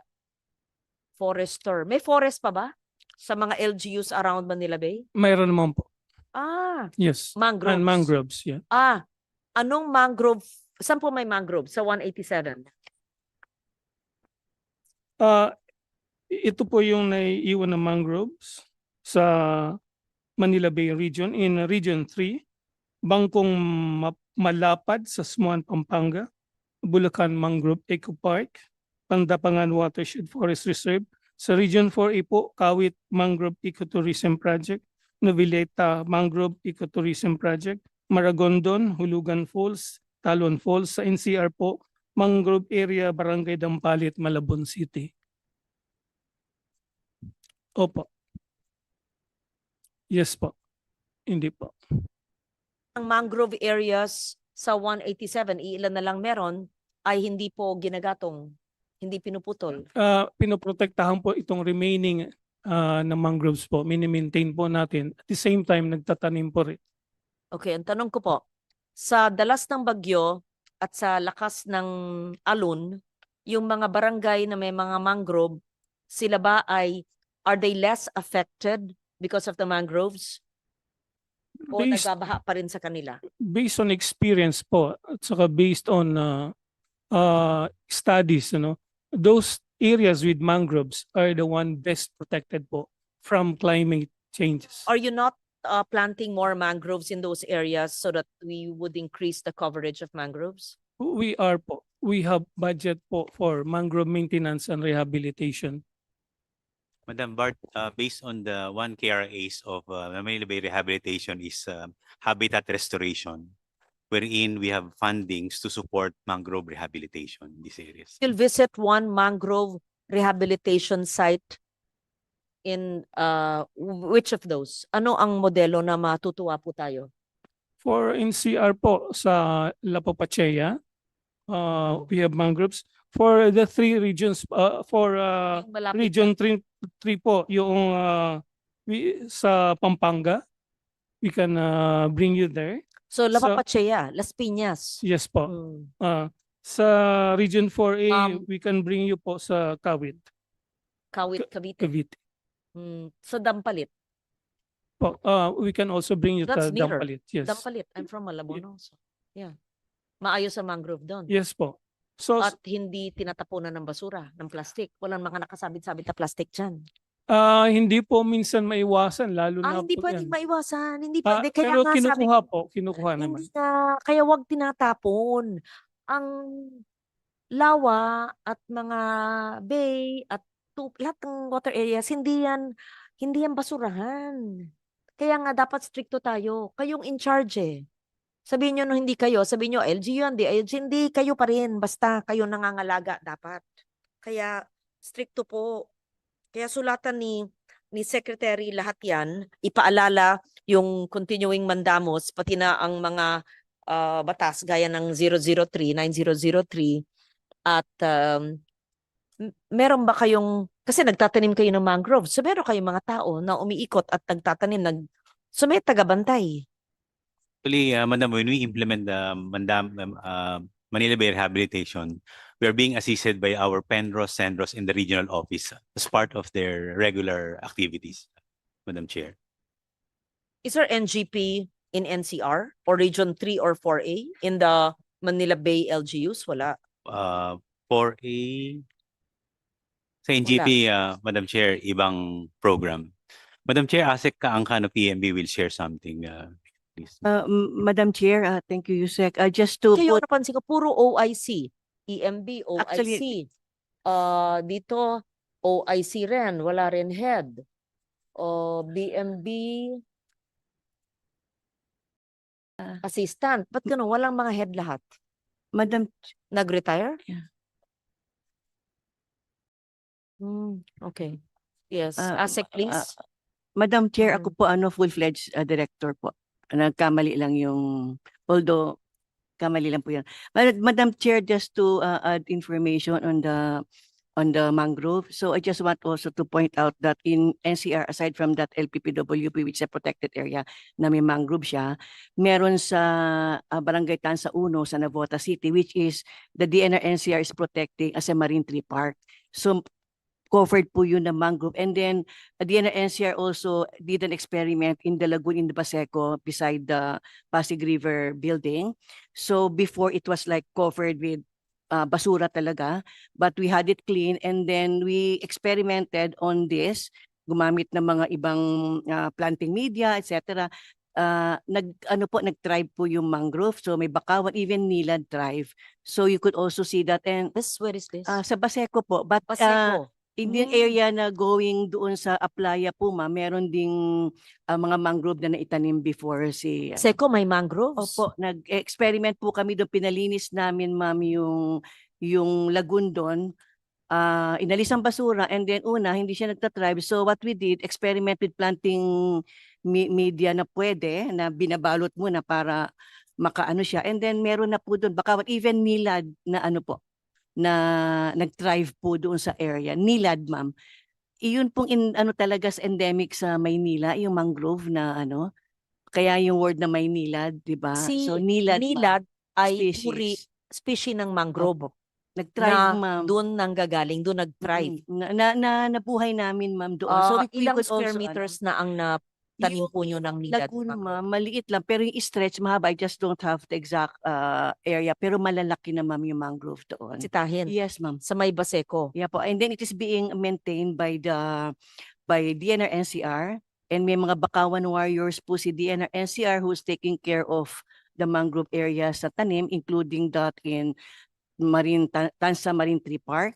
And then there are also estero rangers deployed. Ang tawag naman ng DNR NCR pagdating sa coastal rangers.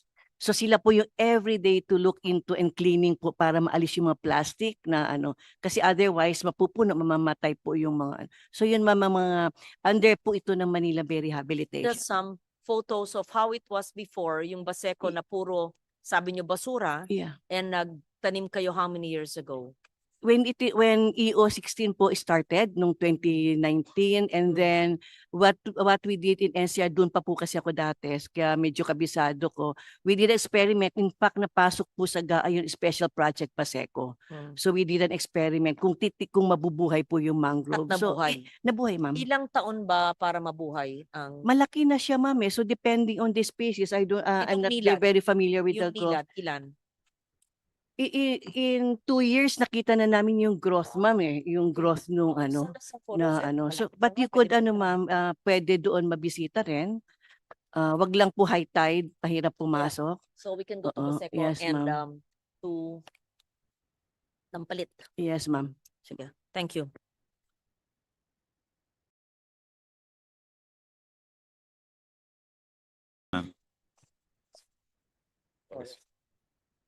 Forest protection na po. AD Tom. No, sige. The other programs. No, can we see the list of programs again? Oo. But the forest FMB will present, sige, a listen. Okay, where are we now? No, we're in data management eh. Data management. Kanino po yun? Data management and systems development and maintenance. The last is forest. Ito ba? O we go to forest na lang. AD Tom, please. Thank you, Mr. Secretary, Madam Chair. For the forest protection program, ma'am, we have implemented this one since 2012, since 2011 also, ma'am, to complement the National Greening Program. As I mentioned earlier, most of the graduated sites of the National Greening Program are under the Forest Protection Program as well, ma'am.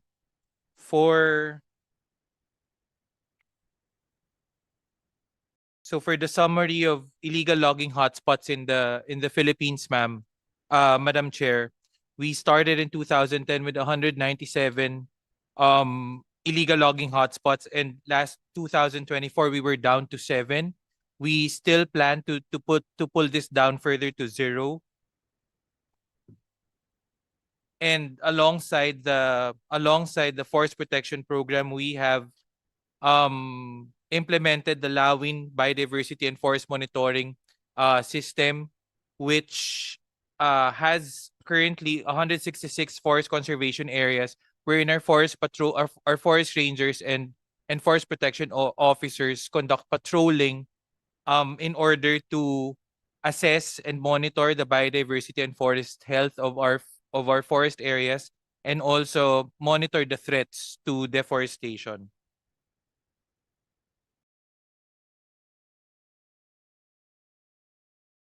The total forest rangers, Madam Chair, in the country, for plantilla positions, we have 2,348 total plantilla positions for forest rangers.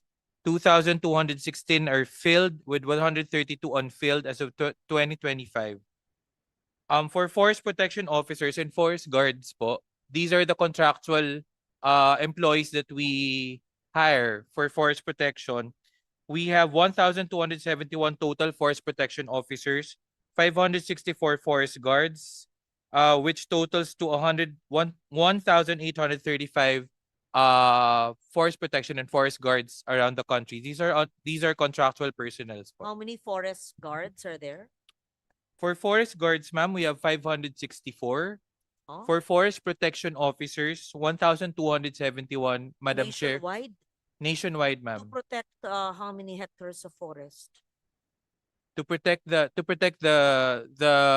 standing the 7.2 million forest cover and all the other legally classified forest lands, ma'am. This is not enough, ma'am.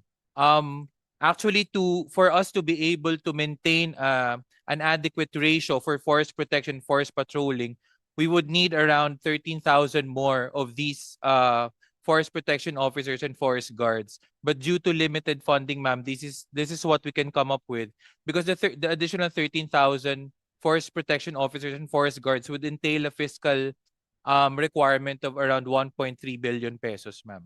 That is beyond our fiscal space for forest protection, even for DNR, ma'am. What forests are they protecting? Hindi naman sila nakatira dun sa 2 million na closed canopy. Imposible They naman are nakakapasok sila these, dun. but these are employees, ma'am, of the DNR. So they do regular patrolling, foot patrolling. They are deployed in groups of 4 or 5. And they have the smartphones with them, with the Lawid app. Ito po yung ginawa natin noong 2018, 2016, 2017, 2018, para po ma-monitor nila yung mga key biodiversity species in the area, for them for us to be informed whether the health of the forest conservation area is okay or not, and to monitor threats as well, ma'am. You said that they're DNR employees but they're contract of service. Yes, ma'am. So Magkano sweldo ng isang forest guard? ang isang forest guard po Or forest ay protection officer? Ano bang diferensya ng trabaho ng dalawa? ang forest protection officer po ay 12,500 a month, ma'am. Ang forest rangers po, yung plantilla position natin ay salary grade 4. Ay salary grade 4 po. Mababa po, ma'am, compared sa work that they are doing. And also the risk that they are faced with, ma'am, because they are not allowed to carry firearms with them. So they are exposed to various risks. We have received countless reports of forest rangers and forest protection officers being killed on the spot and while on duty. And also forest rangers being held up in their patrol routes because of the risks involved in patrolling in these areas, ma'am. There's still an EO that's being followed that does not allow logging, right? Yes, ma'am. In short- Executive Order number 23, ma'am. From which time? From 2011, ma'am. Aquino. Under President. Aquino administration pa. Yes. Yes, ma'am. So that EO stands. Yes. That's the Mhm. basis of our forest protection program, Mhm. Madam Chair. But it only bans logging in In natural natural forest would be the primary. the naturally growing trees, ma'am, yeah. And also That would be the 2 million of natural growth forest, yung closed canopy. Eh, yung 4.2 million, would that be covered? it No. is covered, ma'am. What is covered by Executive Order number 23 is the cutting of naturally grown trees. So if it's not a planted plantation that is for timber production, you cannot cut down the tree. Natural growth. So anything planted in the National Greening Program can be cut. Technically, if you have the proper permits and It's a tenure reforestation instruments. program, you say, Yeah. but hindi sa sakop ng EO because the EO says natural growth. So you can cut all of that. For example, if I may give context, Madam Chair. For example, for the community-based forest management agreement holders that have that were awarded with the National Greening Program project, wherein they included in their commodity fuel wood, for example, for their livelihood support, they will be able to harvest those fuel wood, ma'am, because they planted those areas inside an area that is covered by a tenure instrument and with the proper regulations from the DNR. However, even if you plant trees in an area, in a forest land, for example, without the proper permit and without the proper tenure instrument, you will be disallowed to cut down those trees. You would need the proper documentation regulation in place, ma'am, before you can cut down your planted species. Since it's been what, 3 administrations since the EO, obviously there are no more legal permits, logging permits. Wala na, no? Nag-expire na lahat yan. Wala na yan. Kaya may EO. Yes. The timber license agreements, Timber ma'am, are license already TLAs. we've Wala na. already Those are expired. TLAs. So whoever logs now, okay, whoever cuts trees could be in production forests. Yes, ma'am. Yes, How would- Madam Chair. How would we know? We do have the maps for that, ma'am. We are following and monitoring our industrial forest management agreement holders, our IFMA holders. We've identified 1 million hectares of potential investment areas, which includes timber plantations and timber production. We do need to produce our own timber, Madam Chair, because in 2024, the wood demand for the Philippines is 6 million cubic meters. We have imported around 70% of this. We are using our dollar reserves to purchase these wood supply from elsewhere instead of us producing our own, ma'am, which actually depletes our capacity to maximize our potential to generate internal and domestic So revenue. we have 1 million hectares We have of 1 million. production forest. We have more than that, ma'am, but we have identified 1 million 1 million hectares of potential investment areas, but we have production forests of around 7 million hectares or 5 million hectares, ma'am, if I'm not mistaken. I'll check my records with me right now. And these all have agreements with the DNR, IFMAS, CBFM. Yes, ma'am. The total area with tenure instruments right now is around 1.6 million hectares, ma'am. Sa halo-halo na po yan. Meron po tayong industrial tree plantations there, tourism, other special uses, and community-based forest management agreement areas. The most area covered is the one under the CBFM or the community-based, How Madam long Chair. are this CBFM contracts? They are for 25 years, ma'am, renewable for another 25 years. The first CBFMA agreement was issued in 1996. Most of them have expired already, and next year we will be expecting a number of these agreements to be expiring as well on their first 25-year period. So they will be renewed again for another 25 years, Madam Chair.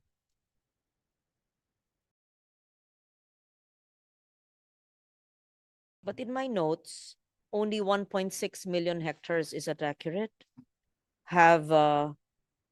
Are covered by formal tenure 10-year instruments. Yes, Madam Chair. 1.6 million. Yes, Madam Chair. What was the 5 or 7 million that you mentioned? The No, no. you said that 5 million has Yeah. tenurial The agreements. total production forest that we've identified, Madam Chair, all over the country is around 5 million hectares. Right now, we only covered around 1.6 million hectares of those production forests under tenure agreements. This year, we launched another 1. Wait, 5 million production forests. Yes, ma'am. Okay. Yes, Madam Chair. Okay. And 1.6 million Is or covered. 10% of the 15 million hectares of forest land Is are covered by tenure IFMA, instruments. CIFMA, CBFM, etc. So, ano yung balanse ng 5 minus 1.6 pag production forest but no tenure agreements? Ang balanse pa po niyan, ma'am, is around 3 million po. That's why. Covered by what? They are open access right now, meaning they're not covered by any investment agreements, ma'am, or Mhm. tenure instruments rather. But Sorry. allowed. They are Are allowed. they ma'am. allowed? Yeah. Because how are they allowed? That's why we streamlined our tenure programs right now, ma'am. The 3 million that do not have tenure agreements are allowed to cut? They're not allowed. They're illegal. Correct. In the remaining production forest, ma'am, that is not covered by any tenure instrument, there shouldn't be any economic activity inside unless they have a tenure instrument there. I'm confused. You said there's 5 million production forests. Yes, ma'am. of the 5 million, 1.6 million are covered By tenure formal instruments. tenure Yes, instruments. IFMA, CBFM, SIFMA. yes, Okay? ma'am. So the balance of the 5 minus 6, 3.4 Yes, ma'am. are what? They are what we call open Production. they are production forests. Yes, what? Production forests, and they're allowed to cut? No, ma'am. Illegal.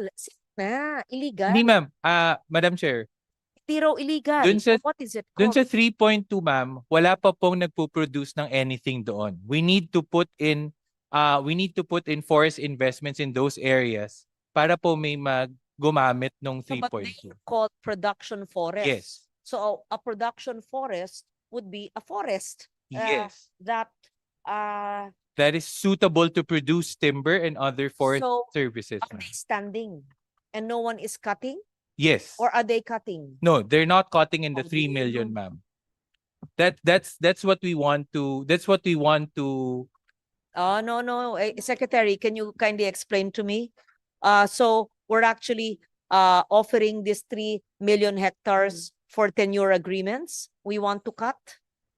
Can you clarify? not on yes, ma'am. Forester siya, syempre, mahilig pumutol. Hindi. Oo. You know, Madam Chair, if I may be allowed to contextualize. So, ang ginawa po natin, Pwedeng 5 million, baka 7 million. Hindi, ingatan mo salita mo. yes, madam. 5 million ba? 7 million ba? The production, because what we did, ma'am, was out of the forest lands that we have, we delineated and identified what is for protection forest only, no cutting, it should be remain standing, and what is for production forest. Well, by production forest, we try to mean here that these are areas open for economic activities. Out of the 5 million hectares that we've identified as potential for economic activities, ma'am, 1.6 of those are already covered by existing tenure instruments. And the 3.4 are have not standing trees yet. are part of the 4.2 secondary growth forests, but you're offering it for tenurial agreements? Wag na, protection na lang. Well, Ewan ko. It's up to you. we can So, look into that, madam. Yes. So, Madam Chair, itong 3 point, Can you clarify, yung please? 3.4 million hectares is actually open access, walang tenured instrument. So we need to evaluate this 3.4 hectares. If there are existing trees growing in those areas, then it will be protected. But there are areas also in this 3.4 million hectares that are barren that we need to undertake some activities. So we are looking at for these areas, there is a possibility, Madam Chair, that we will be opening this up for new tenure instrument or whatever land use that can be applicable to those areas. So yung 3.4 are not necessarily forests with standing trees. There are areas which are barren, and therefore we need to plant. If you need to plant, then syempre may pakinabang yung tao mag-plant, meron formal tenure agreement. Yes. But for those part of the 3.4 which have natural growth already, secondary growth, forest na siya, They're wag banned. natin i-aalok, putol. Yes, Wag- no, ma'am. Yeah. Oo. So how would they understand this? We're just talking in numbers. Nasaan itong 5 million na ito? Kasi we've been churning out numbers. Hahanapan ko kayo ng prueba sa numbers na yan. Meron kayong 2.2, meron kaninang 4.2, meron kayong old growth, meron secondary growth. Ito, parte ng 4.2. Ang dami yung numero sa akin, ha? Ipapamemo ko sa inyo yan sa inyong area. So be careful when you give numbers in terms of the millions of hectares. I will make you identify that, FMB, for submission to us, kung saan regions yan, and not just regions, provinces, and what mountain range. I will have that identified, and I want photos. So, where was I? Yeah. So There. you're offering, do you validate that? We're offering whoever wants to plant on the barren areas of Yes, the madam. 3.4. Yes, Have we identified the barren areas of the 3.4? Yes, madam. What you're seeing right now on your screen, madam, is the first batch of the potential investment areas out of the 3.4 that we've already identified. So that's around 1.1 million hectares, ma'am. And as you can see, we've disaggregated it by region. So you can see there each region's potential investment areas, which are in those barren areas, as we put it, and what are activities on those areas to actually ensure that if we put in investments there, they would actually be sustained and would actually be marketable and make business sense. Is that we subjected some of most of these areas to climate risk and vulnerability assessment. We did capital profitability analysis for grazing investments within forest lands, which we are trying to do also with other investment Okay, wait. options. 1.1. Bakit investment? Why don't we just plant and assign it to the top 1,000 taxpayers? Oh, sige, hatiin niyo yung 1.1. Magtanim lang kayo ng Endemic, Philippine yes. endemic species. We can do that. We can do that Which, program, and ma'am, then they can monetize it to carbon Yes. credit. in the protection forests that we've identified as well. No, I thought this was 1.1 part of the 5 million production Production forests forests, yes, that you ma'am. said are available for potential investment ma'am. in forestry. But my point is, when you say potential investment, then they would like to cut eventually. Yes, ma'am. But you can actually attract investors or people to corporations to plant in perpetuity. I mean, to plant for protection, not for production, not to harvest, and then it can be traded for carbon, For carbon credits. Yes, ma'am. Also, Right? but it would Mm. it would make sense as well, ma'am. They can do it there, ma'am. In the potential investment areas, that's no problem if that's their business model. What is the business model? You mentioned that for forest potential investment. O sige, titingnan ko. So we have various investment options there. Number one is timber plantation. Number two is grazing. Third one is tourism. Fourth one is other special uses, ma'am. The flag and the flag teas that we have. Okay, all of these 1.1, don't just say Cordillera. Saan yan 57,000 hectares na yan? Anong probinsya? We have that also. Yeah, not now. Submit that to Yeah, us. we will, madam. Why? Is this a program of the secretary or was it the previous administration yet? New program. A continuing program. Yes, ma'am. And if an investor wants to say, I want to plant in the whole Cordillera, 57,000, what kind of investment are you offering the person or the corporation? So, ma'am, we have this 10-year program called the Sustainable Forest Land Management Agreement, wherein it's a conglomeration of all our 10-year programs into one, and you will be given a specific parcel of land. For example, the 57,000 hectares in the Cordillera to manage depending on your proposed investment activity or business activity. When the regional offices, ma'am, delineated these areas, they also proposed potential investment options in a specific parcel of land. It can either be the one of those that I mentioned earlier. But to your point earlier, ma'am, if an investor wants to establish a forest carbon, These areas, 1.1 million hectares, are they not in protected areas? Are they not in areas already occupied by settlements? they are not, ma'am. They are not within national parks and protected areas. Not national parks, Not protected areas. May nakatira, baka ancestral domain areas yan. There IPs. would be occupants, ma'am, in some of those areas. Although that's something that we also want to know. That's why we did an inventory of structures, ma'am. We started it this year within our classified forest lands.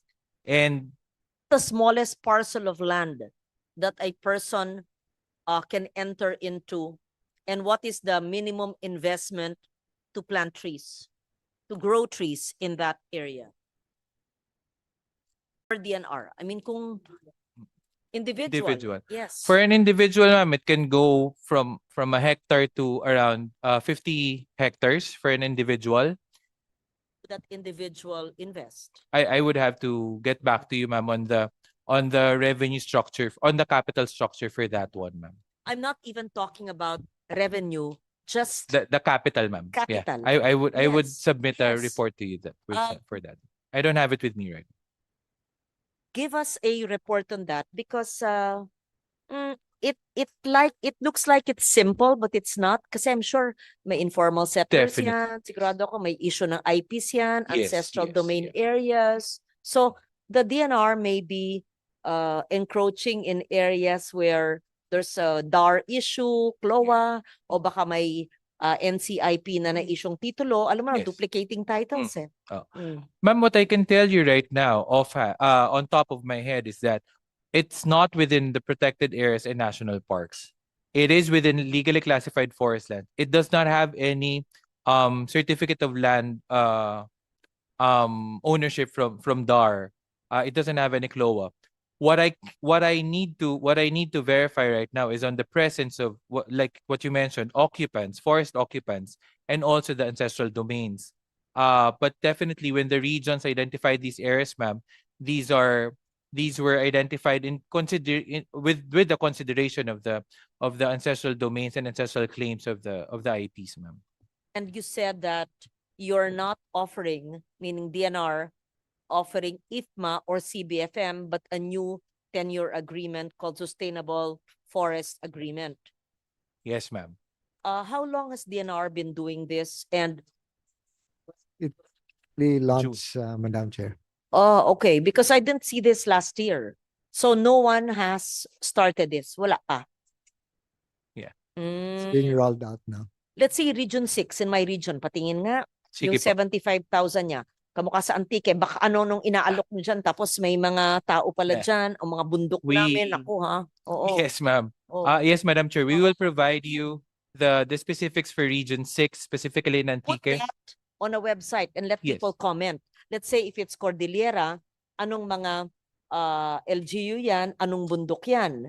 Para makita. Tapos sabihin na, teka, baka may mga tao dyan. Bakit kami binibenta ng DNR eh? Akin to. We will do that, Oh. Madam. Yes. Are you sure this has been verified by NAMRIA? Minap yan ng NAMRIA? The base map that we did, Base ma'am, map. was from NAMRIA actually. We do not deviate from the maps that we get from NAMRIA, Madam Chair. But again, we will provide you with the specifics of each of the 1.1. Okay, clarify. When you say investment, invest to plant. To plant, ma'am. Invest to care. Invest to grow. Yes, Madam Chair. Invest to improve climate adaptation and resilience. Yes, Madam. Or are you talking about invest so there's return on investment to cut? It's not necessarily always cutting, Madam.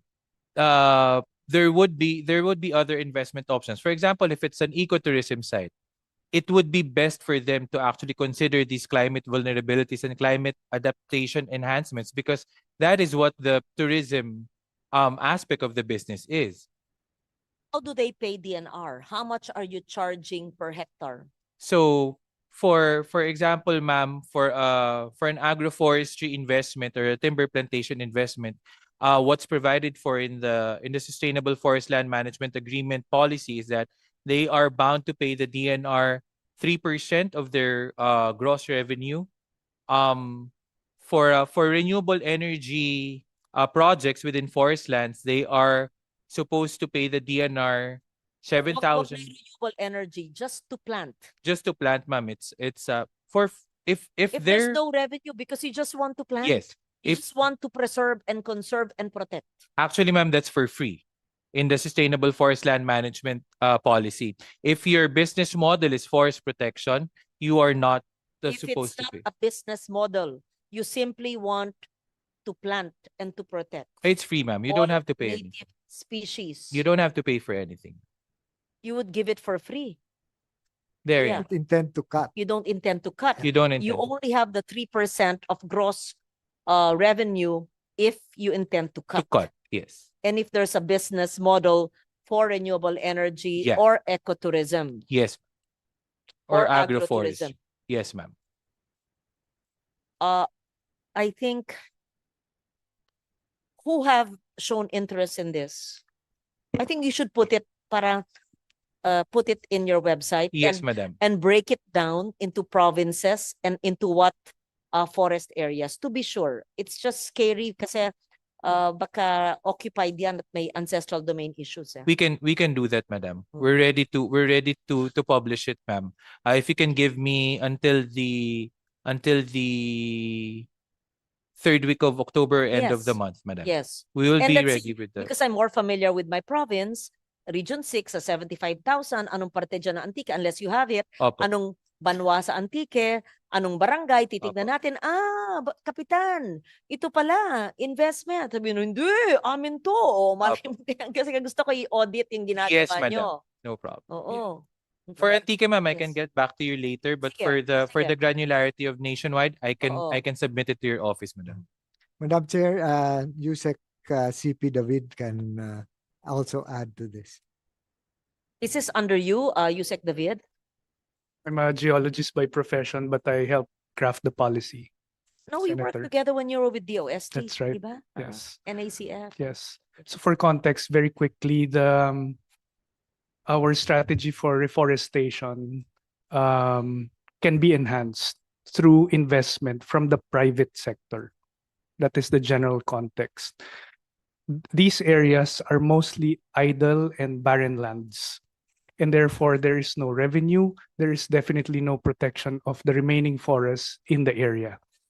What I think needs to be done is to engage other like-minded entities, maybe even from the private sector, to help reforest, these idle lands, but at the same time actually gain from the investments that we make.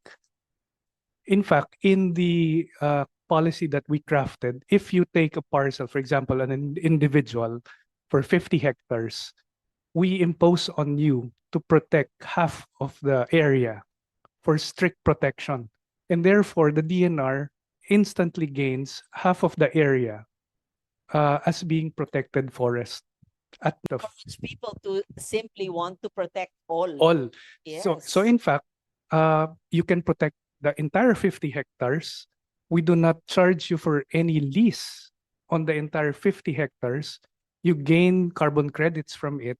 And at some point, we will also get some percentage of the carbon. As long as we have the legal framework already for That's that. correct. In fact, Yeah. if I may add, Senator, the single largest group of companies and individuals interested in the 1.2 million hectares are for forest for carbon projects. The second group would be timber production for wood, but just to qualify, there are no trees that will be allowed to cut, naturally growing trees in the area that will be cut for agroforestry. These are all newly planted. 1.1 are not all barren, only parts of it. The others have trees, of course, right? That's correct. Oh, And how do you- any standing tree in any parcel are not allowed to be cut. Do we monitor that? That's 1 million hectares. Huh? Roads. You have provided drones and So, satellites. may we request you, thank you for that, to give us per province, Cordillera, etc., Yes, madam. per province and per LGU. Yes, Yeah. Madam Chair. We will do Ano that. dyan ang sa Ifugao, ano dyan ang Kalinga, ano dyan, yan, tingnan. O let's say, Region 6, ano dyan, Antique, Iloilo, o Calabarzon, ano dyan yung Batangas, ano dyan ang Nasugbo, ano dyan, tingnan natin, di ba? Tapos, put it out in a website, Facebook, so that people will know, put the LGU, province and LGU, and even barangay if you have, because you have per hectare, so you would know what it is. Put the barangay para alam ng mga tao sa barangay na merong ganong forest for possible, kasi pag sinabing investment, nakakatakot pakinggan eh, for protection and or investment. Siguro, kasi pag sinabi, forest potential investment, nakakatakot, parang lahat cutting. So, ibahin siguro yung pangalan, sustainable for forest sustainable investments. Yes, Mm. Madam Chair. We'll Mm. think of a new name for the areas. Kasi pag forest potential investment, ang una kong naano Ay pagputol po. puputulin lahat o pati standing. So sustainable forestry, I don't know, but sustainable forestry is still cutting, but even for protection, and then you can get carbon Yes, Madam Chair. credits. Yeah. Yeah. We will provide po. Okay. Okay, next. Just one.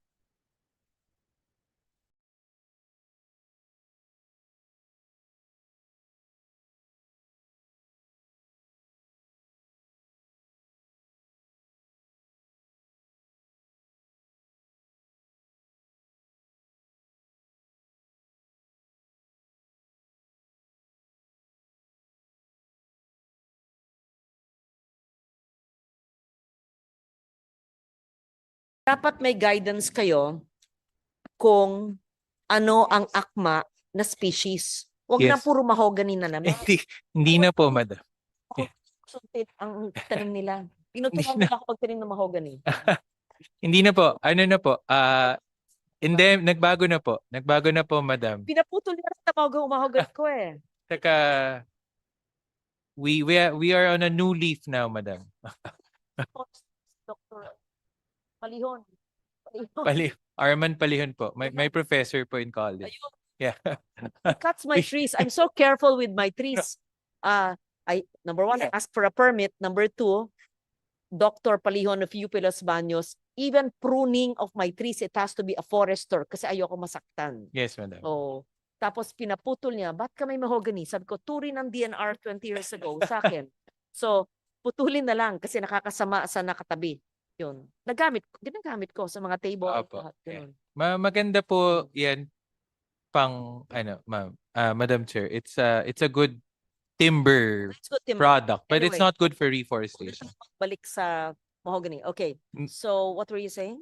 Kasama po dun sa budget ng National Greening Program yung site species matching under the survey mapping and planning. Dapat kasama yun sa service nyo rito. Kasama po din dyan. At saka yung pag protection lang, kayo ba mag-provide ng seedlings? Hindi. Ang nagpo-produce na po may seedlings po tayo, ma'am, sa DNR. You can Yeah. help in We can. in nurseries, in the creation Yes. of seedling banks, nurseries. We definitely can. Seed production. Yes. Fruit nating seed. The dipterocarps, madam. Yeah. Yes, madam.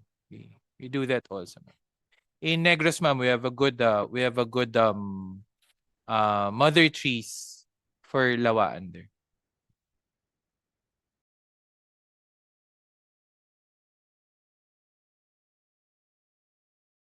That would be the end of my presentation on forest protection, Madam Chair. We will be submitting to the committee and to your office, Madam Chair, all the information that you requested. Province. Per province, per municipality. Municipality. Per barangay, if you can. Barangay sana. Oo. So na-breakdown nyo. Kamukhaing Cordillera, saan doon? Tapos i-post nyo. Yes, Madam Chair. Yes. Oo. Maski yung, malay mo, merong mga OFWs o pag Yes. ano nila, gusto nila, o yung mga may kaya. Opo. Ang gusto nila, pamanan na lang nila, nagtanim sila ng ganun. Opo. Oh, pag-retire ko sa gobyerno, apply ako dyan, pero pure protection. Yes, Madam Chair. Oh, Give me until the 2028, end of the month. So, ako pinakamaliit tapos for protection hindi ako magi-invest. I mean investment time and planting, but I will not cut. Yes, Madam. Pure protection. Oh. ganda Yes, naman. Madam Chair. Give me until the end of the month, Madam Chair, and it will all be Sige. visible in our Everyone website. should have a chance to do it, not just big corporations who have the resources. The but resources to do it. everyone. What's the smallest parcel? Yung For- mga Gen Z, ayan. For these, Ha? we do have Laki. 50 we do have that hectares. O di magrupo-grupo yung mga kabataan, di ba? And then they can plant. Yes, Madam. We do have that program, ma'am, for groups that wants to engage in tree planting activities or any other forest management Yeah, the activities. Rotary Clubs, the Zontas, the Soroptimists. We alumni associations, Yes, the ma'am. PTAs, the everything. Ay, naku. For that one, ma'am, Yes. we already have the portal for that one that's already online. We'll also send it to you. You can apply there and you can choose an area where you want to do this activity. It may be a one-off or it may be a series of continuous activities. It's not necessarily hard investments. It's kind of soft investments where you help the government plant these trees. We call this the 5 million trees program. But as of now, we have pledges of around 10 million trees to be planted until 2028. So that's where the 10 million. Yes, But you have 1.1 million hectares. Ilan yun? no, the 10 million trees, ma'am, they're just within a very small.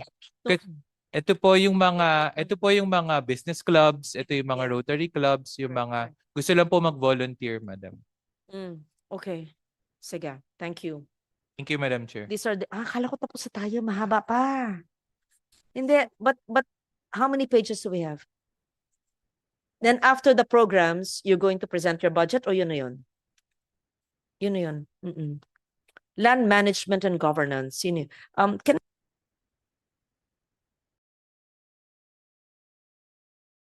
it's 5 minutes CR break.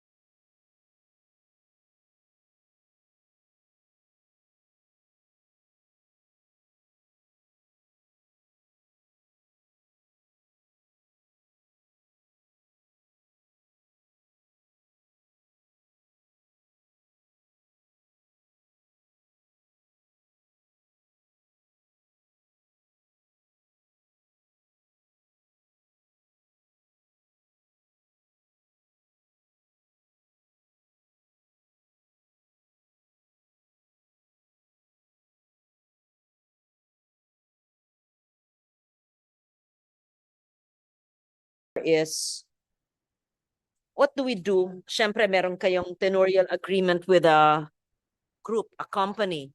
May bantay siya, may magtatanim. Yung pamilya na nagtatanim, yung mga kamag-anak, kabarangay. Tapos bago mo malaman, meron isang community ng informal sectors. Tapos nagtayo na ng structure, may building, gano'n na, pinutol na, hindi natin na-monitor. Yan ang, how do we prevent that? That's how it starts. That's right, Madam Chair. But here, I think we really need to work with all the other agencies because the programs, for example, for of other agencies for building of roads, for providing telecommunications, power, and so on. What happens is that these settlements are there, and then the pressure to provide the basic services are going to follow. So I think once we have identified, I mean, the areas that are not for settlement, we should make it a policy to enforce that no supporting infrastructure services are going to be built by government. If we have to rely convergence, they also have problems. And these areas that are open for formal tenure agreements, are they accessible or bahala na yung mag-tenure agreement with DNR to access the area to plant?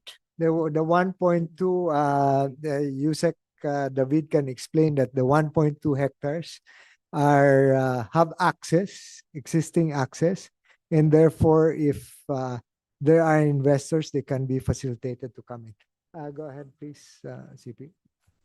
There are about 7,000 clusters of parcels, no, of the 1.2 million, and each of these parcels have been characterized in terms of their land cover, how much forest is existing at this point in time, if there is road access, if it overlaps with an IP area, and so on and so forth. So we built it as such that it's like a prospectus for the investor. You've studied this before you presented it or launched it, right? But you said it's nothing new. It's been offered because under different IFMA, CBM, etc. But are there overlaps with IFMA and CBFM? No, for Hindi ba ibang CBFM areas could be also part of this 1.2? Madam Chair, if I may. No, the CBFM areas that are under the management of people's organizations right now are protected vested rights for them, ma'am. They're not going to be offered under this new, under this set of potential investment areas. Areas covered nga, iba yung Iba po. CBFM areas. Iba po yun, ma'am. Walang overlap? You're Wala. sure? Ito pong pinakita namin sa inyo kanina, Madam Chair, wala po yung overlap with CBFMA areas, existing IFMAs, existing flags and flag Ts for the tourism at SIFMAs po. Hindi po sila kasama dun sa. These are open access and available for new tenure instruments. Why did it take us so long to offer this? And why did the DNR not include it, let's say, in the National Greening Program? And why did we not offer it for other tenure agreements? Madam Chair, we started the whole program in 2015. We mapped them out using NAMRIA maps. We demarcated them on the ground using monuments so that we know that on this area it is part of it is a point that corresponds to a potential investment areas. Yung part na yun, ma'am, medyo nag-take ng time po. And also, well, resources as you would expect also, madam. Leave it at that, and we will request for a more detailed. We will comply as yes, soon as for possible, LG. Madam Chair. Thank you. Madam Chair, they can arrange for you to be briefed on the SFLMAs. Yes. What do you call it? sustainable forest land management agreements. Sustainable forest land management. Better than forest investment. Yes. Okay. Yes, another briefing for that. Sige, thank you. We proceed to the next program.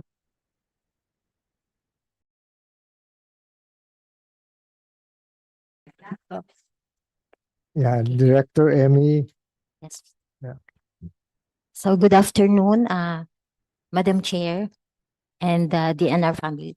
Yes, for the activity improved land administration and management, the main objective is to ensure economic growth and sustainable land use and improve land tenure security and socioeconomic conditions of local communities. So specifically, the major activities under this program, we have the issuance of patents. So patent issuance is done in various modes. We have agricultural free patent, residential free patent, special patents, and sales patents. So there are various laws governing the disposition of lands under these various modes. So we also have other activities include land surveys, wherein the parcels to be issued title should be surveyed. No, so this refers to parcel survey, and then we also have foreshore area management, specifically foreshore delineation and profiling, then foreshore database, and foreshore collection, revenue collection.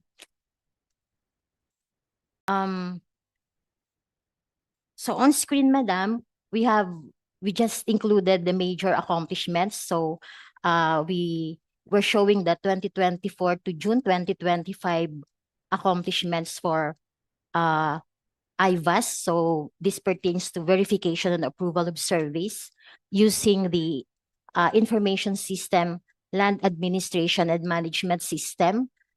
In the activity IVAS, the DNR is the one approving the land surveys conducted by private surveyors and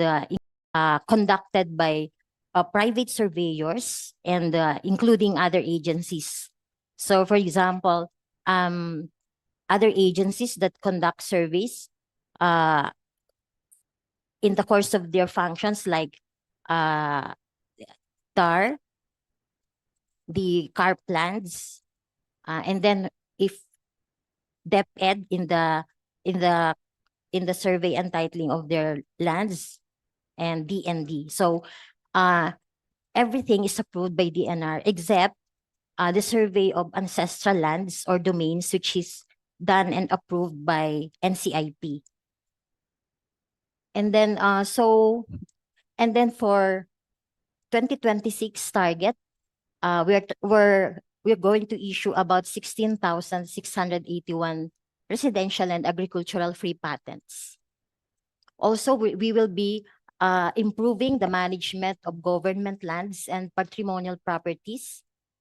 So ito naman, Madam, we issue special patents in favor of NGAs and LGUs because may mga lupa ding pag-aari or ginagamit ang mga other agencies of the government. What do we do with duplicating land titles and it's government that duplicates it? DNR issue. Sino ang taga-issue sa inyo? Kayo. Si Land Administration, no? Is this a Land Management Bureau? Yes, Ito siya. ma'am. Yes. So nag-i-issue kayo ng titulo. Nag-i-issue din ng DAR, CLOA. NCIP nag-i-issue din. Tas ang korte nag-i-issue din. What do you do with that, Secretary? Kung sinong una nag-issue, siya yung tama? Ano ba yun? Well, Madam Chair, we want to pursue and revive the agreement that was made among the three main agencies, which is Land Registration Commission Authority, LRA, under the Department of Justice, then DNR, and Department of Agrarian Reform, as well as the NCIP for a common base map of all of these. And we would want to sit down, particularly with the NCIP under the new leadership now, in order to clarify a number of things there. Well, it was in the same room, I think, some hearings back or years ago that there was such an agreement. Baka ito Senator Drilon at the time, because this issue always comes up. When you said revive, because there was already an agreement, eh? That's right, Madam Chair. And then nothing happened. No, it has not been pursued to implementation so far. To what extent is there such a conflict? How many millions of hectares of land? Madam Chair, if just before I answer your question, Madam, just to inform you that the DOJ has already taken initiative to sit down and discuss this with the different agencies responsible for the titling, the DAR, the DNR, the NCIP, and soon the DOJ will be coming up with a directives on how we can address this concern. Regarding your question about the extent, maybe I can just share to you that as regards the NCIP, if you will note a while ago, it was mentioned that we have 15 million hectares of forest land. But based on our coordination with the NCIP, they're already claiming 13 million hectares of NCIP areas. Thank you, Madam Chair. 30 million. Of the 15. No, wait. 30 million. No, 30 Philippines, ang buong Pilipinas. 15 million ang designated forest land, pero alam natin hindi na forest yan. And NCIP claims 13 million of the 15. So how do you deal with that? Impossible. Yeah.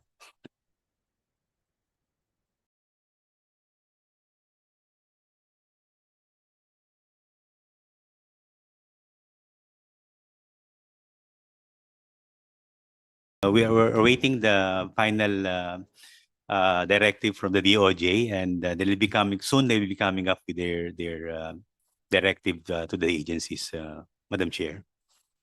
Does the NCIP have a formal communication claiming, and they have an inventory of the 13 million hectares? Remember, Director Tom, can you give us? Actually, Madam Chair, Mr. Secretary, the figure that Yusek Leones was mentioning was an offshoot from the meeting with the presided over by the Department of Justice between the DNR and the NCIP. They wrote to us formally and they announced in that meeting that their projection is around 13 million hectares of ancestral lands and domains.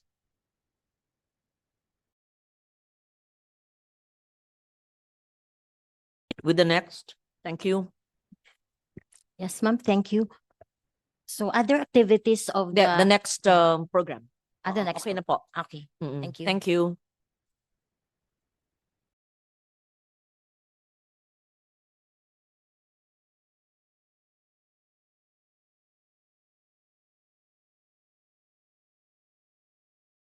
Geohazard ground assessment, groundwater assessment. Who's in charge of that?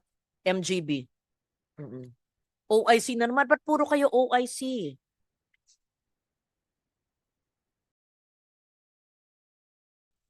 Magandang hapon po, Madam Senator. So for MGP po, magsimula po ako doon sa responsible mining, and then after that, it will end up po doon sa ating geologic hazard and others. So Okay, regarding mining again.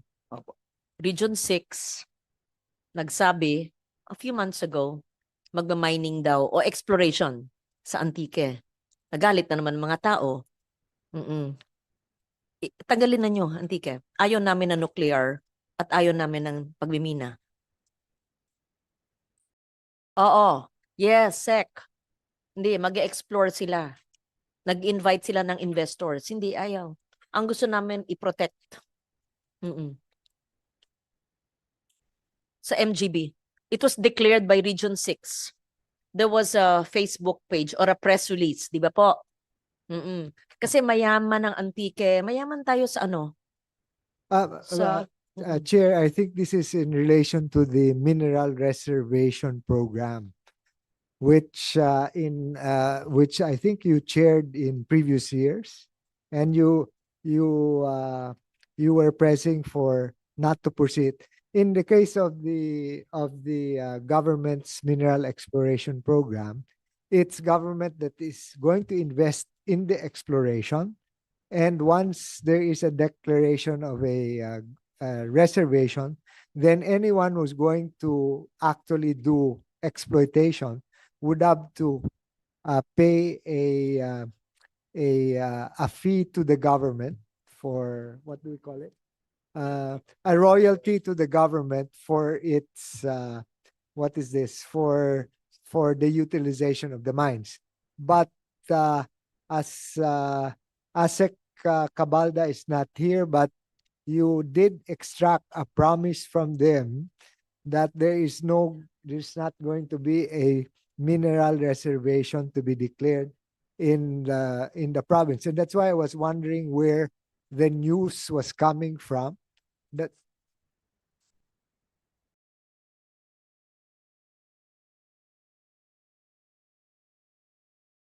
press statement from Region 6 MGB. Maybe you can ask them. Kung alam po nyo, kung hindi, just make your present. I just put that on record. Thank you. Okay po. Add ko lang po kasi yun po kasi mahalaga lang yung mag-conduct tayo ng exploration. Hindi naman po ibig sabihin magkakaroon kagad ng mining, ano. Ang purpose po noon kasi is for us to know kung ano yung meron tayo, and that in future It's in really future mapping. maybe magbago It's po yung mineral technology. reserve Opo, ganun po. mapping. Opo. Oo. Yes. Oo. Thank you very much po. Yes. So on responsible mining po, mahalaga po na na of course malaan natin na ang Global Critical Minerals Outlook po for 2024 on the International Energy Agency I provide po yung analysis and projection. Para lang matapos yung Opo. isyung yun, I just put on record also my strong opposition to any form of mineral extractions or mining. Hindi po tayo sang-ayon dyan sa Antique. Okay? At ayaw po ng mga tao sa aking kaalaman. Okay? Madam Para Chair, paliwanag po. just Yes. because I was trying to check, it's not Region 6 DNR that issued that statement. It's from an NGO saying that that they oppose any mineral reservation proclamation. So I think that's something that needs to be clarified, that it's not No DNR no. statement. In fact, it was just a reaction to a non-issue. Is that what Right. you're saying? Uh, Okay, I'm glad to know. It was fake news. Okay. Maybe they got lost in translation. Well, Yeah. because in the past, maybe before, way back in the past, there was such a proposal. But Baka that may is- nag-revive, may nagsabi. Okay, so I'm glad to know wala naman. Okay, thank you. And if ever what you're doing is mineral reserve mapping para alam nyo yung yaman ng ating mga lugar. Pag ayaw naman ng lokal, hindi mangyayari eh. Oo. Yes. Thank you. Thank you very much po. So ang ating pong actually direction or priority is to increase po actually yung ating mining industry's contribution to GDP from 0.5 to 2% by 2028. So and then of course included po dito yung advancement ng gathering of geologic information for strategic national development. And of course, one of the priority po na naka-included dito is yung pong geohazard and groundwater assessment, which is of important. So on the next slide po ay for the mineral resource enforcement and regulation, bali may budget po tayo na 1.4 million for the issuance po ng of course ng MGB budget requirement, no? So for more than at least more than 50 mining permits or contract, which include exploration permit, mineral processing, industrial sand and gravel permit issued by central and regional offices, and the Mineral Production Sharing Agreement and yung pong Financial and Technical Assistance Agreements endorsed by MGB for approval po, of course, to DNR. It is expected po by 2026 that there will be a total of 41 permits or contract issued by our regional offices and 29 issued and endorsed by MGB Central Office. And this projection po has taken into consideration the impact of pending yung po ating streamlining policy, which include considered minimal for 2026. And of course, this is due to the transition or adjustment period in effects of the issuance and the endorsement of mining permits and contract. So, thus the number po ng MPSA from the exploration permit, of course, ay mahalaga po na nakadepende nga siya doon po sa magiging result na exploration.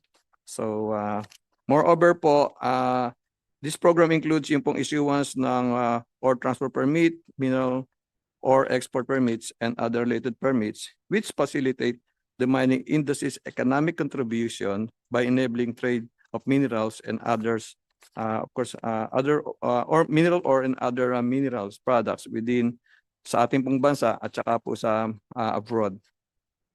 Doon po sa monitoring of mining tenements, of course, yung pong pagbabantay natin, ang tinatawag po natin na compliance nila sa ating pong law, maging sa safety, sa health and environment and social compliance po.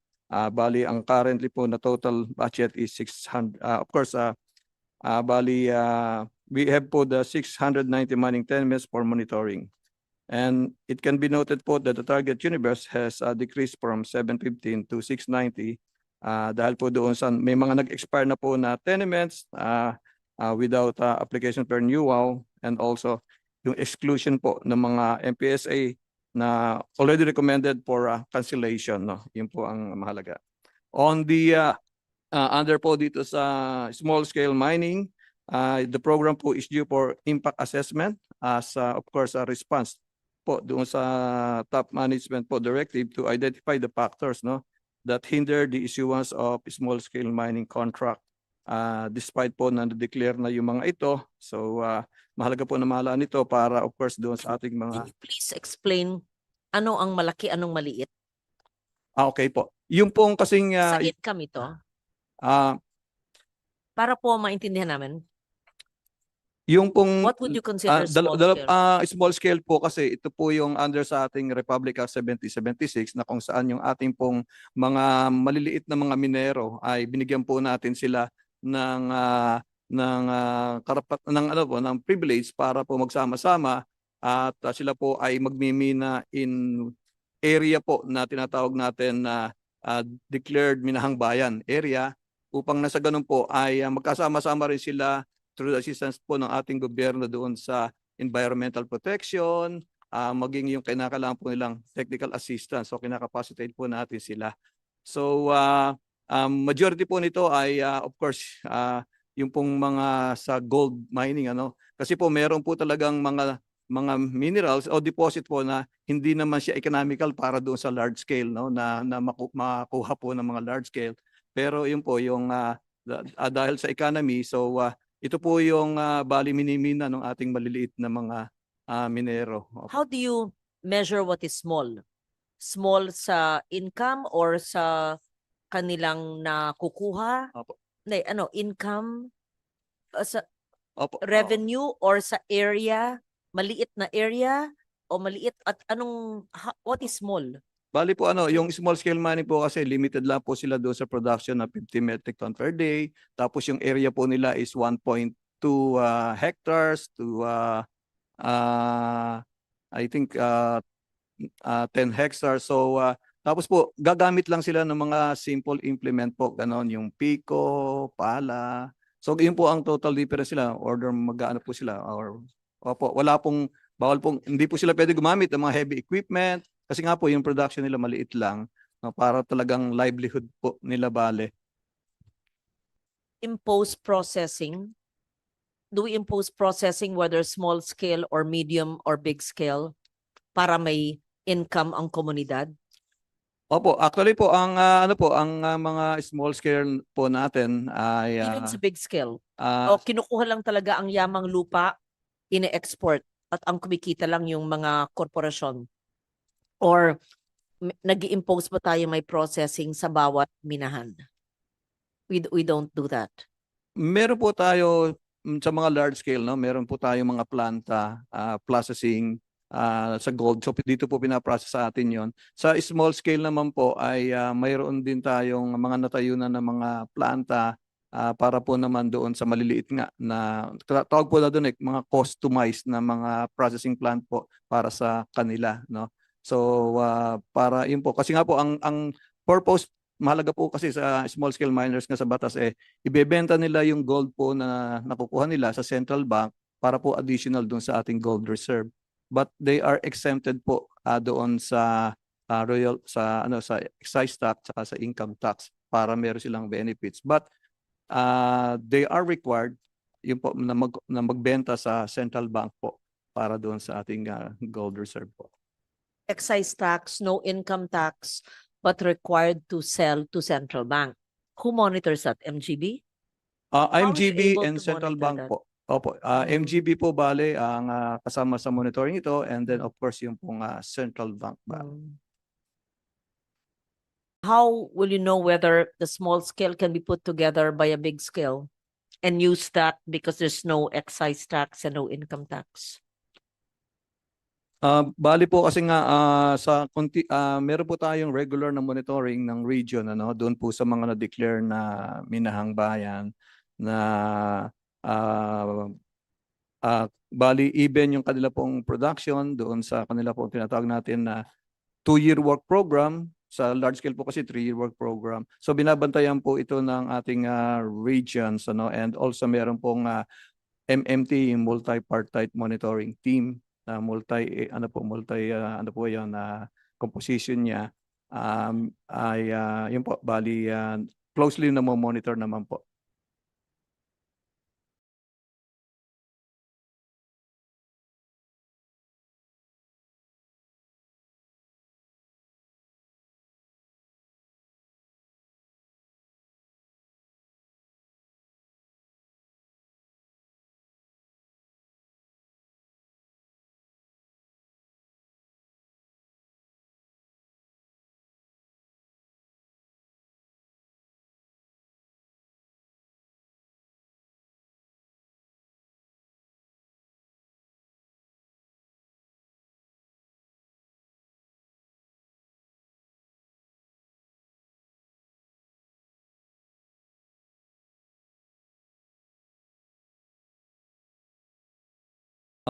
Yes, Yung bago po ako lumipat sa next slide po yung sa yung program po natin sa anti-illegal mining and enforcement.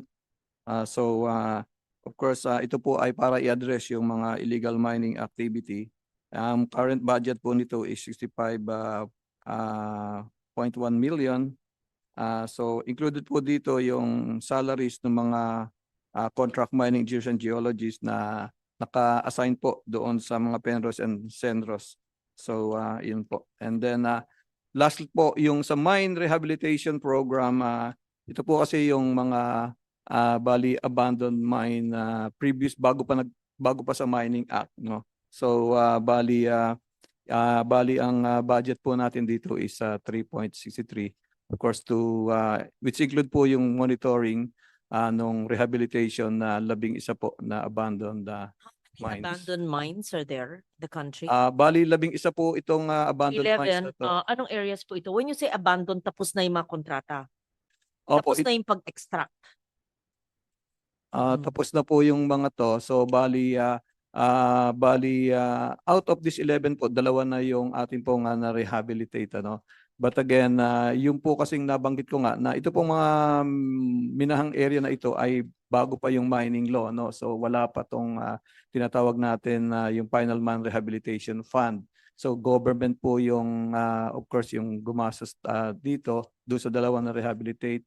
So ngayon po mayroong direction tayo na tingnan dahil nga po sa ngayon yung impact yung dahil sa These 11 abandoned mines ended already the contracts. They've extracted, they left it without the mining rehabilitation fund. Correct po. Ito po Lahat yung ng bago po 11, yung walang mining law. iniwan na rehabilitation fund. Oh, wala po. Opo, ito po kasi yung bago the 1995 Mining Act po, no? So, yun. Kaya, Before the 1995 mining law, Secretary, there was no legislation, no policy that would cover mines. Wala. For rehabilitation, wala. Oh my God. That's so, we just let it like that. It's terrible. That's so recent, 95. Before that, wala pala. So these are the 11 abandoned mines before 95. So there was no requirement for rehabilitation fund. Kawawa naman, anong areas? Can you just cite the 11 areas? Saan po yun? Kawawa naman ang mga tao. Ito ba yung sa Marinduque? Sa Buwak? actually po, hindi pa po kasama yun kasi po, yung sa Marinduque po, yung sa Mark Copper? ay po, hindi po siya abandoned mine, ano? Kasi po under siya ng mining law. So, bali, actually po, Buwak Marinduque ba? Yung sa Mark Copper, meron ng mining act nun? meron na po actually kasi po naihabol po yun actually. Ang naging So they have operation the po niya, mining rehabilitation fund. meron Did they already comply o talagang namatay na ang mga wala ng isda sa Buwak River? May kabuhayan na ba o that was long ago? Sa ngayon po ay bali ang ginagawa ng MGB po is to monitor yung mga critical na structure doon dahil nga po ito po Are they ngayon still mining? Hindi na po sila Matagal na. matagal na po na Matagal na hindi nangyari yun. hindi Pero na. ibig ko sabihin, meron silang mining rehabilitation fund and was it utilized to rehab the river? And what is the status of the Buwak River? As we know po, hindi po Yes. nagkaroon po kasi ng disaster ang Mark Caffer, ano. So actually po na-exhaust po yung tinatawag na Environmental Guarantee Fund during that time na equivalent po doon sa So FFRDP. winasak nila ang Buwak River. Nagkaroon At po ng disaster so during that time. kabuhayan mula sa ilog. During Because of that the time po, disaster, opo. yes. Opo. How about now? Would you know? Sino Ah, ang RD ng ano? Yeah, we can ask po ng- yung ating pong Sino ang RD sa RD? Mimaropa. Opo. Mimaropa, nandito ba? I want to know. Madam Chair, the Yes. provincial government of Marinduque is talking with Barrick, the Canadian company that took over Placer Dome's assets. And they have not yet come to an agreement, but it's in right now they haven't come to an agreement yet on But I remember, I wasn't even a senator yet. I was reporting on that in the news. I remember that, the Buwak River. So, ano po, talagang namatay na lahat ng laman ng Buwak River. Wow, really? That's terrible. So hindi na na-rehabilitate, hindi na na-remediate. What's the right word? Rehabilitate, remediate? Now, the danger that was being pointed out, Madam Chair, is on the structural stability of the mine tailings dam. But I was going to ask Yusek David to say something about it because he is familiar with this and he admitted that he is a geologist. Yeah, So that's correct. I'm placing the burden. No, so you're talking about the mine tailings pond structural integrity, and I'm also asking the RD of Mimaropa, meron bang, that's been 20 years, may nabuhay na ba sa ilog o talagang winasak na lang ng Mark Copper ang ilog at kabuhayan ng mga tao? Madam Chair, O nag-regenerate ba ang nature? actually, Madam, that's exactly what the answer was by our people from 4B that nagkaroon na ng natural regeneration. So I think through the help of the Kulay puti, parang naging, di ba? Naging puti or brown. I remember I was reporting on that a long time ago. pero yeah, meron na pong mga isda daw uli na ayos na rin po yung outflow sa dagat. But I think meron na silang interagency agreement task force for Buwak River. So along with the DNR, 20 years na yan. Pa lang yung task force. 20 years na, kakaawa naman mga tao. Really? Ah, okay. So, Yung pong pinaka-update nga ay bali natural na na-rehabilitate na po yung Buwak River, how may much mga was the isda. rehabilitation fund of Mark Copper? Under the law. That was 95 yung batas, so 96. 1996, Senator, yung spill. There was no rehabilitation fund? What, How could there be no rehabilitation? May batas na nun eh. Actually po, yung Mark Upper nag-start po siya 1992 operation. Ang ating pong batas is 1995. 5. Opo. And then yung Mine Rehabilitation Fund, I think is ano po, no? So, So wala ang, silang naiwan na rehabilitation fund. Wow. ang meron lang po sila dati yung Environmental Guarantee Fund, no? Na yun po, na nagamit nila yon of course, doon sa disaster na yan.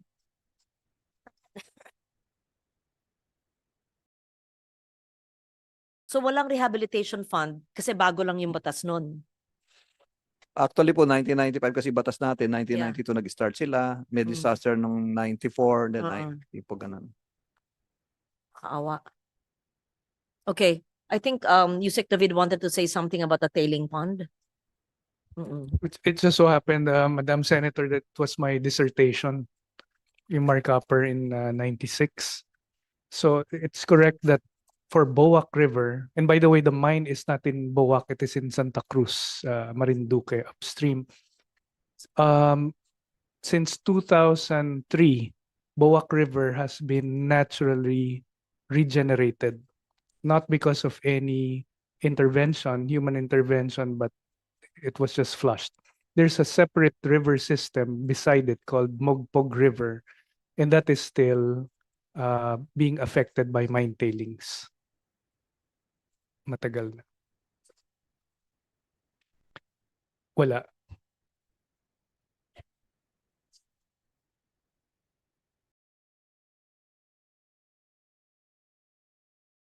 Abandoned mines, can you just put it on record? Opo, yung pong 11 abandoned mine ay isa po dito yung Black Mountain sa Tuba Benguet na bali meron pong risk assessment po na preparation na completed na noong 2014.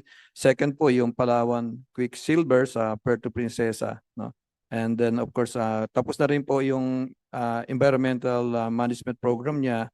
And then bali may interim rehabilitation na rin po na ginagawa with the coordination with the LGU. Pangatlo po yung Silica Sand Mine sa Rojas, Palawan. So tapos na rin po ang risk assessment, environmental assessment po nito. And then pang-apat po yung Benguet Exploration sa Tuba Benguet. So the same po, tapos na rin yung risk assessment program po niya. Panglima po yung Romblon Marble Mines. And then completed na rin po yung kanyang risk assessment and preparation ng EMP. 6 po yung Barlow Mines sa Mabini, Pangasinan. And then pang-anim po yung sa yung Santo Niño Mines po, no? Bali sa Tublay, Benguet po. And then yung number 8 po ay yung Benguet Corporation or formerly Benguet Consolidated sa Balakbak Islands, Palawan na meron na rin po itong completed na risk assessment or yung pong program. And pang-siyam po yung Zambales Base Metal sa Region 9. Completed na rin po yung kanyang environmental management program. Number 10 po yung Unidos Mining Corporation sa Nabas Aklan. Completed na rin po yung kanyang risk assessment at yung EMP. And panghuli po yung Western Minolco sa Atok Benguet po, bale na tapos na rin po yung risk assessment and environmental program.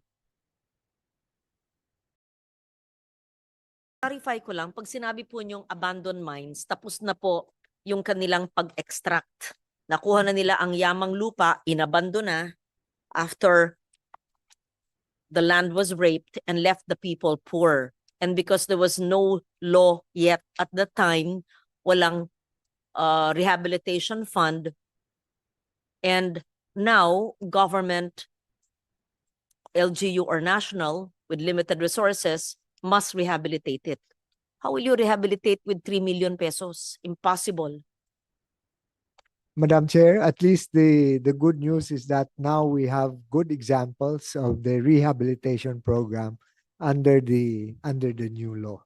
So the MGB has been monitoring A good mining site that's been rehabilitated. rehabilitated well. Well, Yeah. now it's Rapu-Rapu. Huh?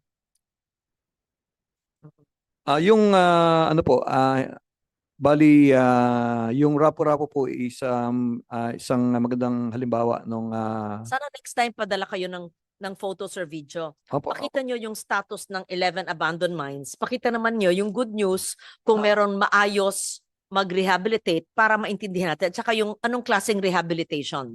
Example, Rapu-Rapu, explain the... Opo, yung Rapo po ay actually siya po ang unang metallic company na kumpleto niya yung final mine rehabilitation, no? And ang ano po nito ito-turn over nila actually yung lupa dito sa local government. And then with equivalent program po bale na ginastusan ng company. And in fact ano po ito bali mga from 300 million, yung rehabilitation po nila, umabot po sila ng 1.2 million to complete the final mine rehabilitations of their area. No, so bagamat ito po 1.2 billion or million? Opo, 1.2 billion pesos po. Bagamat medyo problematic po kasi nga during the time may mga dumaan sa mga disaster din ano. But again, yun po, naka-recover and then naayos mabuti noong pong operator nito hanggang doon nga po sa ma-rehabilitate nila itong mine site nila sa Rapu-Rapu po. So maganda po siyang actually example and pwedeng sundan. And of course, pagdating po sa final mine rehabilitation. Who owns the 11 abandoned areas? Government. That's government land, right? The 11 abandoned mines. Because thinking, how do you offer that for rehabilitation to corporations, to people who want, and then make it credit, tax credit or something, right? Because you'll never be able to rehabilitate it using your own funds. Sino may-ari ng mga lupa sa 11 abandoned areas? Government siguro Mostly yan. po government. Government Opo, yan. mostly government po. It's just a challenge. Just like the barren land. Sabi nyo, for potential forest investment. Ito, abandoned mines. Hindi ko alam kung paano, kung yung abandoned, kung yung deforested areas for forest investment, ito, abandoned mines, I assume Moralan Forest syempre dyan, pero i-alok nyo kung sino ang gustong mag-rehabilitate, maski for free, how? And then they can get some, not carbon credits, but tax credits. I don't know how. Because I do not see in our lifetime how we can fund the 11 abandoned mines. And with 3 million pesos, impossible. Saan po nyo gagamitin yung 3 million? Wala naman. Airfare pa lang papunta sa 11 na yan tsaka land travel. Wala, ubos na po yan. Ano lang po, Madam Senator, ano po, bali yun po kasi sa monitoring na lang dahil nga po nagawa na rin ng government yung pong preparation ng environmental management program for its abandoned mine. So sa ngayon po for monitoring, but again, dahil nga po sa ngayon doon sa changes in the technology, tinitiyan po ng MGB kasi DNR na kasi po yung for example yung dahil sa energy transition, yung needed po doon sa critical minerals, no? Eh yung mga mine po na to, ito meron po dito mga copper and gold. So of course tinitiyan po na pag-aralan ulit, baka ito po ngayon ay of value na, no? May value na kasi dahil nga for example mataas na. So may economic value na ulit. So iyon po yung maganda na i-pursue. Pinag-iwanan. Yeah, that could be. Yeah. Maybe the geologists would know that may silbi ang pinagkuhanan. Yeah. Okay. So for submission na lang po, yung letrato ng 11 abandoned mines. Okay. Okay. Yes po, opo. So next slide po is on the our geologic, of course po yung Mineral Resources and Geosciences Development Program. Of course, yung ito pong of course sa pagdating po sa geologic mapping, ang budget po natin is 37.7, no. Para po i-update yung ating 44 quadrangles. Of course, ang target po dito makita nga kung ano ba yung mga mineral potential ng ating bansa, no. So bali hindi kaagad direksyon ng pagmimina, kundi po malaan natin kung ano pa yung mga potential ng ating bansa. And then yung next po sa mineral reservation, bali ito pong fund na ito na 157.8 million ay galing po ito doon sa National Mineral Reservation ano po, no, yung royalty, no, na bali from What dahil are the po 14 proposed MRAs? yes, meron po tayong proposed na 14 na ano po na bali mineral reservation areas. So Areas.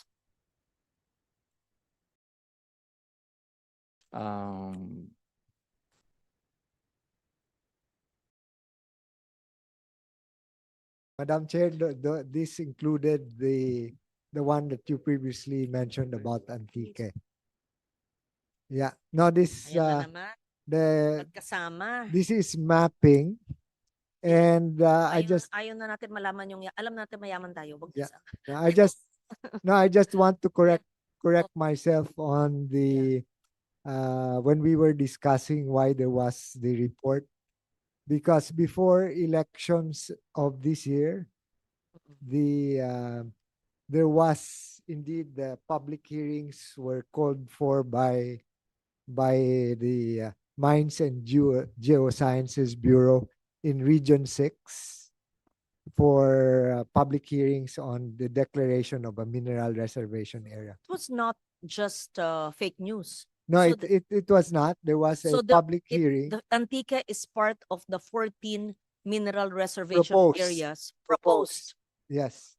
No. But Ayaw as namin. that's right. As I pointed out, that because of the hearings that you called for, and I think you manifested. No, I did not your- call for any hearing. I just made a statement. Okay. It was during the campaign period. Well, because of that, Madam Chair, the MGB has actually not proceeded with that. So why will particular we one on Antique. give 150 million for areas that don't want to be even explored? This is the mapping exercise that we were discussing a while ago. The main idea about the mineral reservation area is to find out what is to map out what resources there are in the country, but it doesn't mean that once there is a mineral reservation area that is declared, that mining will be carried out. It will still be subject to the same process like endorsements, ECC, and so on. Eh maraming nangyayari naman, maski ayaw ng lokal, nagkakatotoo eh. Nangyayari eh. Pero wala na dito, tinanggal na nyo. No, it's no longer. That's why, as I've Yes, said, it was previously included here. right. So O ba't nandiyan naman ang mugpog? Eh ito na nga yung nabiktima ng Mark Copper. Bakit nandito naman? Kawawa naman mugpog. Yung ilog nga nila patay pa rin, di ba? Ba't Nope. nandiyan na naman sila? I think this is from the tail. Yeah, hindi po. Actually po yung gusto ko lang po ipaliwanag ulit na ang layunin po kasi nitong mineral At saka ang reservation. Nueva Vizcaya is a no mining province. I just came from there last week. No mining sila. Madam Senator, gusto ko lang po ipaliwanag nga ulit na ito po kasing layunin ng mineral No, reservation. nandito Patnongon, Sibalom, and San Remillo. Nako, hindi. Nako, Secretary, ayaw mo ng mining, di ba? O payag ka sa Sibalom, ayaw ko, hindi na. Nako, hindi. hindi. Madam Chair, We're live, ha? We're live on Facebook. Yeah. Madam Uulitin Chair, ko, this- hindi po ako sang-ayon sa pagmimina o even anuman pag-aaral sa exploration sa Patnongon, Sibalom, sa Remio, sa Antique o maski saan sa buong probinsya. So tanggalin nyo yung budget ng number 5. Mhm. Madam Chair, as was previously indicated, the mapping exercise is important for us to know the resources in the entire country. So that's more establishing the science behind all of this. We need to understand more about our country and the resources that Don't we have that information already? not yet, Madam Chair. We're that's one of the challenges that we face, that we are under map in that sense, in terms of finding out what resources there are in the country. So it doesn't mean that we will have to mine them, but we need to know what is there. In the same way, for example, the geological mapping that is being done, that includes finding out where the faults are. Like what has happened in Cebu, we only find out Yes now to that geological mapping, right. but no to any extractive activity, no to mining in Antique. Yeah. Mm. That one is clear, Madam Chair, that it does not have to result in mining activities. It doesn't mean that after we have mapped that there has to be mining.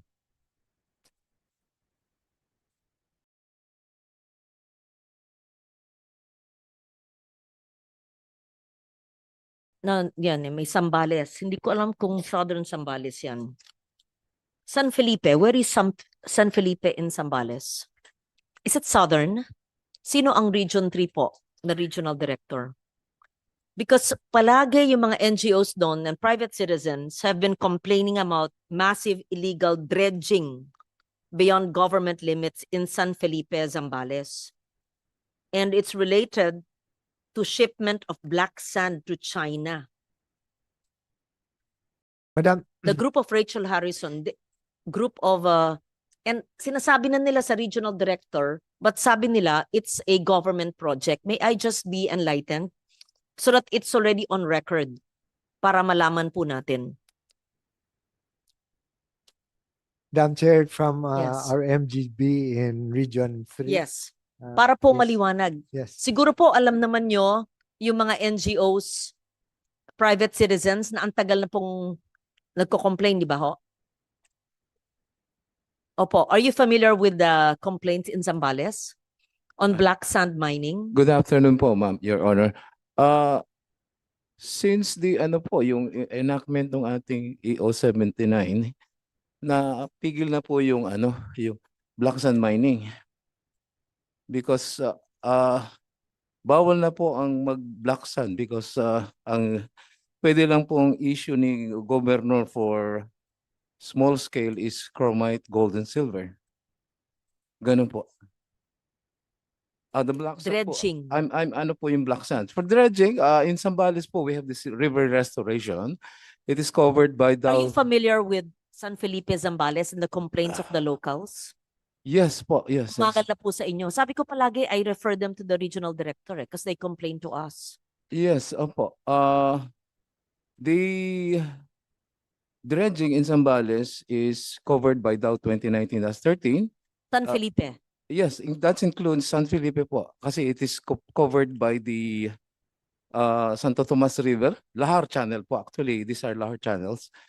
As we must know, the Pinatubo erupted around 7 billion cubic meters total volume, and around 4 billion of that is facing Zambales. Bukaw River has around 3 billion cubic meters, and Santo Tomas, in which San Felipe is located, has 1 billion cubic meters. Po yung activities na ginaganap doon? We have the river restoration po, that is removing the lahar from the river systems because Ang tagal na ng Pinatubo, ngayon lang nagkatanggal ng lahar? hindi po feasible minahin ang Lahar because malayo ang Metro Manila, the cheap market for sand. Sisirain po natin yung ating roads and bridges if we going to quarry. What are the activities ongoing in San Felipe Zambales that is agitating the locals? Well, ano po, one, the shoreline of 1977 po, umabante ng 1 kilometer. So there's an accretion made. And as per our DNR region, these are unclassified public lands because these are accreted land. So wala pong titulo yun, ano po. And these were occupied by people with ano po, nag-invest sila ng beach resorts. Ang ano po nangyari nung 2024, may bagyo na erode yung mga beach resorts. And also this 2025 habagat and typhoon season na erode din po yung ating shoreline because these lahar deposits form the delta. And ito po ay composed of unconsolidated lahar deposits. So, is there dredging going on? Is there black sand mining or dredging? Anong tawag mo doon? Ang black sand mining po is hininto na po yan nung EO79 in 2012. There is no black sand mining in Because Zambales. wala po because ano po kasi yan the grade, the analysis is less than 6%.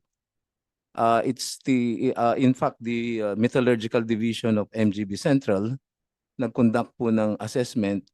Wala pong magnetic separator yung dredger at yung mga magnetic facilities doon, magnetic separator were closed in 2013, 2014. Noon po, ano? There is no black sand mining in San Felipe, Yes, Zambales. wala. So what are the activities that the locals are complaining about? It is coastal erosion po because the typhoons generated storm surge and the habagat po. Meron daw mga malalaking vessels manned by Chinese. Yes. At doon daw dinadala ang black sand. Baka hindi Yes. nyo alam. Kasi Ano keep on po, complaining to me. ano po what the project is ano po being done is river restoration po. River po ang dinedredge, hindi yung coastal area. It's not the coastal area. Who's doing it? DNR or is it a local contractor? Ano po, we are governed by the interagency committee headed by the governor, and then we have the interagency committee on river restoration composed of the regional director, DPWH, regional director. So it is a government project. Yes po. River restoration. is a DNR function. So it is funded. Show me your funds Ay, later. hindi po. The removal of the sediment is free, of no cost to the government. Wala pong budget, hindi ho binibigyan ng pera yon. So it's a river restoration po. What is being done is to get the sediments, the lahar po, at yun po ang pinagbibili ng ating proponent. Sino po yung proponent? Yung pong mga companies. Just name the proponents so that it's on record. So that Ano po? when the locals complain to me, I can post this live stream. So And then po, there's a formal answer. For San Felipe, which is within the river na po ng ating Santo Tomas River, Swafol po. Swafol resources. Para lang maliwanag po, submit. We submit po. Submit Yes a po. report to the committee so that I can adequately, sufficiently answer the paulit-ulit pong mga complaints ng locals. I put it on Yes. record. Black sand mining, extractive activities of DNR, I don't know, provincial government, DPWH, I'm not sure. They said there are vessels manned by foreign nationals, including possibly Chinese, I'm not sure, in San Felipe, Zambales, but the locals are agitated, affected by the activities of DNR and other local officials. Yun ang We'll give sinabi the po sa reports amin. po, Your Honor. Pero sinasabi po nyo, wala pong black sand mining. Wala po. There is river restoration, River which restoration you po, say yes. is necessary To remove the sediments po. to remove the sediments. Lahar And sediments. where are Lahar. the lahar sediments brought?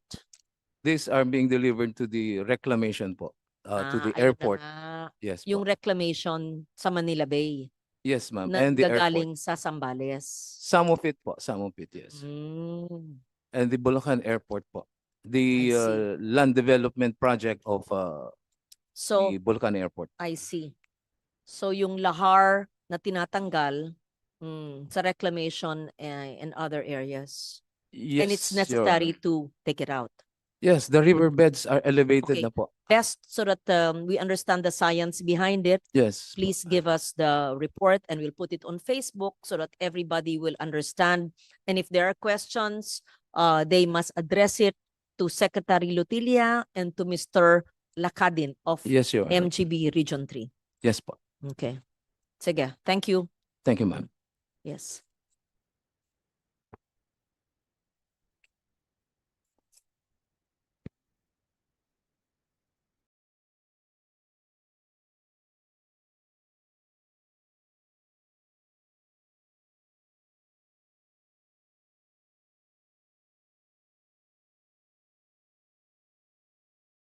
So it's quarry. You consider that quarry? Binibenta eh. Oh, it's quarry. Ano po, bali actually po dredging po siya, hindi siya actually quarrying, kundi dredging dahil nga po yung ang ginagamit nga po kasi dito yung mga dredging machine dahil po yung na-deposit na lahar doon sa ano po sa delta, yung pinakabunganga po ng mga river. So doon po pumapasok yung dredger, bale, hanggang ma-reach yun po yung makuha niya yung mga lahar na nakaharang, nakatabak doon sa ilog. So ano po yun, meron po tayong DAO on that. Meron tayong policy on that nang nanggaling po doon sa Joint Memorandum Circular with the DPWH, with DNR, with the LGU, and the ILG. So bali po ano siya, hindi po siya, different po talaga siya sa quarrying. No? Talagang river restoration po siya through dredging. Dahil nga po doon sa volume ng materials na galing sa Mount Pinatubo na estimate natin baka 100 years bago talagang maubos po iyon. Sige po. Isulat na lang po nyo. Okay, where were we? Sa ano na po tayo sa actually po sa geologic dito na po tayo. Next slide po natin yung sa geologic assessment, land geologic hazard. So bali on this po ay since po ang ina-aiming natin ay makumpleto po by 2028, no, ito pong ating BRA ay ang kailangan po nating budget dito is 132 million. So kasama po dito yung yung mga car subsidence, no. And dito yung mga of course na identify yung mga sinkhole. So of course on this budget po doon sa coastal vulnerability kasama rin po ito na ang budget ito ay nanggaling po actually nga doon sa ating royalty from MinRes. And hazard assessment. Kanino po nyo sinashare ang impormasyon? lahat po ng information na ito ay naka-share po ito sa LGU sa LGU po with complete IEC. Hindi lamang po yung mapa, kundi po ipinapaliwanag sa kanila pati yung paggamit ng IEC. And in fact, ito pong geohazard na to ay nagagamit din natin, no? Yung ating pong mapa sa flooding and sa sa NDRMC, no? Through the po natin. So bali Climate Change Commission, are you updated with this? Do you understand this? When you have your climate adaptation capacity building initiatives with the LGUs, meron ba kayo? Dapat meron kayong lahat ng mga output ng DNR. It's one of the things, Madam Chair, that we're looking at also, so that the LGUs that request capacity building that's why will have you a multidimensional approach lahat towards ng risk management. nila dapat alam ninyo.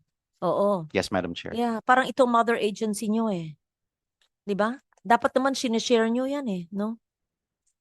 I think, Madam Chair, there's a lot to be said for better coordination. We're working on that with the Department of Environment and Natural Resources, so we can leverage on Because their the chair strengths. is a secretary representing the president. So there's no reason why any information, especially geohazard, all of this, even the NAMRIA output, should be shared with the DNR and CCC. Yes, Madam Chair. Thank you. Thank you.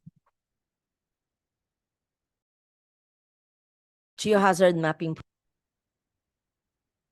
Ito po ang ating geohazard mapping ay of course kasama po dito yung updating kung saan ba nagkakaroon po ng bagyo tapos nagkakaroon ng mga landslide and then ng flooding. So ina-update po natin yung ating susceptibility maps and then into 1:10,000.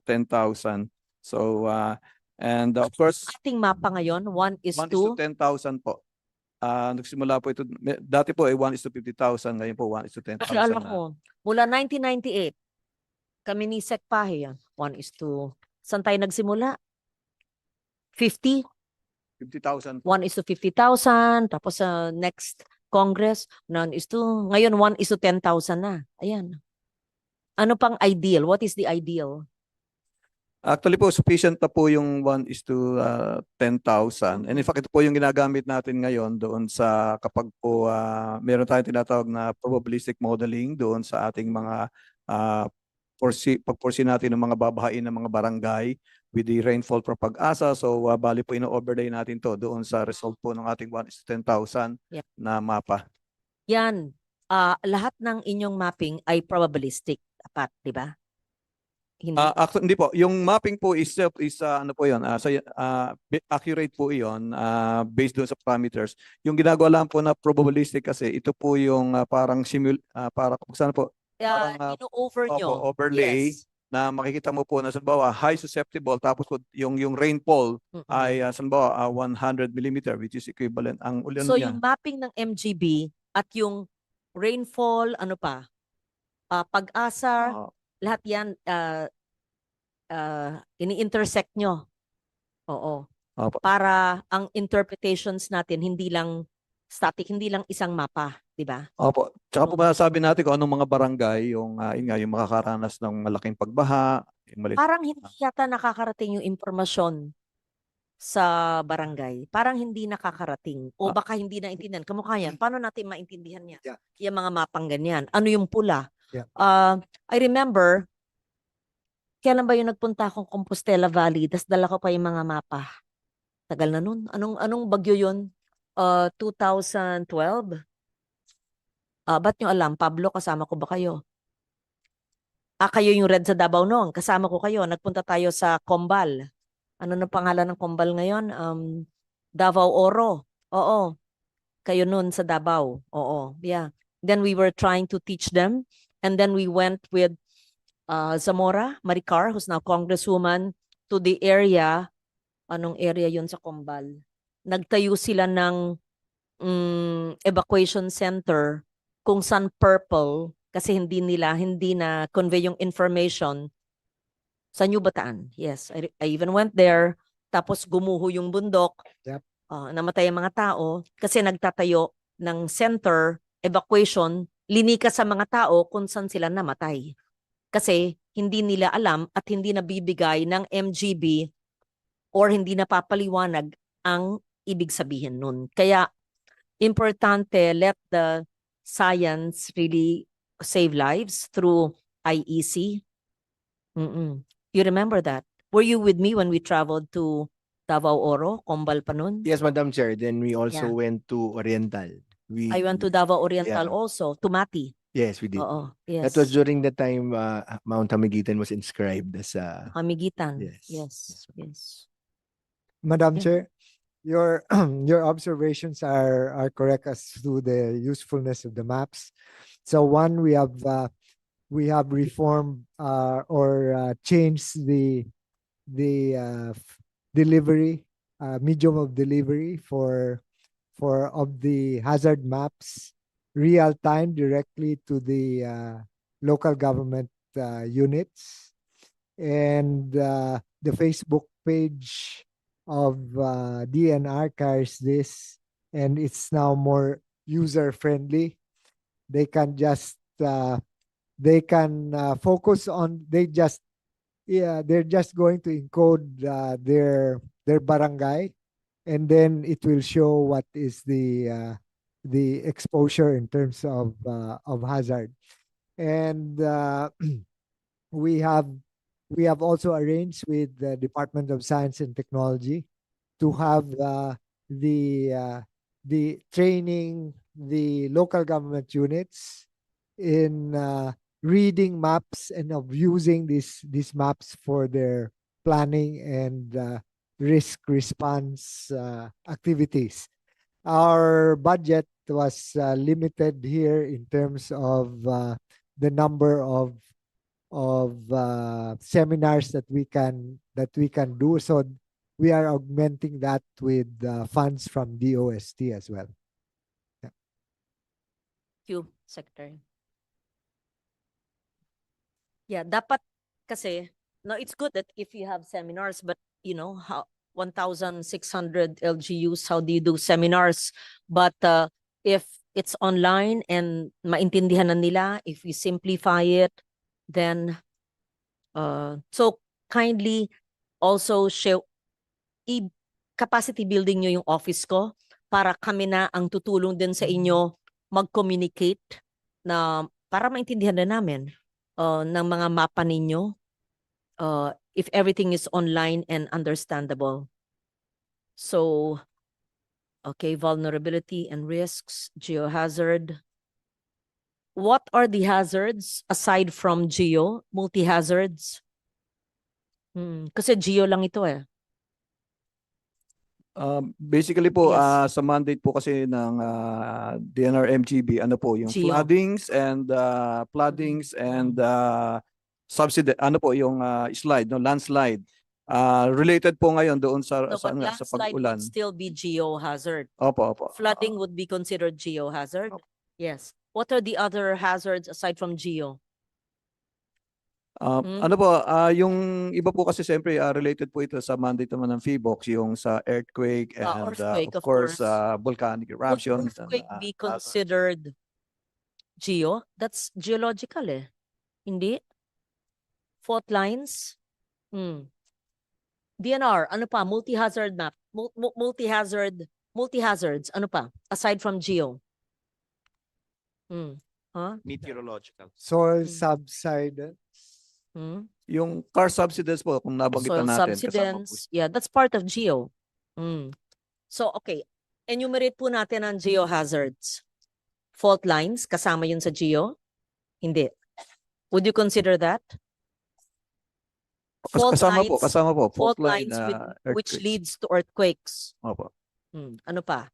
And soil yung pong subsidence. liquefaction, soil subsidence. Soil subsidence and liquefaction. And then soil erosion Opo. brought about by denudation and then landslides. But this is the, ano na eh. Under po sa DOST kasi po itong yung earthquake, liquefaction, and also yung pong volcanic eruption. But yun po, yung maps natin is on flooding, car subsidence, and then landslide. Yun po. What I'd ask you please is to enumerate the kinds of geohazards. Maybe since geology si Yusek David can help. Ano, i-identify natin, i-detalye. Ano ang mga iba't ibang hazard ayon sa lupa, geohazard. Iba-ibang klase, ano ang ibig sabihin nun? Ano ang sanhi, anong epekto? Kung fault line, kaya nag-earthquake. Kung soil subsidence o pagbaba ng lupa dahil sa over extraction of water o dahil rin sa pagbabago ng klima o dahil sa earthquake. Yun. So yung ilalagay para maintindihan ng tao. Tapos, gumawa kayo ng handbook na ilagay nyo online. At bigyan din nyo ako, simple, ng hard copy na i-duplicate na kay may pondo, i-duplicate nyo na mga, hindi man first aid, hazard manual na simple, geohazard, kung yun lang ang inyong mandato, kung pwede, meron na kayong geohazard at iba pa. Multi-hazards, Climate Change Commission, recite recitation, iba nung ibang hazard. Silang sa geo eh. Ano? Tsaka hangin. Yes, yes. Iba hangin. So, lahat ng geohazard, ano pa bang hazards? Yusek David. Hindi, na geo. Geo. No, storm surge is geo? Is that considered geo? Kaya nga, you don't consider it geo. Yung ano po, sand boil, pwede po yun. Ano po? Yung sand boiling po, pag nagkaroon ng earthquake o movement, no? Yung sand boil, ano po ito ng liquefaction din related sa Okay. liquefaction. So anyway, ilista nyo lahat, hindi lang yung ayon sa siyensya, definition of terms, ano ang dahilan, ano ang adaptation natin. Yun. Pang next week din yun homework. Gandahan nyo yung maintindihan at bibigyan nyo akong manual. Ano ba yung RBCO? What is that? River Basin. Sige. Pwede kayo magsalita. Just identify yourself. When you speak, iba pa yung River Basin. Sige, mamaya mahaba ito. Yung River Basin. So yung hazards. Okay, geohazard. Coastal. Okay, paliwanag po nyo yung land geohazard at yung coastal geohazards.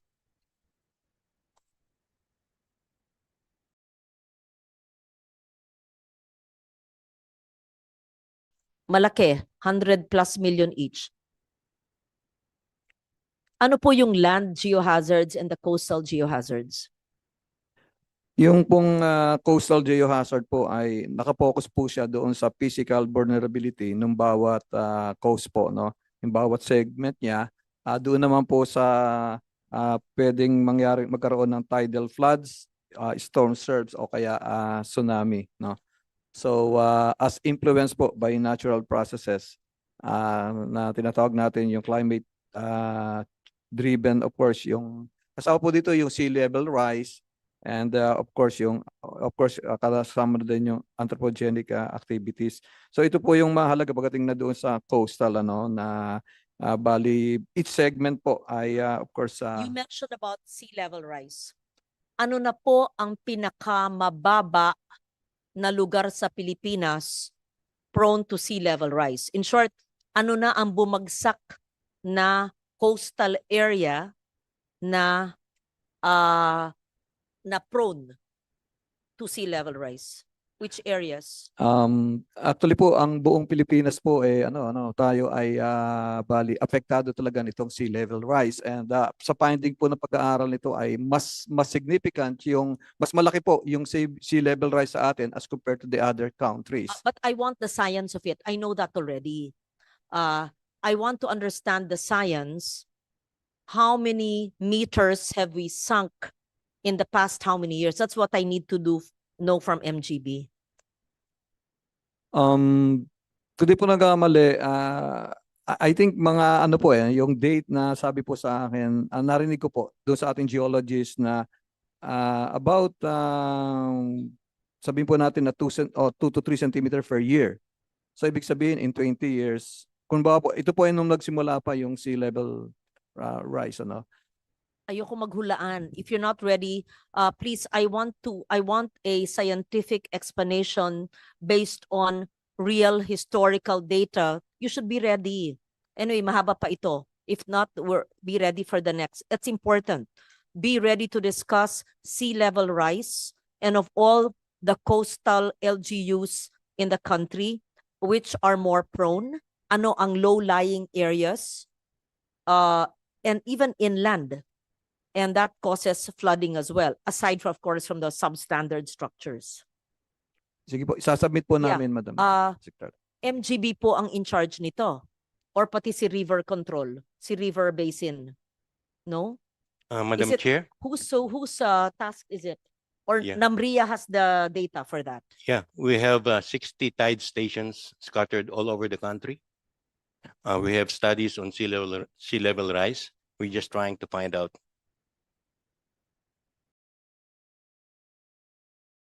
You have 60 tide stations. You'll be able to tell us ito bumaba na ng ilang metro, ito mas prone to sea level rise, ganun. Yes, Madam Chair. And through our elevation data, Yeah. we can also show you the areas which are low lying. Climate Change Commission, dapat yan ang mga data na alam nyo at kaya nyong ipaliwanag din sa mga tao.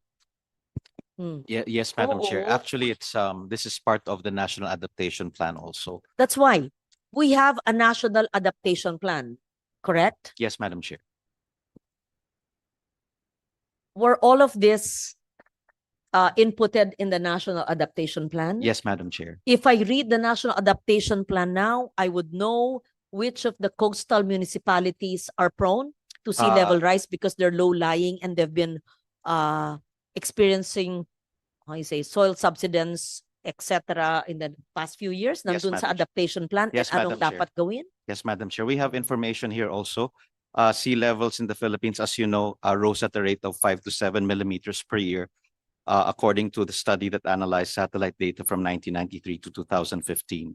And this was faster, as you know, Madam Chair, than the global average of 2.8 to 3.6 What is the millimeters. global average? 2.8 to 3.6 millimeters.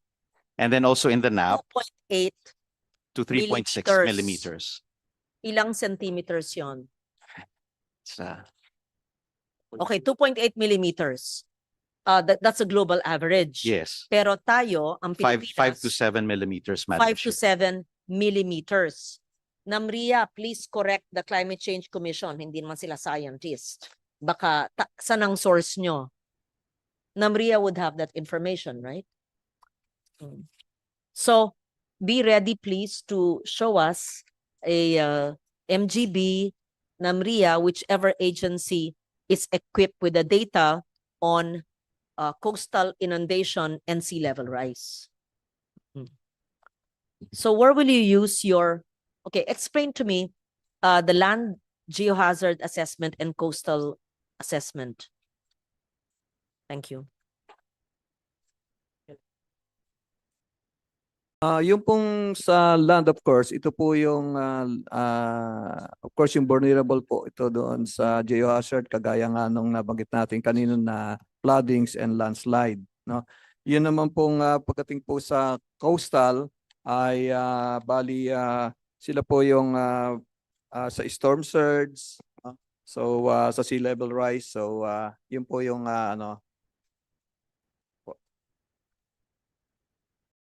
So yun po ang bali simple na ano po na difference ng dalawa. Opo, yung pong sa land geohazard assessment po, kasama po dito nga yung landslide, flooding, sinkholes. Pero dito po sa ano naman sa coastal po, bali yung kasama po dito yung bali yung coastal erosion, and then pati na rin po yung sa tsunami, and then sea level rise po na nabanggit ko kanina. How did you identify the 100 cities and municipalities for your IEC? Actually po may naka-target po kasi ito bali pag doon po sa ano pakiyan na lang po yung ating slide siguro. Meron po tayong target dito bali per lahat po ng municipalities ano. So may percentage na rin po na accomplish at bawat isa po nito, component po nito lagi yung IEC, yung pagpaliwanag nga sa bawat ano po nyo pinili yung 100 LGU? bali po naka-program po siya. Preview po kasi na-assess po sila sa yung na-assess po sila doon sa BRA bali sa vulnerability risk.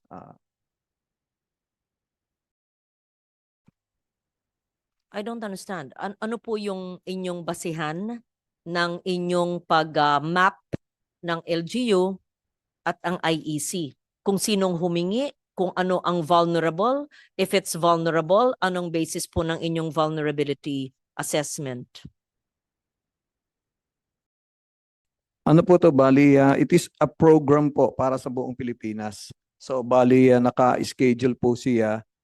Kaya makita po natin kung ilang percentage na ng municipality sa buong So this whole Pilipinas. 5,500 tapos na or ito pa lang ang gagawin po? Bali, mayroon pong percentage, for example, sa 2025 po, 98 municipalities, which is equivalent to 68% yung tapos na.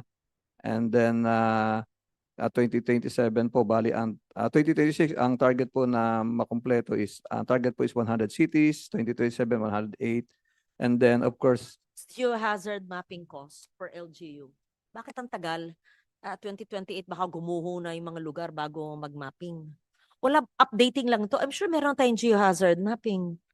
Oh, what's magkasama po ito, meron po kasing tinatapos, but meron pong updating, no? Nabanggit ko kanina na ina-update natin kapag nagkaroon ng, for example, ng floodings and landslide. So, updating po siya habang tinatapos po yung natitirang municipalities na ano po, out of that 1,500 plus.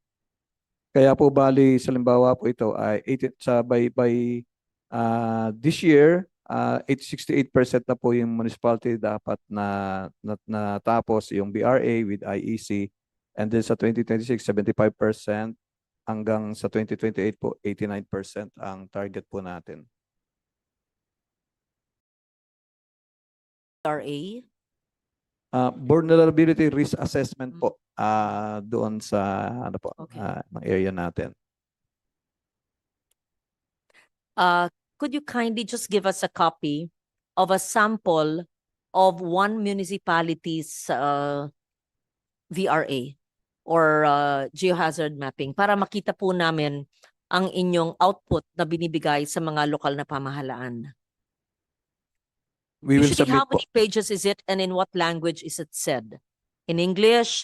Technical? Is it paano nyo pinapaliwanag? O in-email lang nyo? Pinapaliwanag ba nyo sa mayor? Opo, lahat po na ito pinapaliwanag sa local government unit, and meron po mga local translation po sila, bale, in local dialect. Give me an nakatranslate example po. of one vulnerability assessment you already have. Just one, because you said marami na kayong nagawa. Yung sa Cebu po. Cebu what? City or Cebu The- City? The entire, ano po, entire Cebu po. The whole province?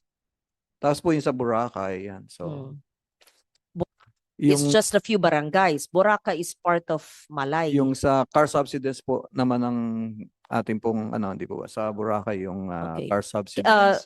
Are you able to show us, let's say, the Boracay VRA here? Do you have it? Isasubmit po namin.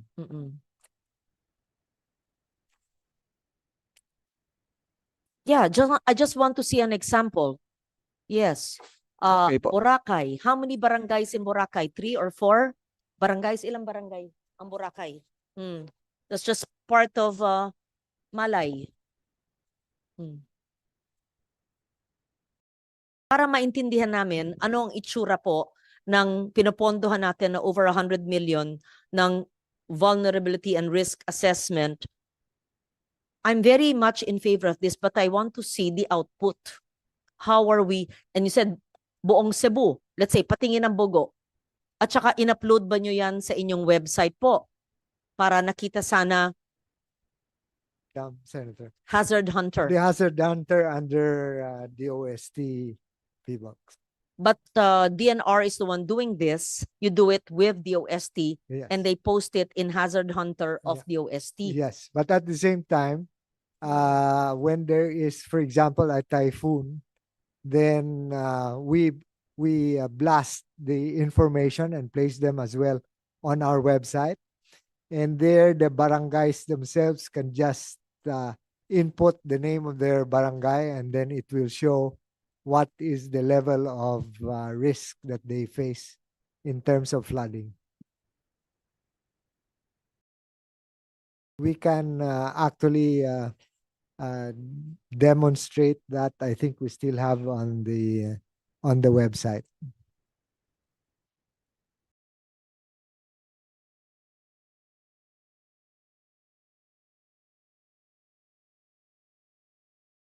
you not ready to show us just one output? How many completed mapping programs do you have? Just one. Maybe show us Boracay. If you finish the whole province of Cebu, just show us, please, Bugo. They're trying to Okay. get into the hazard hunter, Madam Chair. I will give to the secretary this hard copy of Rachel Harrison of Zambales, who has for the past years been emailing, calling, texting our office about the DNR dredging project in Zambales. Madam Chair, Yes, ibigay nyo. we'll take note of that. Yes. Officially. Madam Chair, Yes. while we're waiting for the uploading, just on the coast of Zambales, because of as our geologists have been trying to explain, what is this? The volume of lahar has really been enormous, and it will take a lot of time for this to go down. And in the meantime, the coastline in Zambales has been very volatile in the sense that there has been a lot of accretion.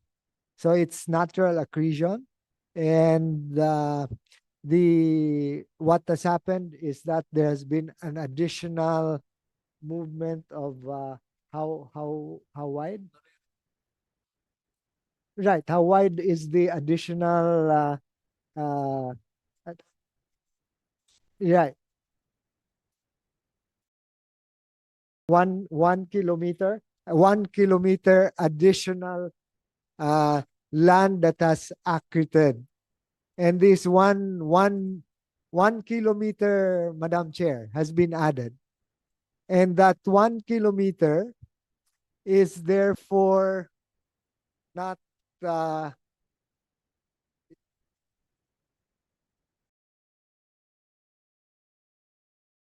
so we can imagine, Senator, 1 kilometer of additional coastline has been added. And that 1 kilometer is unclassified land. And therefore, nobody is supposed to occupy that because the coastline is very volatile. In other words, if it can be added, then what nature gives, nature can take back and take away. But then there have been individuals that have occupied that accreted land without license from anyone. So without permits from the DNR or from any agency, but they managed to put up structures in that area. So now that nature is taking back through typhoons and storm surges and so on. So those illegally constructed structures are now very vulnerable to coastal erosion. So I think this what the governor of Zambales agreed with us on is, first, they have issued a cease and desist order? Yeah, they have issued a notice of violation on all of these illegal structures, and will Saying that prohibit. these people who are complaining don't have titles, are illegal occupants. Our regional director from Region 3. Kala ko yung nakaupo kanina ang sumasagot. Hindi. He was EMB. Kayo po ang regional Regional director, Executive yung Director. isa po EMB. EMB Region Director. Regional. ma'am. Ha? Regional. Mines and Geosciences Bureau, ma'am. MGB ng Region 3, kayo Yes, po ma'am. ang RD. Yes. Red, ma'am. Red, ma'am. Regional Executive Director ng Kausap GNR. ko noon. Yes, ma'am. Kayo rin ba yun? One time, I had a meeting with you. Kasi because sa akin sila nagko-complain eh. Yes, ma'am. So actually, ma'am, all the occupants there are considered illegal because they don't have any title. The area is an accretion land, ma'am, and it's not stable. No building permit issued by the LGU, no ECC issued dun sa mga structures there. Watch it now. Para hindi ako yung messenger of the bad news. Kayo po magsabi ayon sa siyensya at sa legal. Actually, Madam Chair, what we did, we relocated the extent of the cadastral survey. Then we were able to determine the extent of the accreted land. And we also determined the actual occupants in the accreted land. So many of the complainants, andun sila sa accreted land. At sinasabi nyo walang karapatan sila Yes, nandun. ma'am, because we did not issue any tenure or any title in that land because it is, they are considered informal settlers. And Those area. it's a vulnerable area, hazard Yes, area. ma'am, because it is a lahar deposit. So what is being cleared in the area is the delta, the Sinasabi mouth of the nila, river with, ginagawa nyo yan, yeah. Not to dredge, but it's a commercial activity because you're selling it to the reclamation here. No, actually, ma'am, the very purpose of the river restoration is to clear the delta so that the flow of water will just go directly to the sea and not creating Is for flood. the secretary to have a letter based on the regional directors. You know the issue. Alam pala ninyo. You know it Yes, better ma'am. than I. Actually, Sagutin na lang ni secretary para po hindi na dumadaan sa opisina ko. Bagamat gusto ko silang tulungan, kailangan ayon sa siyensya at kung ano po ang legal. Yeah. I have full trust in the secretary. He'll be able to address the issue. We Madam will Chair, do so, Chair. actually, Madam Chair, a lot of like for instance, the Jessica Soho covered already that when we explained. I was also interviewed lately by Senator the staff of Senator Tulfo regarding the same issue, ma'am. So yes, ma'am. Okay, Thank thank you, you. Thank you, ma'am. Chair. So, Madam Chair, so this is, I think they're showing the hazard hunter and it So indicates. sa NGO, No, there actually one can focus on the barangays kasi gusto kong themselves. maintindihan, di ba, may 100+ million kayo, may 100 municipalities. Anong binibigay nyo sa mga mayor? Paano yan? Tas IEC nyo, titingnan lang nila yan. Ano ba yan? Paano maintindihan yan? Kailangan may paliwanag. Madam Chair, or from MGB. Thank you. Good afternoon po, Madam Chair. I'm the Chief Geologist of MGB Marapa. So let me explain this. What you're looking now is the geohazard maps of Mindoro, including the province of Marinduque and Mimaropa provinces. So the highlights of the BRA, because you were asking about the BRA a while ago, so let me explain the details. What are the components of our assessment? So the highlights of the vulnerability and risk assessment lies on the identification of 3 elements at risk. So we identify the susceptibility of the population, the road network, and built-up areas. So we identify the susceptibilities of these 3 elements sa flooding and landslide. Only rain-induced landslide and flooding, because other flooding events related to seismic are the mandates of the PBOGs. So we are confined only to hazards related to rain-induced landslide and flooding. So we can find this information from the hazard hunters, no? And actually, PBOGs, DOST and MGB are providing the data for the hazard hunters. So if somebody wants to know the vulnerability or susceptibility of their area in terms of flooding and landslide, they can go to the hazard hunter.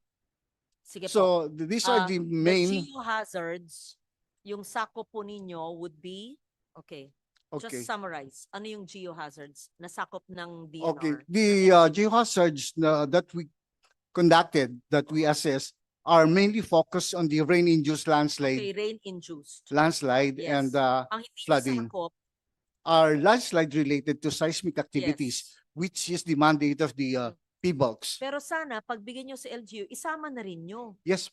Yeah, that's part Mhm. of that. Hazard Yeah. Hunter. So ito, convergence ang dalawang Yes. siya. The OST and the Pero paano DNR. yung maintindihan kung nasa Hazard Hunter? How they understand? Actually, ma'am, no, aside from the hazard hunter, no, we visited all the municipalities and barangays. We conduct IEC because I think this is the most ideal activity for us to inform the public regarding the susceptibility of the municipality Yes, of that's very barangays. helpful, but physically impossible to do all of that. Why? Okay, you have the maps. Why don't you indicate what the colors mean and ipaliwanag nyo in English and Filipino in simple language what it means. Like what you're telling me now.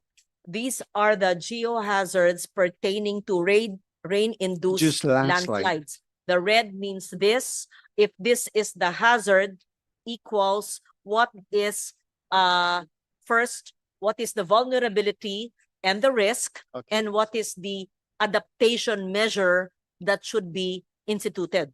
No. In short, ano ang what's hazard sa Filipino? Ano ang hazard, sige. Ano ang sanhi dulot ng matinding ulan? Ano ang maari pagguho ng lupa?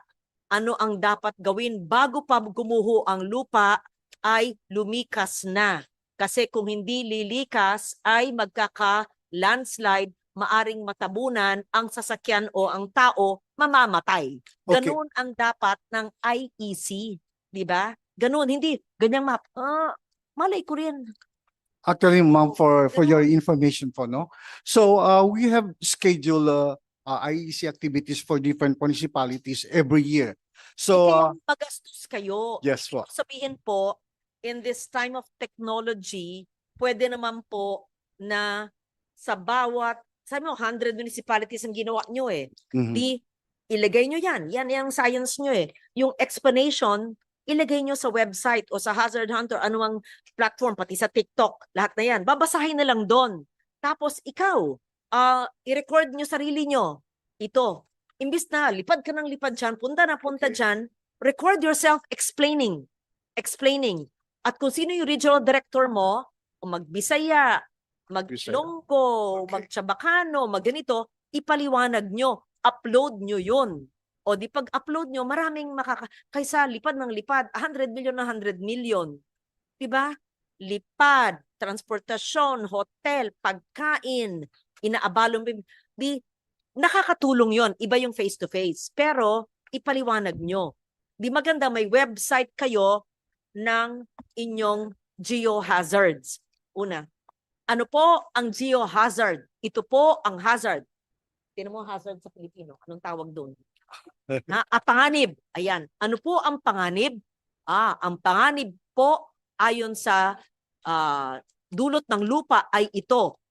At tas ganoon, ipaliwanag nyo. Ang simple. Yeah, yes. Actually, Parang ma'am. pang 5 years old. Yeah. In each regional office website, there is a space dedicated for. Mahirap na maintindihan. O sige na. Mas mura. Yung aking minumungkahi po, mas simple, mas madali, mas mura. At saka bakit 100 million? 1 million pa kada frame? Saan pupunta yung 100 million? 100 million yung inyong proposal eh. Actually, ma'am, this is for the generation of geohazard maps. No, we are providing them the 1/10,000 scale maps, and medyo malaki pong pera yung kailangan to provide this to the LGUs. Kano ang isang map? Actually, ma'am, for 1,000 per map. 1,000 pesos. 1,000 pesos per map. Yep. Sa kada LGU. We don't. This is for free for the LGUs, ma'am. We don't. Pero sabihin, binabudgetan namin kayo para po mapamigay nyo. Yes Pero po. ang production po ng kada map ay 1,000 piso.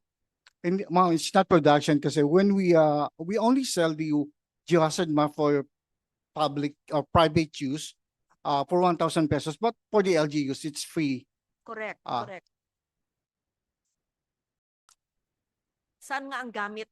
Ibigay na lang yung breakdown ng 100 million. Preparation, it's more on the generation Yeah. of Oh, maps. generation of the map, yun na nga. Yung hindi ba Namria ang gumagawa niyan? No, ma'am. Si For Ma'am geohazard MG. maps, it's the MGB. ma'am. MGB.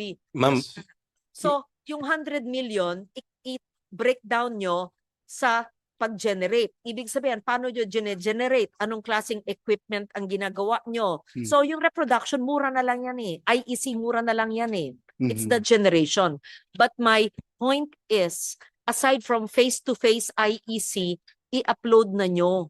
At kung sinong eksperto, kayong chief geologist, very good, di ikaw. Yes. Meron ka ng YouTube channel. Ilabas mo. Kayo po ang magkwento ng kada... ay, nako. Oh, Hindi yes, ma'am. We will do that.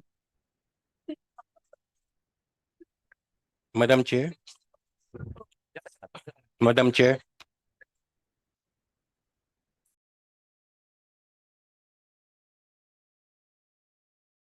Madam Chair, if I may.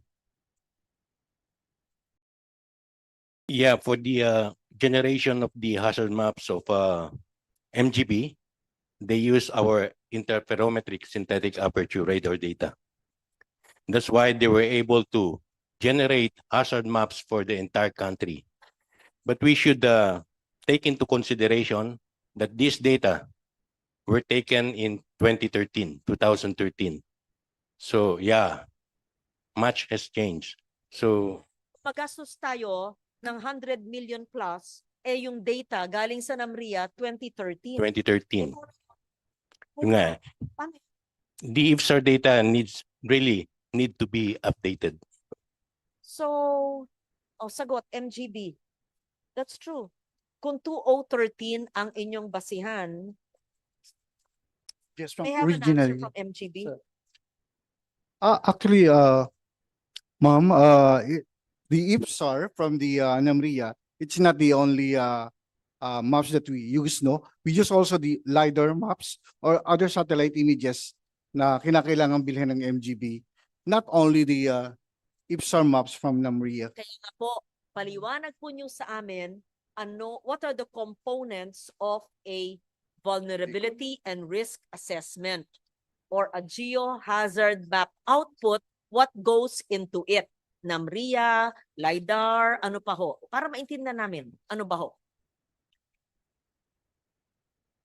Yes, ma'am, we will do that. And No, you explain now. okay. Yes, ma'am. You're asking for a budget. When you ask for maybe 100 million, may 100 million, when you ask, please explain so that we understand because I want to give it. Yung budget, Because in hindi the pa- past, I even funded that. Remember that circa 2012 or 13, I funded the hazard maps. But I want to understand it. Baka yun pa rin yung dati, 2013 pa yata yung aking pinondo. Gusto Madam namin Chair, maintindihan po. ito pong included po kasi doon sa unit cost bali ay ito pong yung nabanggit nga na printing ng maps, yung pag-hire po ng vehicles, and then of course po yung utilization ng mga image bale, no, and different image nga na binanggit po ni Doc. So bali and then of course bahagi po nito yung siyempre yung IEC po sa bawat natatapos na mga municipalities and barangay. Yung mga mapa po ng UP Resilience Institute, yung dating NOAA. So, 1:2, ano ba yung kanilang mapa? Is it not redundant with this? It's good to have redundancy, but I'd like to know ano pong diferensya ng mapa ng NOAA, yung UPRI, at saka yung mapa nyo.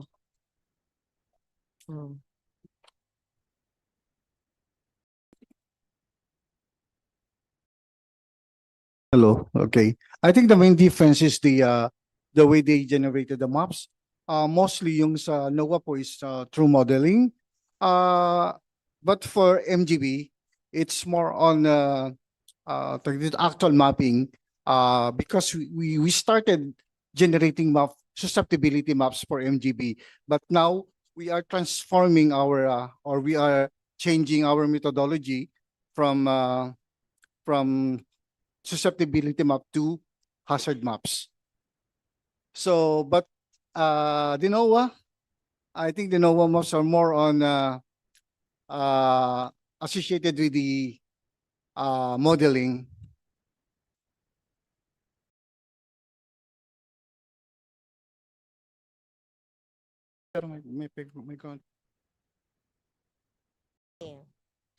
O you, i-hold muna yan. Be prepared to give us the breakdown, masakit na ulo ko, of the hazard maps because I really want to support it, but I have to understand the breakdown. Where does it go?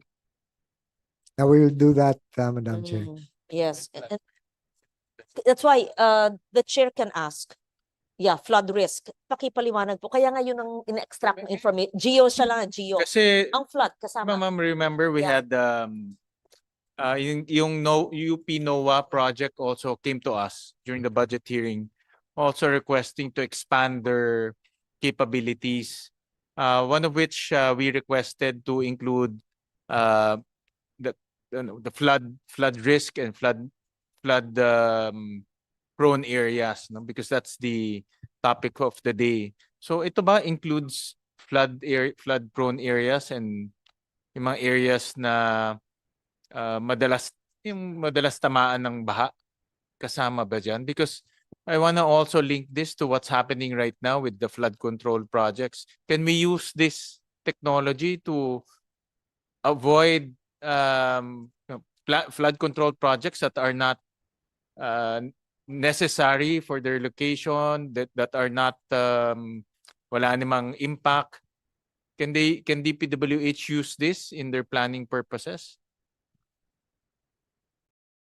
Yes, Mr. Chair, kasama po ito. Actually, ano po ito, yung from low, medium to high to very high sa flooding, no? So maaari po itong magamit actually yung mapa ng MGB po pagdating sa flooding at maging yung po sa landslide. So pwede po siya na gamitin actually doon po sa nabanggit ninyo. Live na ito? This one is live? This is actual na? The hazard hunter. Which is MGB? Which is DOST, MGB, and including Pagasa. So different sources Yes. of data. Yeah. Okay. But that's on the hazard hunter website, DOST. Okay. Okay. Summarize nyo for the chair. Ano po ang mga geohazards na minomonitor nyo na basihan po ng inyong mga mapang ito? Ano yung mga hazards po na hindi nyo sakop pero nagko-coordinate kayo sa DOST? Yun ang ibig sabihin. Okay po. Kaya tinatanong niya, floods pa kasama. Lahat po ng hazards, i-detalye Sige po. natin. Una po, pagdating po sa mandate ng MGB-DNR ay of course yung pong pagdating po sa geohazard, flooding and landslide, no? At ito pong landslide na ito ay nakakonect siya doon sa rain-induced landslide. Kasi po meron naman landslide na because nanggagaling po sa earthquake, ano? So yun po yung dalawang primary. And then kasama nga din dito nga po ay yung sa ating pong PRA, yung car subsidence o yung mga sinkhole po, no? Ngayon po pagdating sa other pa na geohazard na hindi po mandate ng MGB, for example, mandate ng PHIVOX, yung pong earthquake, no? And of course, pwede rin nga po nabanggit ko kanina na magkaroon ng for example, volcanic eruption, tapos yung mudslides, no, na manggagaling dito o kaya yung landslide.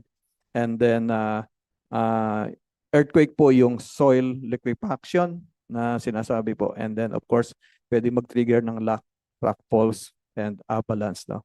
And of course, kasama po, naalala ko kasama po doon sa MGB yung nabanggit natin sa yung coastal po, yung coastal eruption, erosion, no. So bali yung coastal erosion po kasama po doon sa geohazard na part ng mandate po ng MGB. Your Chair. So, Mr. Chairman, this one is just an example. During a typhoon or habagat, a barangay can just use this QR code to link and then find out what is the level of vulnerability and the potential for flooding in their particular area. So this is the one that MGB provides to the National Disaster Coordination Committee and directly to the local government units. So this is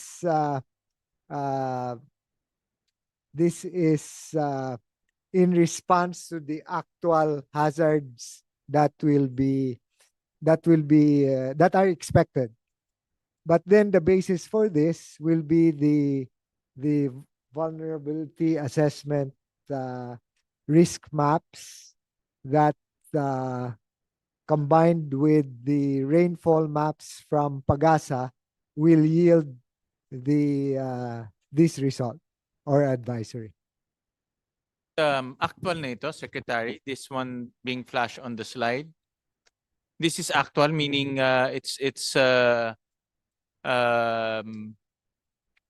this information or this information is being used now? as we Yes, speak? Mr. Chairman. Okay, but So it's not for the public. This is for. no, the public can now access this Okay. directly. Okay.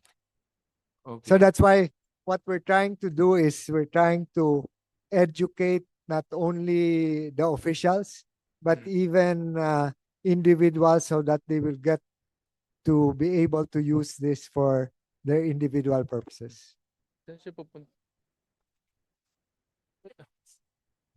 Iba kasi ang But flow there- ni Senator yeah. Lorenic. Mr. Chairman, so this one is a barangay by barangay breakdown. So this is just the listing where they are. So in the province of Abra, these are the barangays that are exposed, and whether it's high landslide and so on and so forth. But using the image, they can just click on the QR code and then focus on their particular barangay. Available to the public already. Yes, Mr. Okay, Chairman. parang di namin like That's why we're trying to improve in Parang terms iba of ba- dissemination, Oo. because I found out only last year when Sec Tony Loizaga sent us, the cabinet members, a copy of this one. And then I was sending them out to some governors and mayors, and they were thankful because it seems that they didn't know that it was available. So that's why we're trying to make sure that there is greater dissemination of this information. okay, I think any tool right now that can help local government units, especially DPWH. One thing we found out about that flood control mess is there's no study or there's no feasibility study in which they base their flood control recommendations. Parang it was just done purely out of I don't know, parang random recommendations. No, so if you notice, a lot of people are asking, ano ba yung feasibility study? Ano ba naging basis nito? So if we can use this, and DPWH can use this as a basis for their recommendations, we'll cut a lot of wastage. Yun ang Well, Mr. Chairman, separate from this is the one that I'll ask Yusek David to explain, which is we're trying to make sure that the river basin plans and the other plans, in fact, can hopefully feed into the decisions also of Congress on which projects to fund. Can I ask him to explain Ahead, what we're Yusek. trying? Senator Win, you're absolutely correct, no? While at this point in time where everyone is focusing on whether the projects were constructed or not, whether they're ghost projects or not, from the DNR standpoint, when we look at flooding, there is a class of projects that we think are even worse than ghost projects. And these are projects that are poorly situated, meaning, like what you said, they were not planned accordingly. There's no feasibility study. And once they were constructed, they actually made the flooding worse. In other words, you spent for it, and then the flooding actually became worse. So in DNR, we have a full study on DPWH flood projects and categorize them, whether they're ghosts, they're okay, they're incomplete, maikli, or that they are poorly situated. Existing na yan? Yes, sir. Bakit hindi lumalabas yan? Bakit ngayon ko lang narinig yan? I mean, that data is existing? It has been existing because, just for context, in 2023, the flood projects of DPWH were inserted in the water resources sector budget, which we share in the NEDA Infracom. Hmm. And we imposed, because they did not have any studies to show, no, of the 4,000 projects at that time, that we will monitor their construction. So from what year to what year is that? So we've done 2022, 2023 na fairly complete. And that's a complete analysis. Yes. Okay. Can you submit to us that We report? submitted this to OP, DPWH, DBM. Furnish the committee a copy as well. Okay, sir. Because we're papasok na yung DPWH budget eh. So that's one of the topics I'm sure a lot of the senators will be bringing up. So that analysis is good to have. So this is on a per project basis. Per water basin. This is on a per project basis, roughly around 4,000 projects assessed. Okay. And then Mainly satellite based, but we also have people on the ground from so our for regional example, this offices. project, the study will tell you whether this project is helpful or not helpful, or it aggravated the Mhm. flooding problem in that area. That's correct. May ganyan siya. Yes. Granular talaga. Yes, per Okay. project. Sige. And I think DPWH is using it for their investigation. Right. To send us a copy. Okay. I would like to take a look at that. So, Mr. Chairman, I think what is important is that we use this tool moving forward. Yes. Yun In ang- other words, that the individual projects that are proposed are consistent with the plans. And we institutionalize it. Yes. Moving forward, because like I said, a lot of these projects are we don't know how they came about.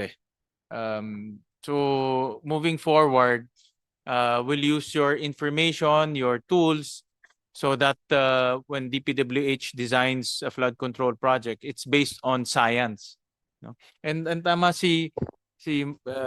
our presiding officer, because every time we talk to different agencies, they would also propose, for example, the UP NOAA project, they also proposed coming up with their own maps. No, other agencies will also come up with their own maps. So we want to understand. Baka a lot of duplications are happening. So we want to understand which agency in particular can be used in order to prevent this type of flood control projects being recommended that are not effective. Yeah. Please, Mr. Chairman. I'll take this opportunity because Senator Lauren is here. We have drafted a national flood management master plan in DNR, and it is slightly different in terms of strategy to what we have been doing currently. We think that flooding, which is a natural event, by the way, cannot be controlled. So we call it flood management. The first step in flood management is to ascertain that the watershed is intact. That is our first line of defense. Secondly, we promote that the waterways are to be clear instead of blocking, constricting, diverting, and so on and so forth. Number three, we promote impoundment of water instead of trying to push out water to the ocean, because we still consider all this water as a resource that we can use during the dry season. So after exhausting all these strategies, that's the only time when an area is still flooded, that's the only time that we do gray infrastructure. So that's our basic strategy towards flood control. I agree. Yes, floods. There are many causes, and you already mentioned some, including the natural soil subsidence, right? And sea level rise in low-lying areas, even previously not low-lying areas, but because of sea level rise, which is a consequence of adverse impacts of climate change. And you're correct, it also is part of waste management, where you have to follow, kung lahat ng drainage lalagyan ng asfalto, semento, or dumi o plastic, o talagang babaha, di ba? Maski hindi dapat babaha. And then the impounding dams which Babe Singson did during his term. So marami. Hindi naman puro dapat structures, no? Oo. Parang last line na yon, or parte na siya ng pagpipilian na sistema. Maliban dun sa mga nature-based solutions, yung tinatawag mga mangroves na huwag puputulin, pero hindi puro dike, hindi puro gray, hindi puro semento. Yeah. Actually, correct me if I'm wrong, yan, mga sa river control, lahat kayo. Kung tayo lang naghihiwalay ng basura at hindi tinatapon sa mga lawa at ilog at esteros at kanal, at kung hindi natin tinakpan ang mga drainage system at esteros, reclaim natin yung esteros dahil meron dyang struktura na, naglagay na ng bahay, ng building, inland, I'm not even talking about reclamation here. I'm talking about inland na tinatayuan natin ng whether legal or illegal structures. Hindi naman ganyan magiging ang baha, no? Tama? Siguro 50%. Yeah, it won't be as bad. So, pakisama po yan. I asked them to make a manual of geohazards. And that's one, that should be part of the manual on hazards. But these are actually hazards that we create when we don't implement these laws. So parte yan nung inyong homework na manual for next week.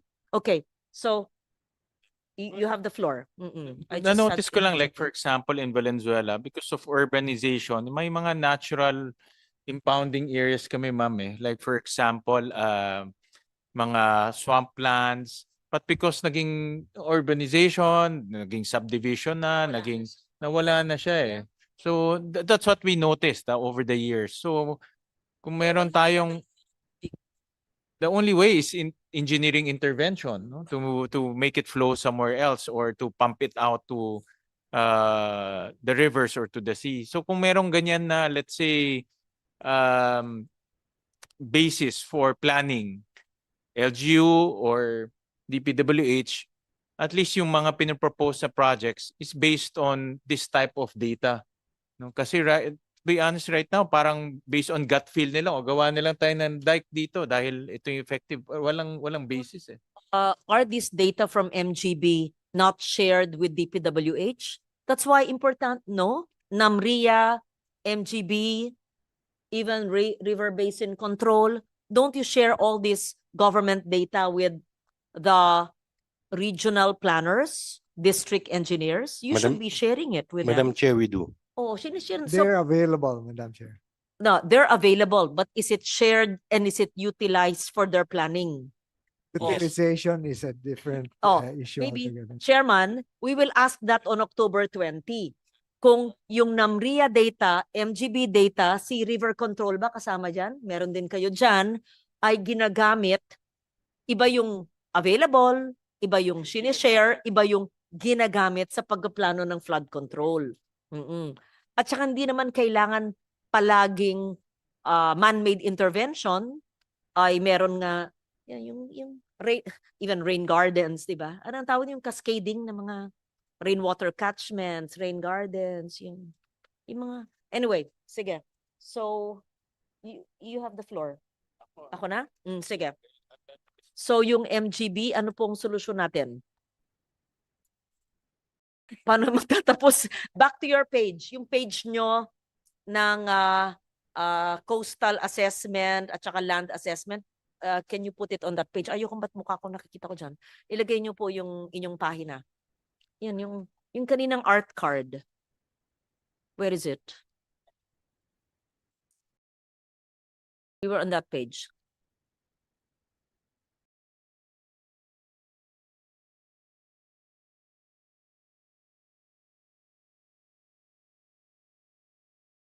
Maintindihan mo yan, Chair Sherwin? Malay naman natin yan. Yan, yan. Yung mga mapa yan.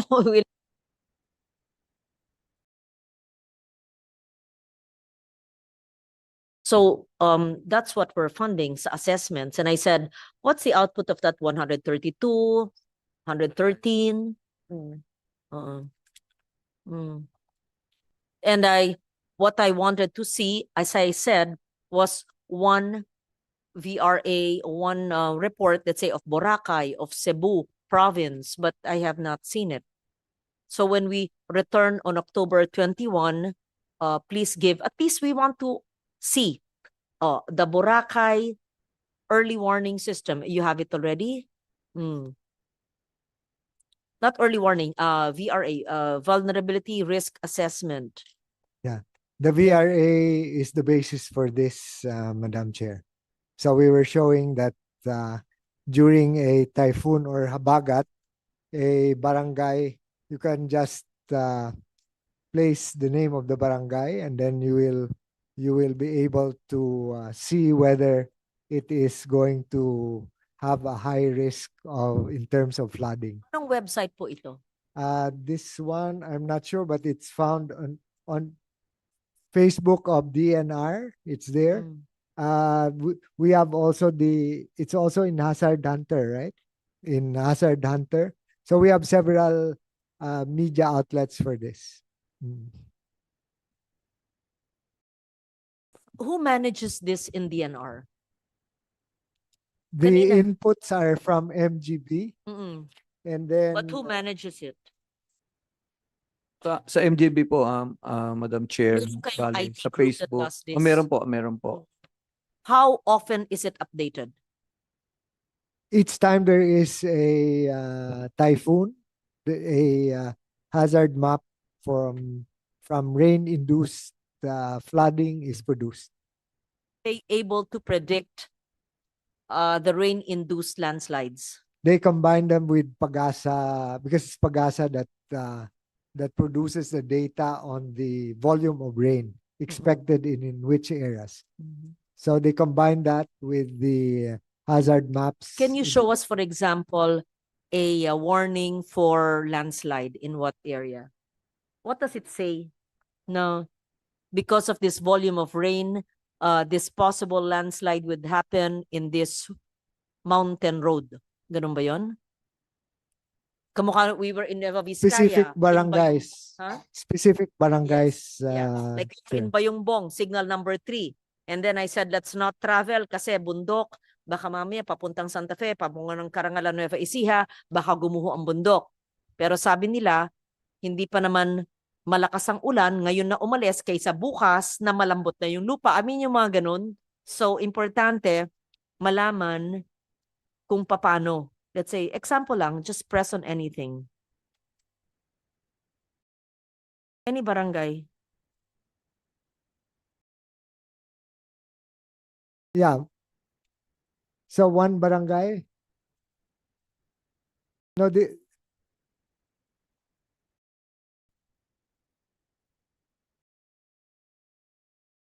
high flooding, medium lands. Is this medium landslide?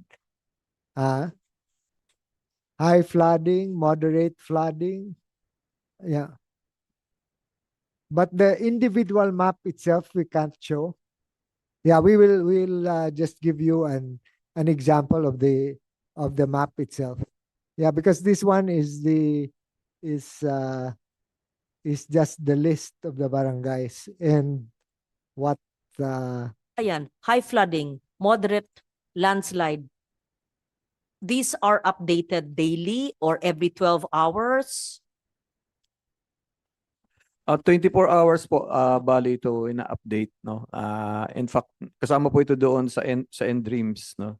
So bali ina-update po ito kapag yung for example, pagdating ng bagyo, at meron ng rainfall data na available. Actually, in a day po ay at least minimum of twice po bali ina-update itong yung forecast po na to. Yung probabilistic modeling po actually na ginagawa po na to based doon sa mga recent po na updated na mga mapa.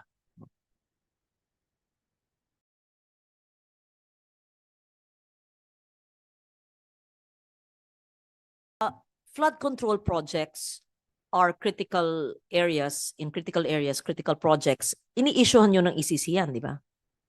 All flood control projects are covered by ECC. Yes? Oo, EMB. Opo. ECCs are issued to flood control projects, right? Yes, ma'am, and it will depend on the threshold of the project. So the category of the project would depend on the threshold. So if it is category A, wherein the proponent would undergo full-blown EIS, and category B, it is at the regional level, but the document is still EIS. Then if it is only for enhancement, then it will be non-coverage, which is category C. And then for category D, if it is below the threshold, then it will also be not covered under the threshold. It is provided in our manual, ma'am. Threshold is a cost, or the threshold would be the what kind? The volume, or in terms of road, the kilometer for the volume, ma'am. At ay covered ng ECC. Yes, ma'am. Ano po yung threshold that would entail an ECC?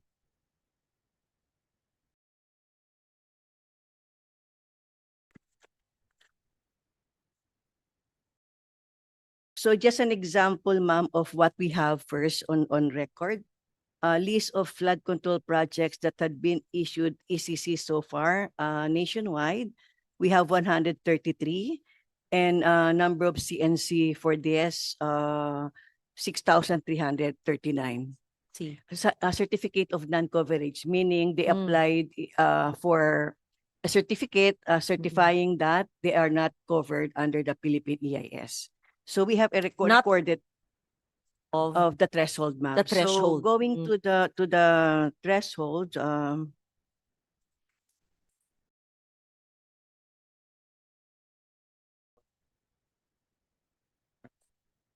so for infrastructure projects, for dams, water supply, and flood control project, so there is a threshold for category A, which would be a full-blown EIS. This is more than or equal to 25 hectares, or more than or equal to 20 million cubic meters. So for category B, which is EIS, a document also to undergo study. So 25 hectares or greater than 5 million cubic meters, but less than 20 million cubic meters. So these are the threshold that's set in our procedures. And there is also a category B, wherein, because it is non-ECP, there is also a threshold for only IEE checklist that would be prepared by the proponent. Thank you. Back to MGB. Tapos na po kayo sa presentation? Opo, tapos na po. Okay. Who's next? The next program, please. ASEC Kaangkan will Then we present. will suspend at 6 p.m. Yes. Baka pagod na rin kayo. Yeah.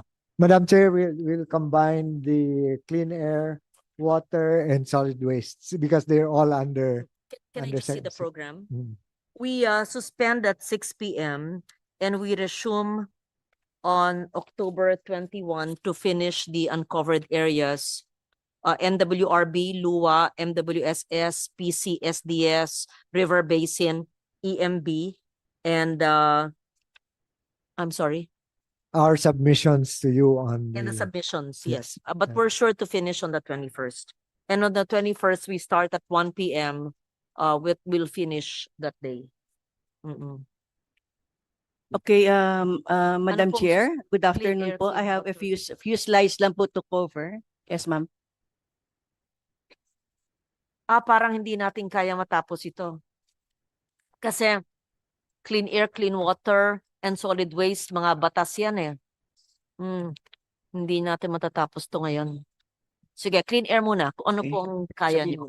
Ma'am, actually, my presentation will touch on the entire, but very short lang, one Sige. slide per, and just to see the activities. Mm-mm. So for the details, we have also the data. So just a background, ma'am. The EMB is mandated to implement and enforce. Yeah, but I want to highlight po ano yung batas, Mr. Secretary. So ito po yung mga national environmental laws being implemented by the EMB. So yung EIA po, tapos yung sa toxic chemicals and hazardous waste, yung clean air naman for the air quality, then clean water, then solid waste management, then the EPR, and then environmental awareness. So next slide. So for our approved net for 2026, the total of the EMB is 3.4 billion, and we have a capital outlay of 687 million. So we have also Saan po pupunta yung capital outlay? that majority of the bulk of the capital outlay would go to equipment, ma'am. It is very important for the EMB that we were able to have this, because there would be additional air quality equipment that would be procured for next year. And it will cover a complete equipment, not only particulate matter, PM10, 2.5, but also the gases. Call our monitoring stations for air. There are different types of monitoring stations that we have depending on the available equipment. And then it only started last year that we were able to be provided with another funding to procure, to replace those that are not operational. How many times have we procured already? Parang every time palaging sira, ang sira, but we keep on procuring. Ma'am, the last time the EMB was funded, kasi na-revert po siya nung, I think it was like way back in 2016, yun po ang Was the huli. first time we had air quality monitoring stations? Nung as early as the Clean Air Act po, may mga monitoring stations na. Then gradually it increased, but nag-stop po because we had the problem way back in 2016, 2017 for the procurement. So it is only this last year that the TMB had already been provided with a big capital outlay to What's procure. the nearest air quality monitoring station here in Pasay? In Metro Manila, ma'am. Metro Manila, yes. In Pasay. How is that connected to an app on the phone so we know the air quality where we are right now? Yes, ma'am. How do we know? While we are discussing, perhaps your staff can show us what's Yung the air power- quality in Pasay where we are. And Power, how do we? yeah. We are using app, ma'am, yung Power BI. So if looking at Metro Manila, next slide mo. So for the air quality management program under the EMB, we have operational nationwide 116, and then 29 equipment is within the National Capital Region. But if you look at our in the Power BI, I think there are about 13, because some of the other stations are being operated manually. So yung lumalabas po dito, ito po yung real time na gumagana sa NCR. That is why very important po sa amin itong bagong appropriation to procure equipment po for the National Capital Region. So ayan, ma'am. Kita ba yan ng publiko? Yes, ma'am. Tapos nakakonect po yan sa isang app? Yung sa EMB, ma'am, website, and then nakikita po on a ano. Okay. How do you explain what is for good health? Ano po ang air quality? This is simplified, ma'am, kasi ang ginamit natin dito para mas maintindihan ng public yung air quality index. So meron siyang mga value na makakategorize na and then magko-color coding din. So pag unhealthy siya o high risk to certain sensitive community, yung may mga health na ganyan po ma'am yung lumalabas. So good 0 to 50. So kino-convert na ma'am yung value Ano na po? nakukuha. Yes, yung good. Puro good. Good, So- fair, unhealthy, tapos yung very unhealthy. Hmm. So ito po ma'am yung para mas maintindihan, AQ mean? air quality index Air ma'am. quality. So, these numbers, 0 to 50, ang good. So, our air quality is all good? Ito ma'am yung sa That's good- Metro that's good Manila to as hear. of this readings. Ito po ma'am yung lumalabas sa atin.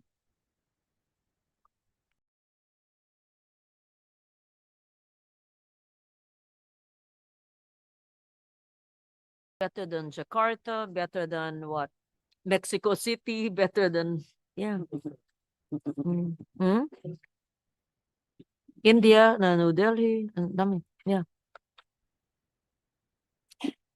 So kinonvert ma'am yung guideline values ng air to air quality index para mas maintindihan po ng public. But if we go to the National Ambient Air Quality guidelines, so ito po yung PM10 on a long-term monitoring. Ang guideline values po natin is 60 microgram per normal cubic meter. And then for the PM2.5 is 25 microgram per normal cubic meter. So far po, if we look at nationwide on the sampling on an annual, getting the GEO mean for the last year since 2017 to 2024, nag-improve po tayo by 32% on an annual po.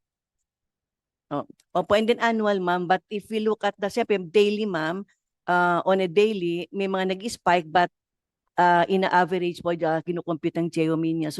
So far, ang average niya for 2020 hanggang 2024, nag-i-improve po ang air quality. And then The in lower, the better, right? Opo. So yung Madam Chair, for the Metro Manila naman, nag-improve siya by 28%. So maybe we could be more, it will be more representatives if we will be able to add more equipment.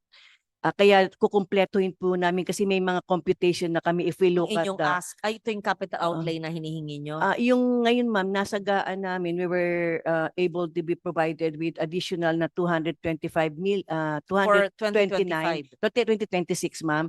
So Sa we will NEP, be, sa NEP, hindi sa pa NEP GAA. ma'am, so we will be able to be given, to procure 9. So ang tatlo po doon ay sa National Capital Region, complete po with gases ito. Noong 2025, we were given, I think, more than 200 million as well. Pero nag-focus po kami sa Metro Manila. And this will cover replacement of those medyo na ma'am na hindi na. When was the last procurement? 2016, you said? Yes, ma'am.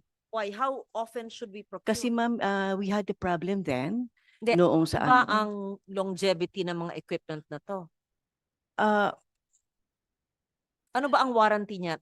Hindi lang yung warranty but the longevity. Ano ba yan? Siguro mga 5 years, ma'am, na very good pa siya to 10, Magkano po yung 10 isa? years. Yung ma'am PM2 2.5 lang yung capacity niya is a 10 million budget. But So by 10 million every 5 years?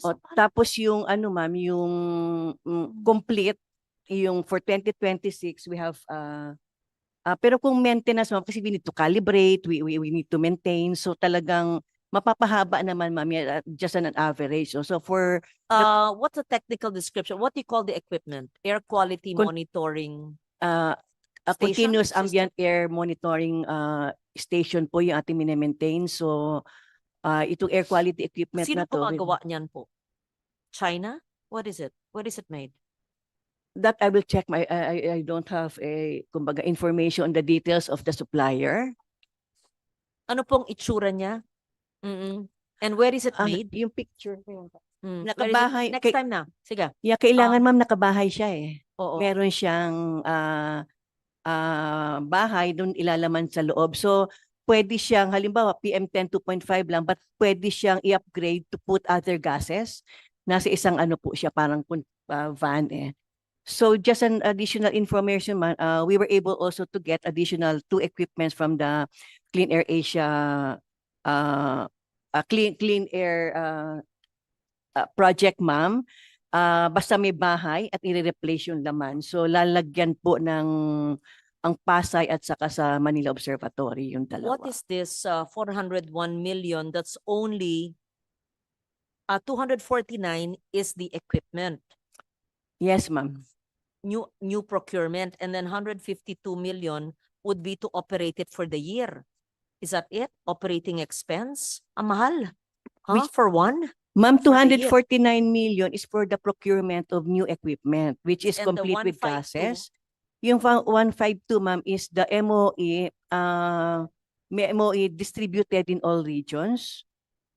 Distributed po in all regions ito. Itong budget, ma'am, ng that I'm presenting is for the entire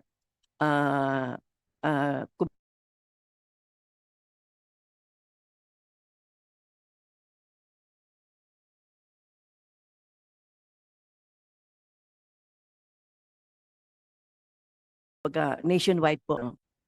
What do you mean? Established pursuant to Clean Air Act.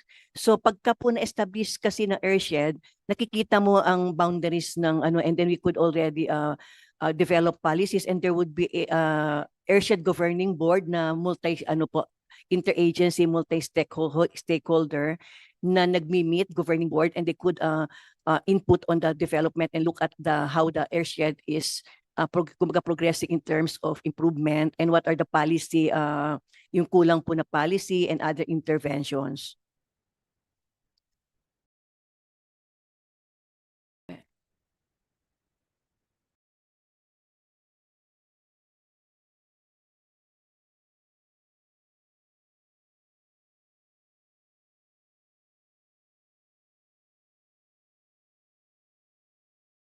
Yan, ma'am, yung sample ng monitoring station. Tains it? The EMB, ma'am, but every time there would be a monitoring station that would be established, halimbawa, ilalagay namin sa provincial, kasi may siting criteria pa, ma'am eh. So we will have a MOA, halimbawa, sa provincial government. So we will coordinate with the provincial government, and then on this, and kung sasagutin po nila yung electricity and all the like, then mas maganda. Ilan But po the ang EMB, sa bansa ang ating monitoring? 116 ang total, Ilan po ma'am. umaandar? Yung 116, ma'am, operational. Parang yun na operational? pinaka-final ngayon. But yung iba doon, ma'am, ay manual. Meaning, binabalikan, papalitan yung kailangan puntahan ng mga staff on a regular basis. And then yung real time, I'll get the number, ma'am. What do you mean manual? Hindi, ma'am, siya naka-hook up, at merong iba naman na manual, nagpapalit kami ng filter paper para Bakit iba manual? kasi, iba ma'am, hindi? mga lumang equipment. Luma means 2016. Yes, ma'am. The others were procured what year? 2016 pa rin po, yung iba matagal na, and then may mga intermittent na nabibili, manual lang din po na nabibili. Kasi mas mura po ito. What country does this? I'm not sure, ma'am, of Or the, is it Philippine made already? No. Is it the best kind of monitoring for Yes, air ma'am. quality? And should not be manual, right? Yeah. That And I do will check, ma'am, on the where. And do you is have in. the expertise to maintain it so that we don't keep on procuring? We have the ma'am, expertise of the technical people ng EMB, and then especially mga calibration and all the like, natitrain po yung ating mga tao, ma'am. Kaya nga, under the Air Quality Management Fund, we also get funds for the annual calibration of this equipment. Which city in the country has the cleanest air? No, you're not able to do that because you only have 116 stations. At any one time, are you able to check the air quality from all the 116 stations? Yes, we have, ma'am. In fact, we produce the National Air Quality Status Report every year. So we could provide you with the copy nung last Any year, one ma'am. time every day, are we able to see the air quality in all the 116 stations? Naka-monitor po ang ating air quality management section sa central office. In fact, pag hindi po nagbabato ng data, kasi kailangan yung mga data, ma'am, yung hindi real time, ipapasok ng regions yung data. Pag hindi po, kinocall na agad, nagme-memo na kami to the regional offices, pag ang data capture nila ay mababa. So we call their attention. If they still have data, then Kaya they ba need yung to ilagay sa Facebook o sa isang website? Yes. Nasa website po.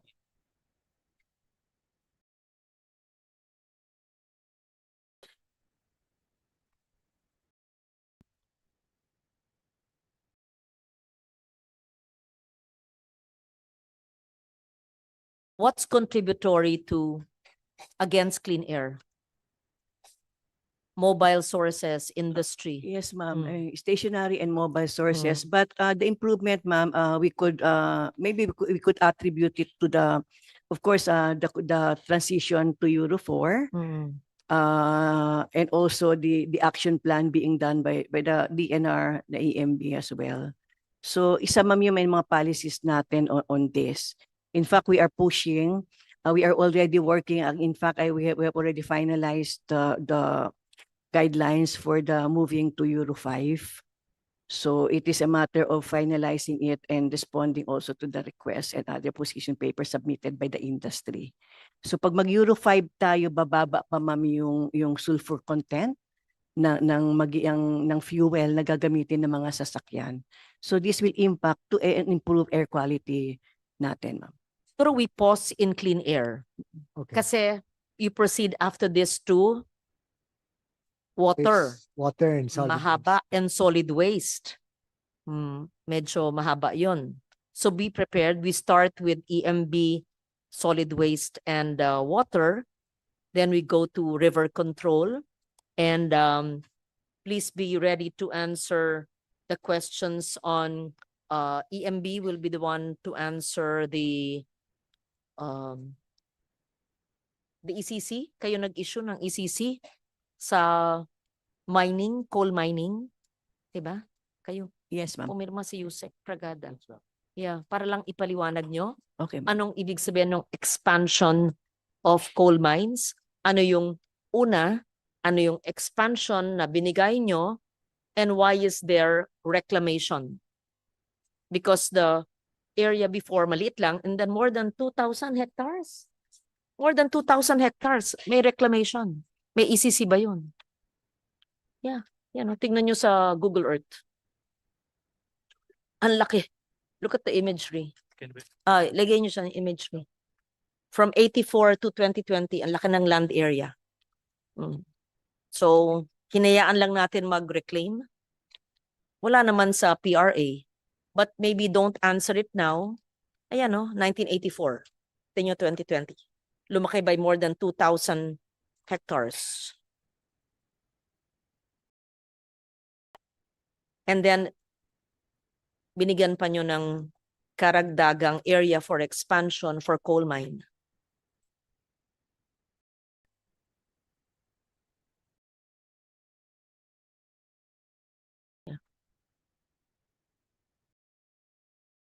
Yeah, lumaki, di ba? So there was reclamation. I'd like to know, was there any ECC? Wala pa. I don't think so. There was an ECC for expansion of the coal mine. Was there any ECC this year's for the reclamation? Yeah. Okay. We leave it at that. And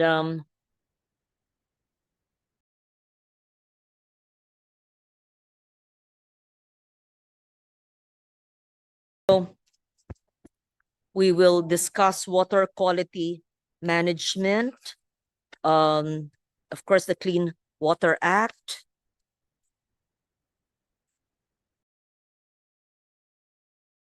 We will talk about ecological solid waste management.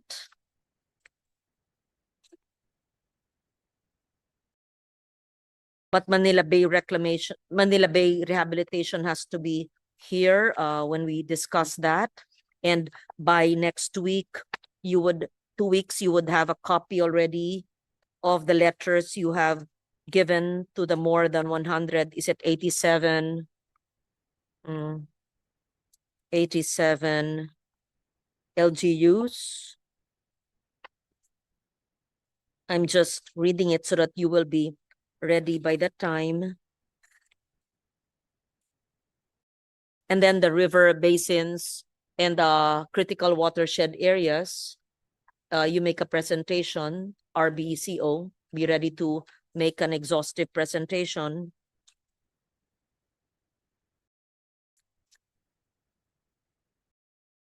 And the ecosystems mentioned in our National Adaptation Plan, so that will be under EMB, BMB, and the regional directors will be asked to, will be called to explain the natural ecosystems and biodiversity hotspots in the respective regions. I'd like to hear from the regional directors.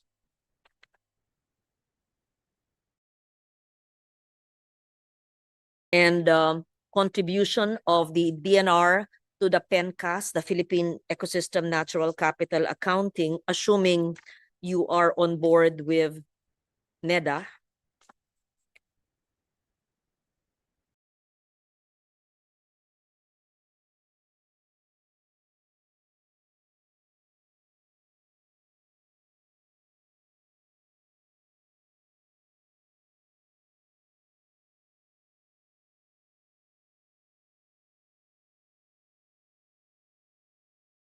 Is ERDB here?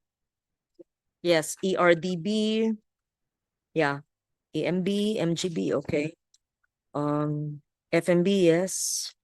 NWRB is here. LUA, MWSS. Yes, and we have been discussing implementation of existing laws.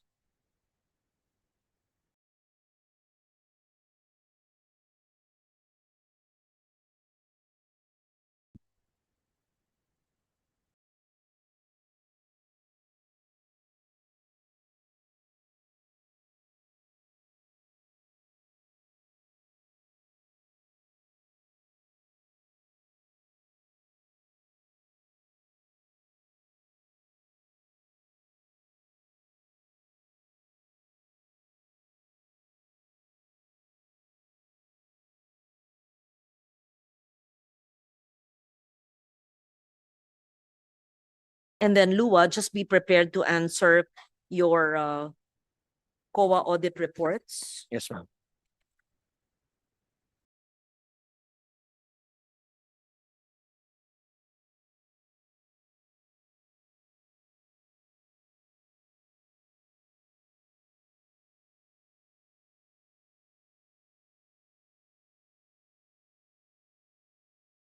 And by that time, the Manila Bay office would have reported to us on which of the 187 LGUs in the 3 regions which are supposed to implement the continuing mandamos of the Supreme Court, if they're all implementing, which I'm sure they're not, the solid waste management law. Yun na po muna. So I think we've covered more than half.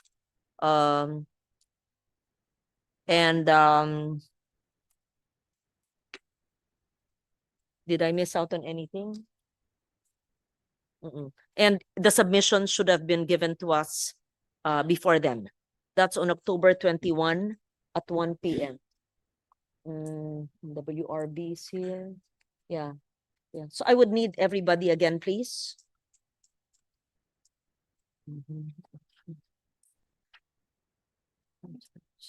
Management plan. The flood management plan is part of their geohazard. No? Is it a flood management plan? Separate, Who handles the integrated, flood management plan? si USEC. Okay, if you're CP. prepared to present it, please. I'm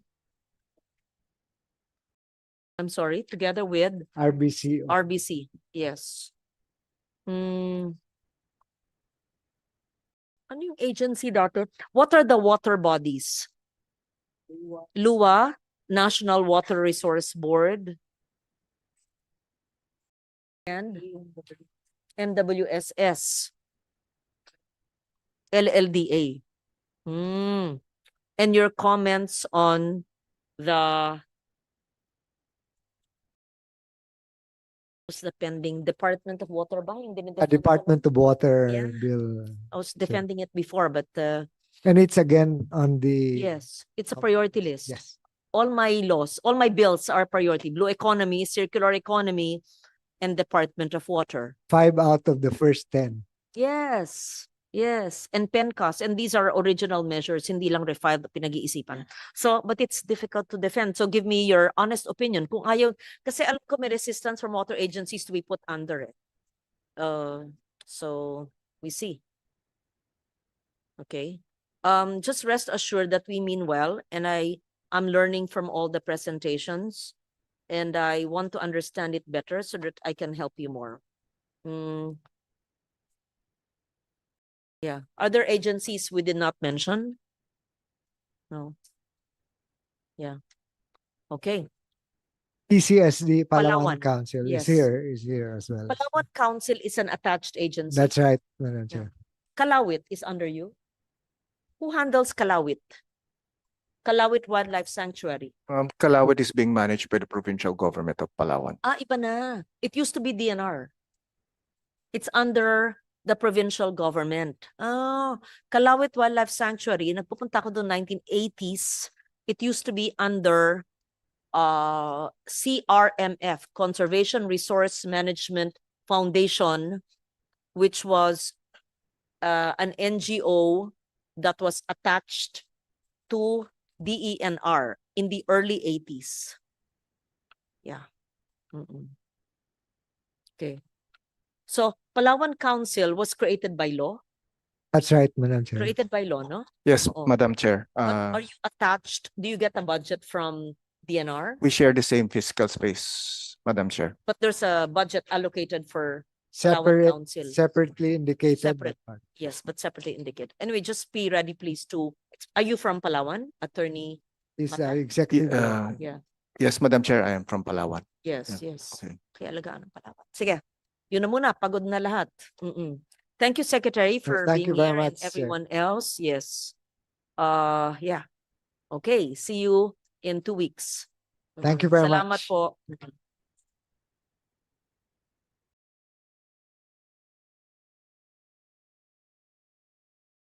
Recording stopped.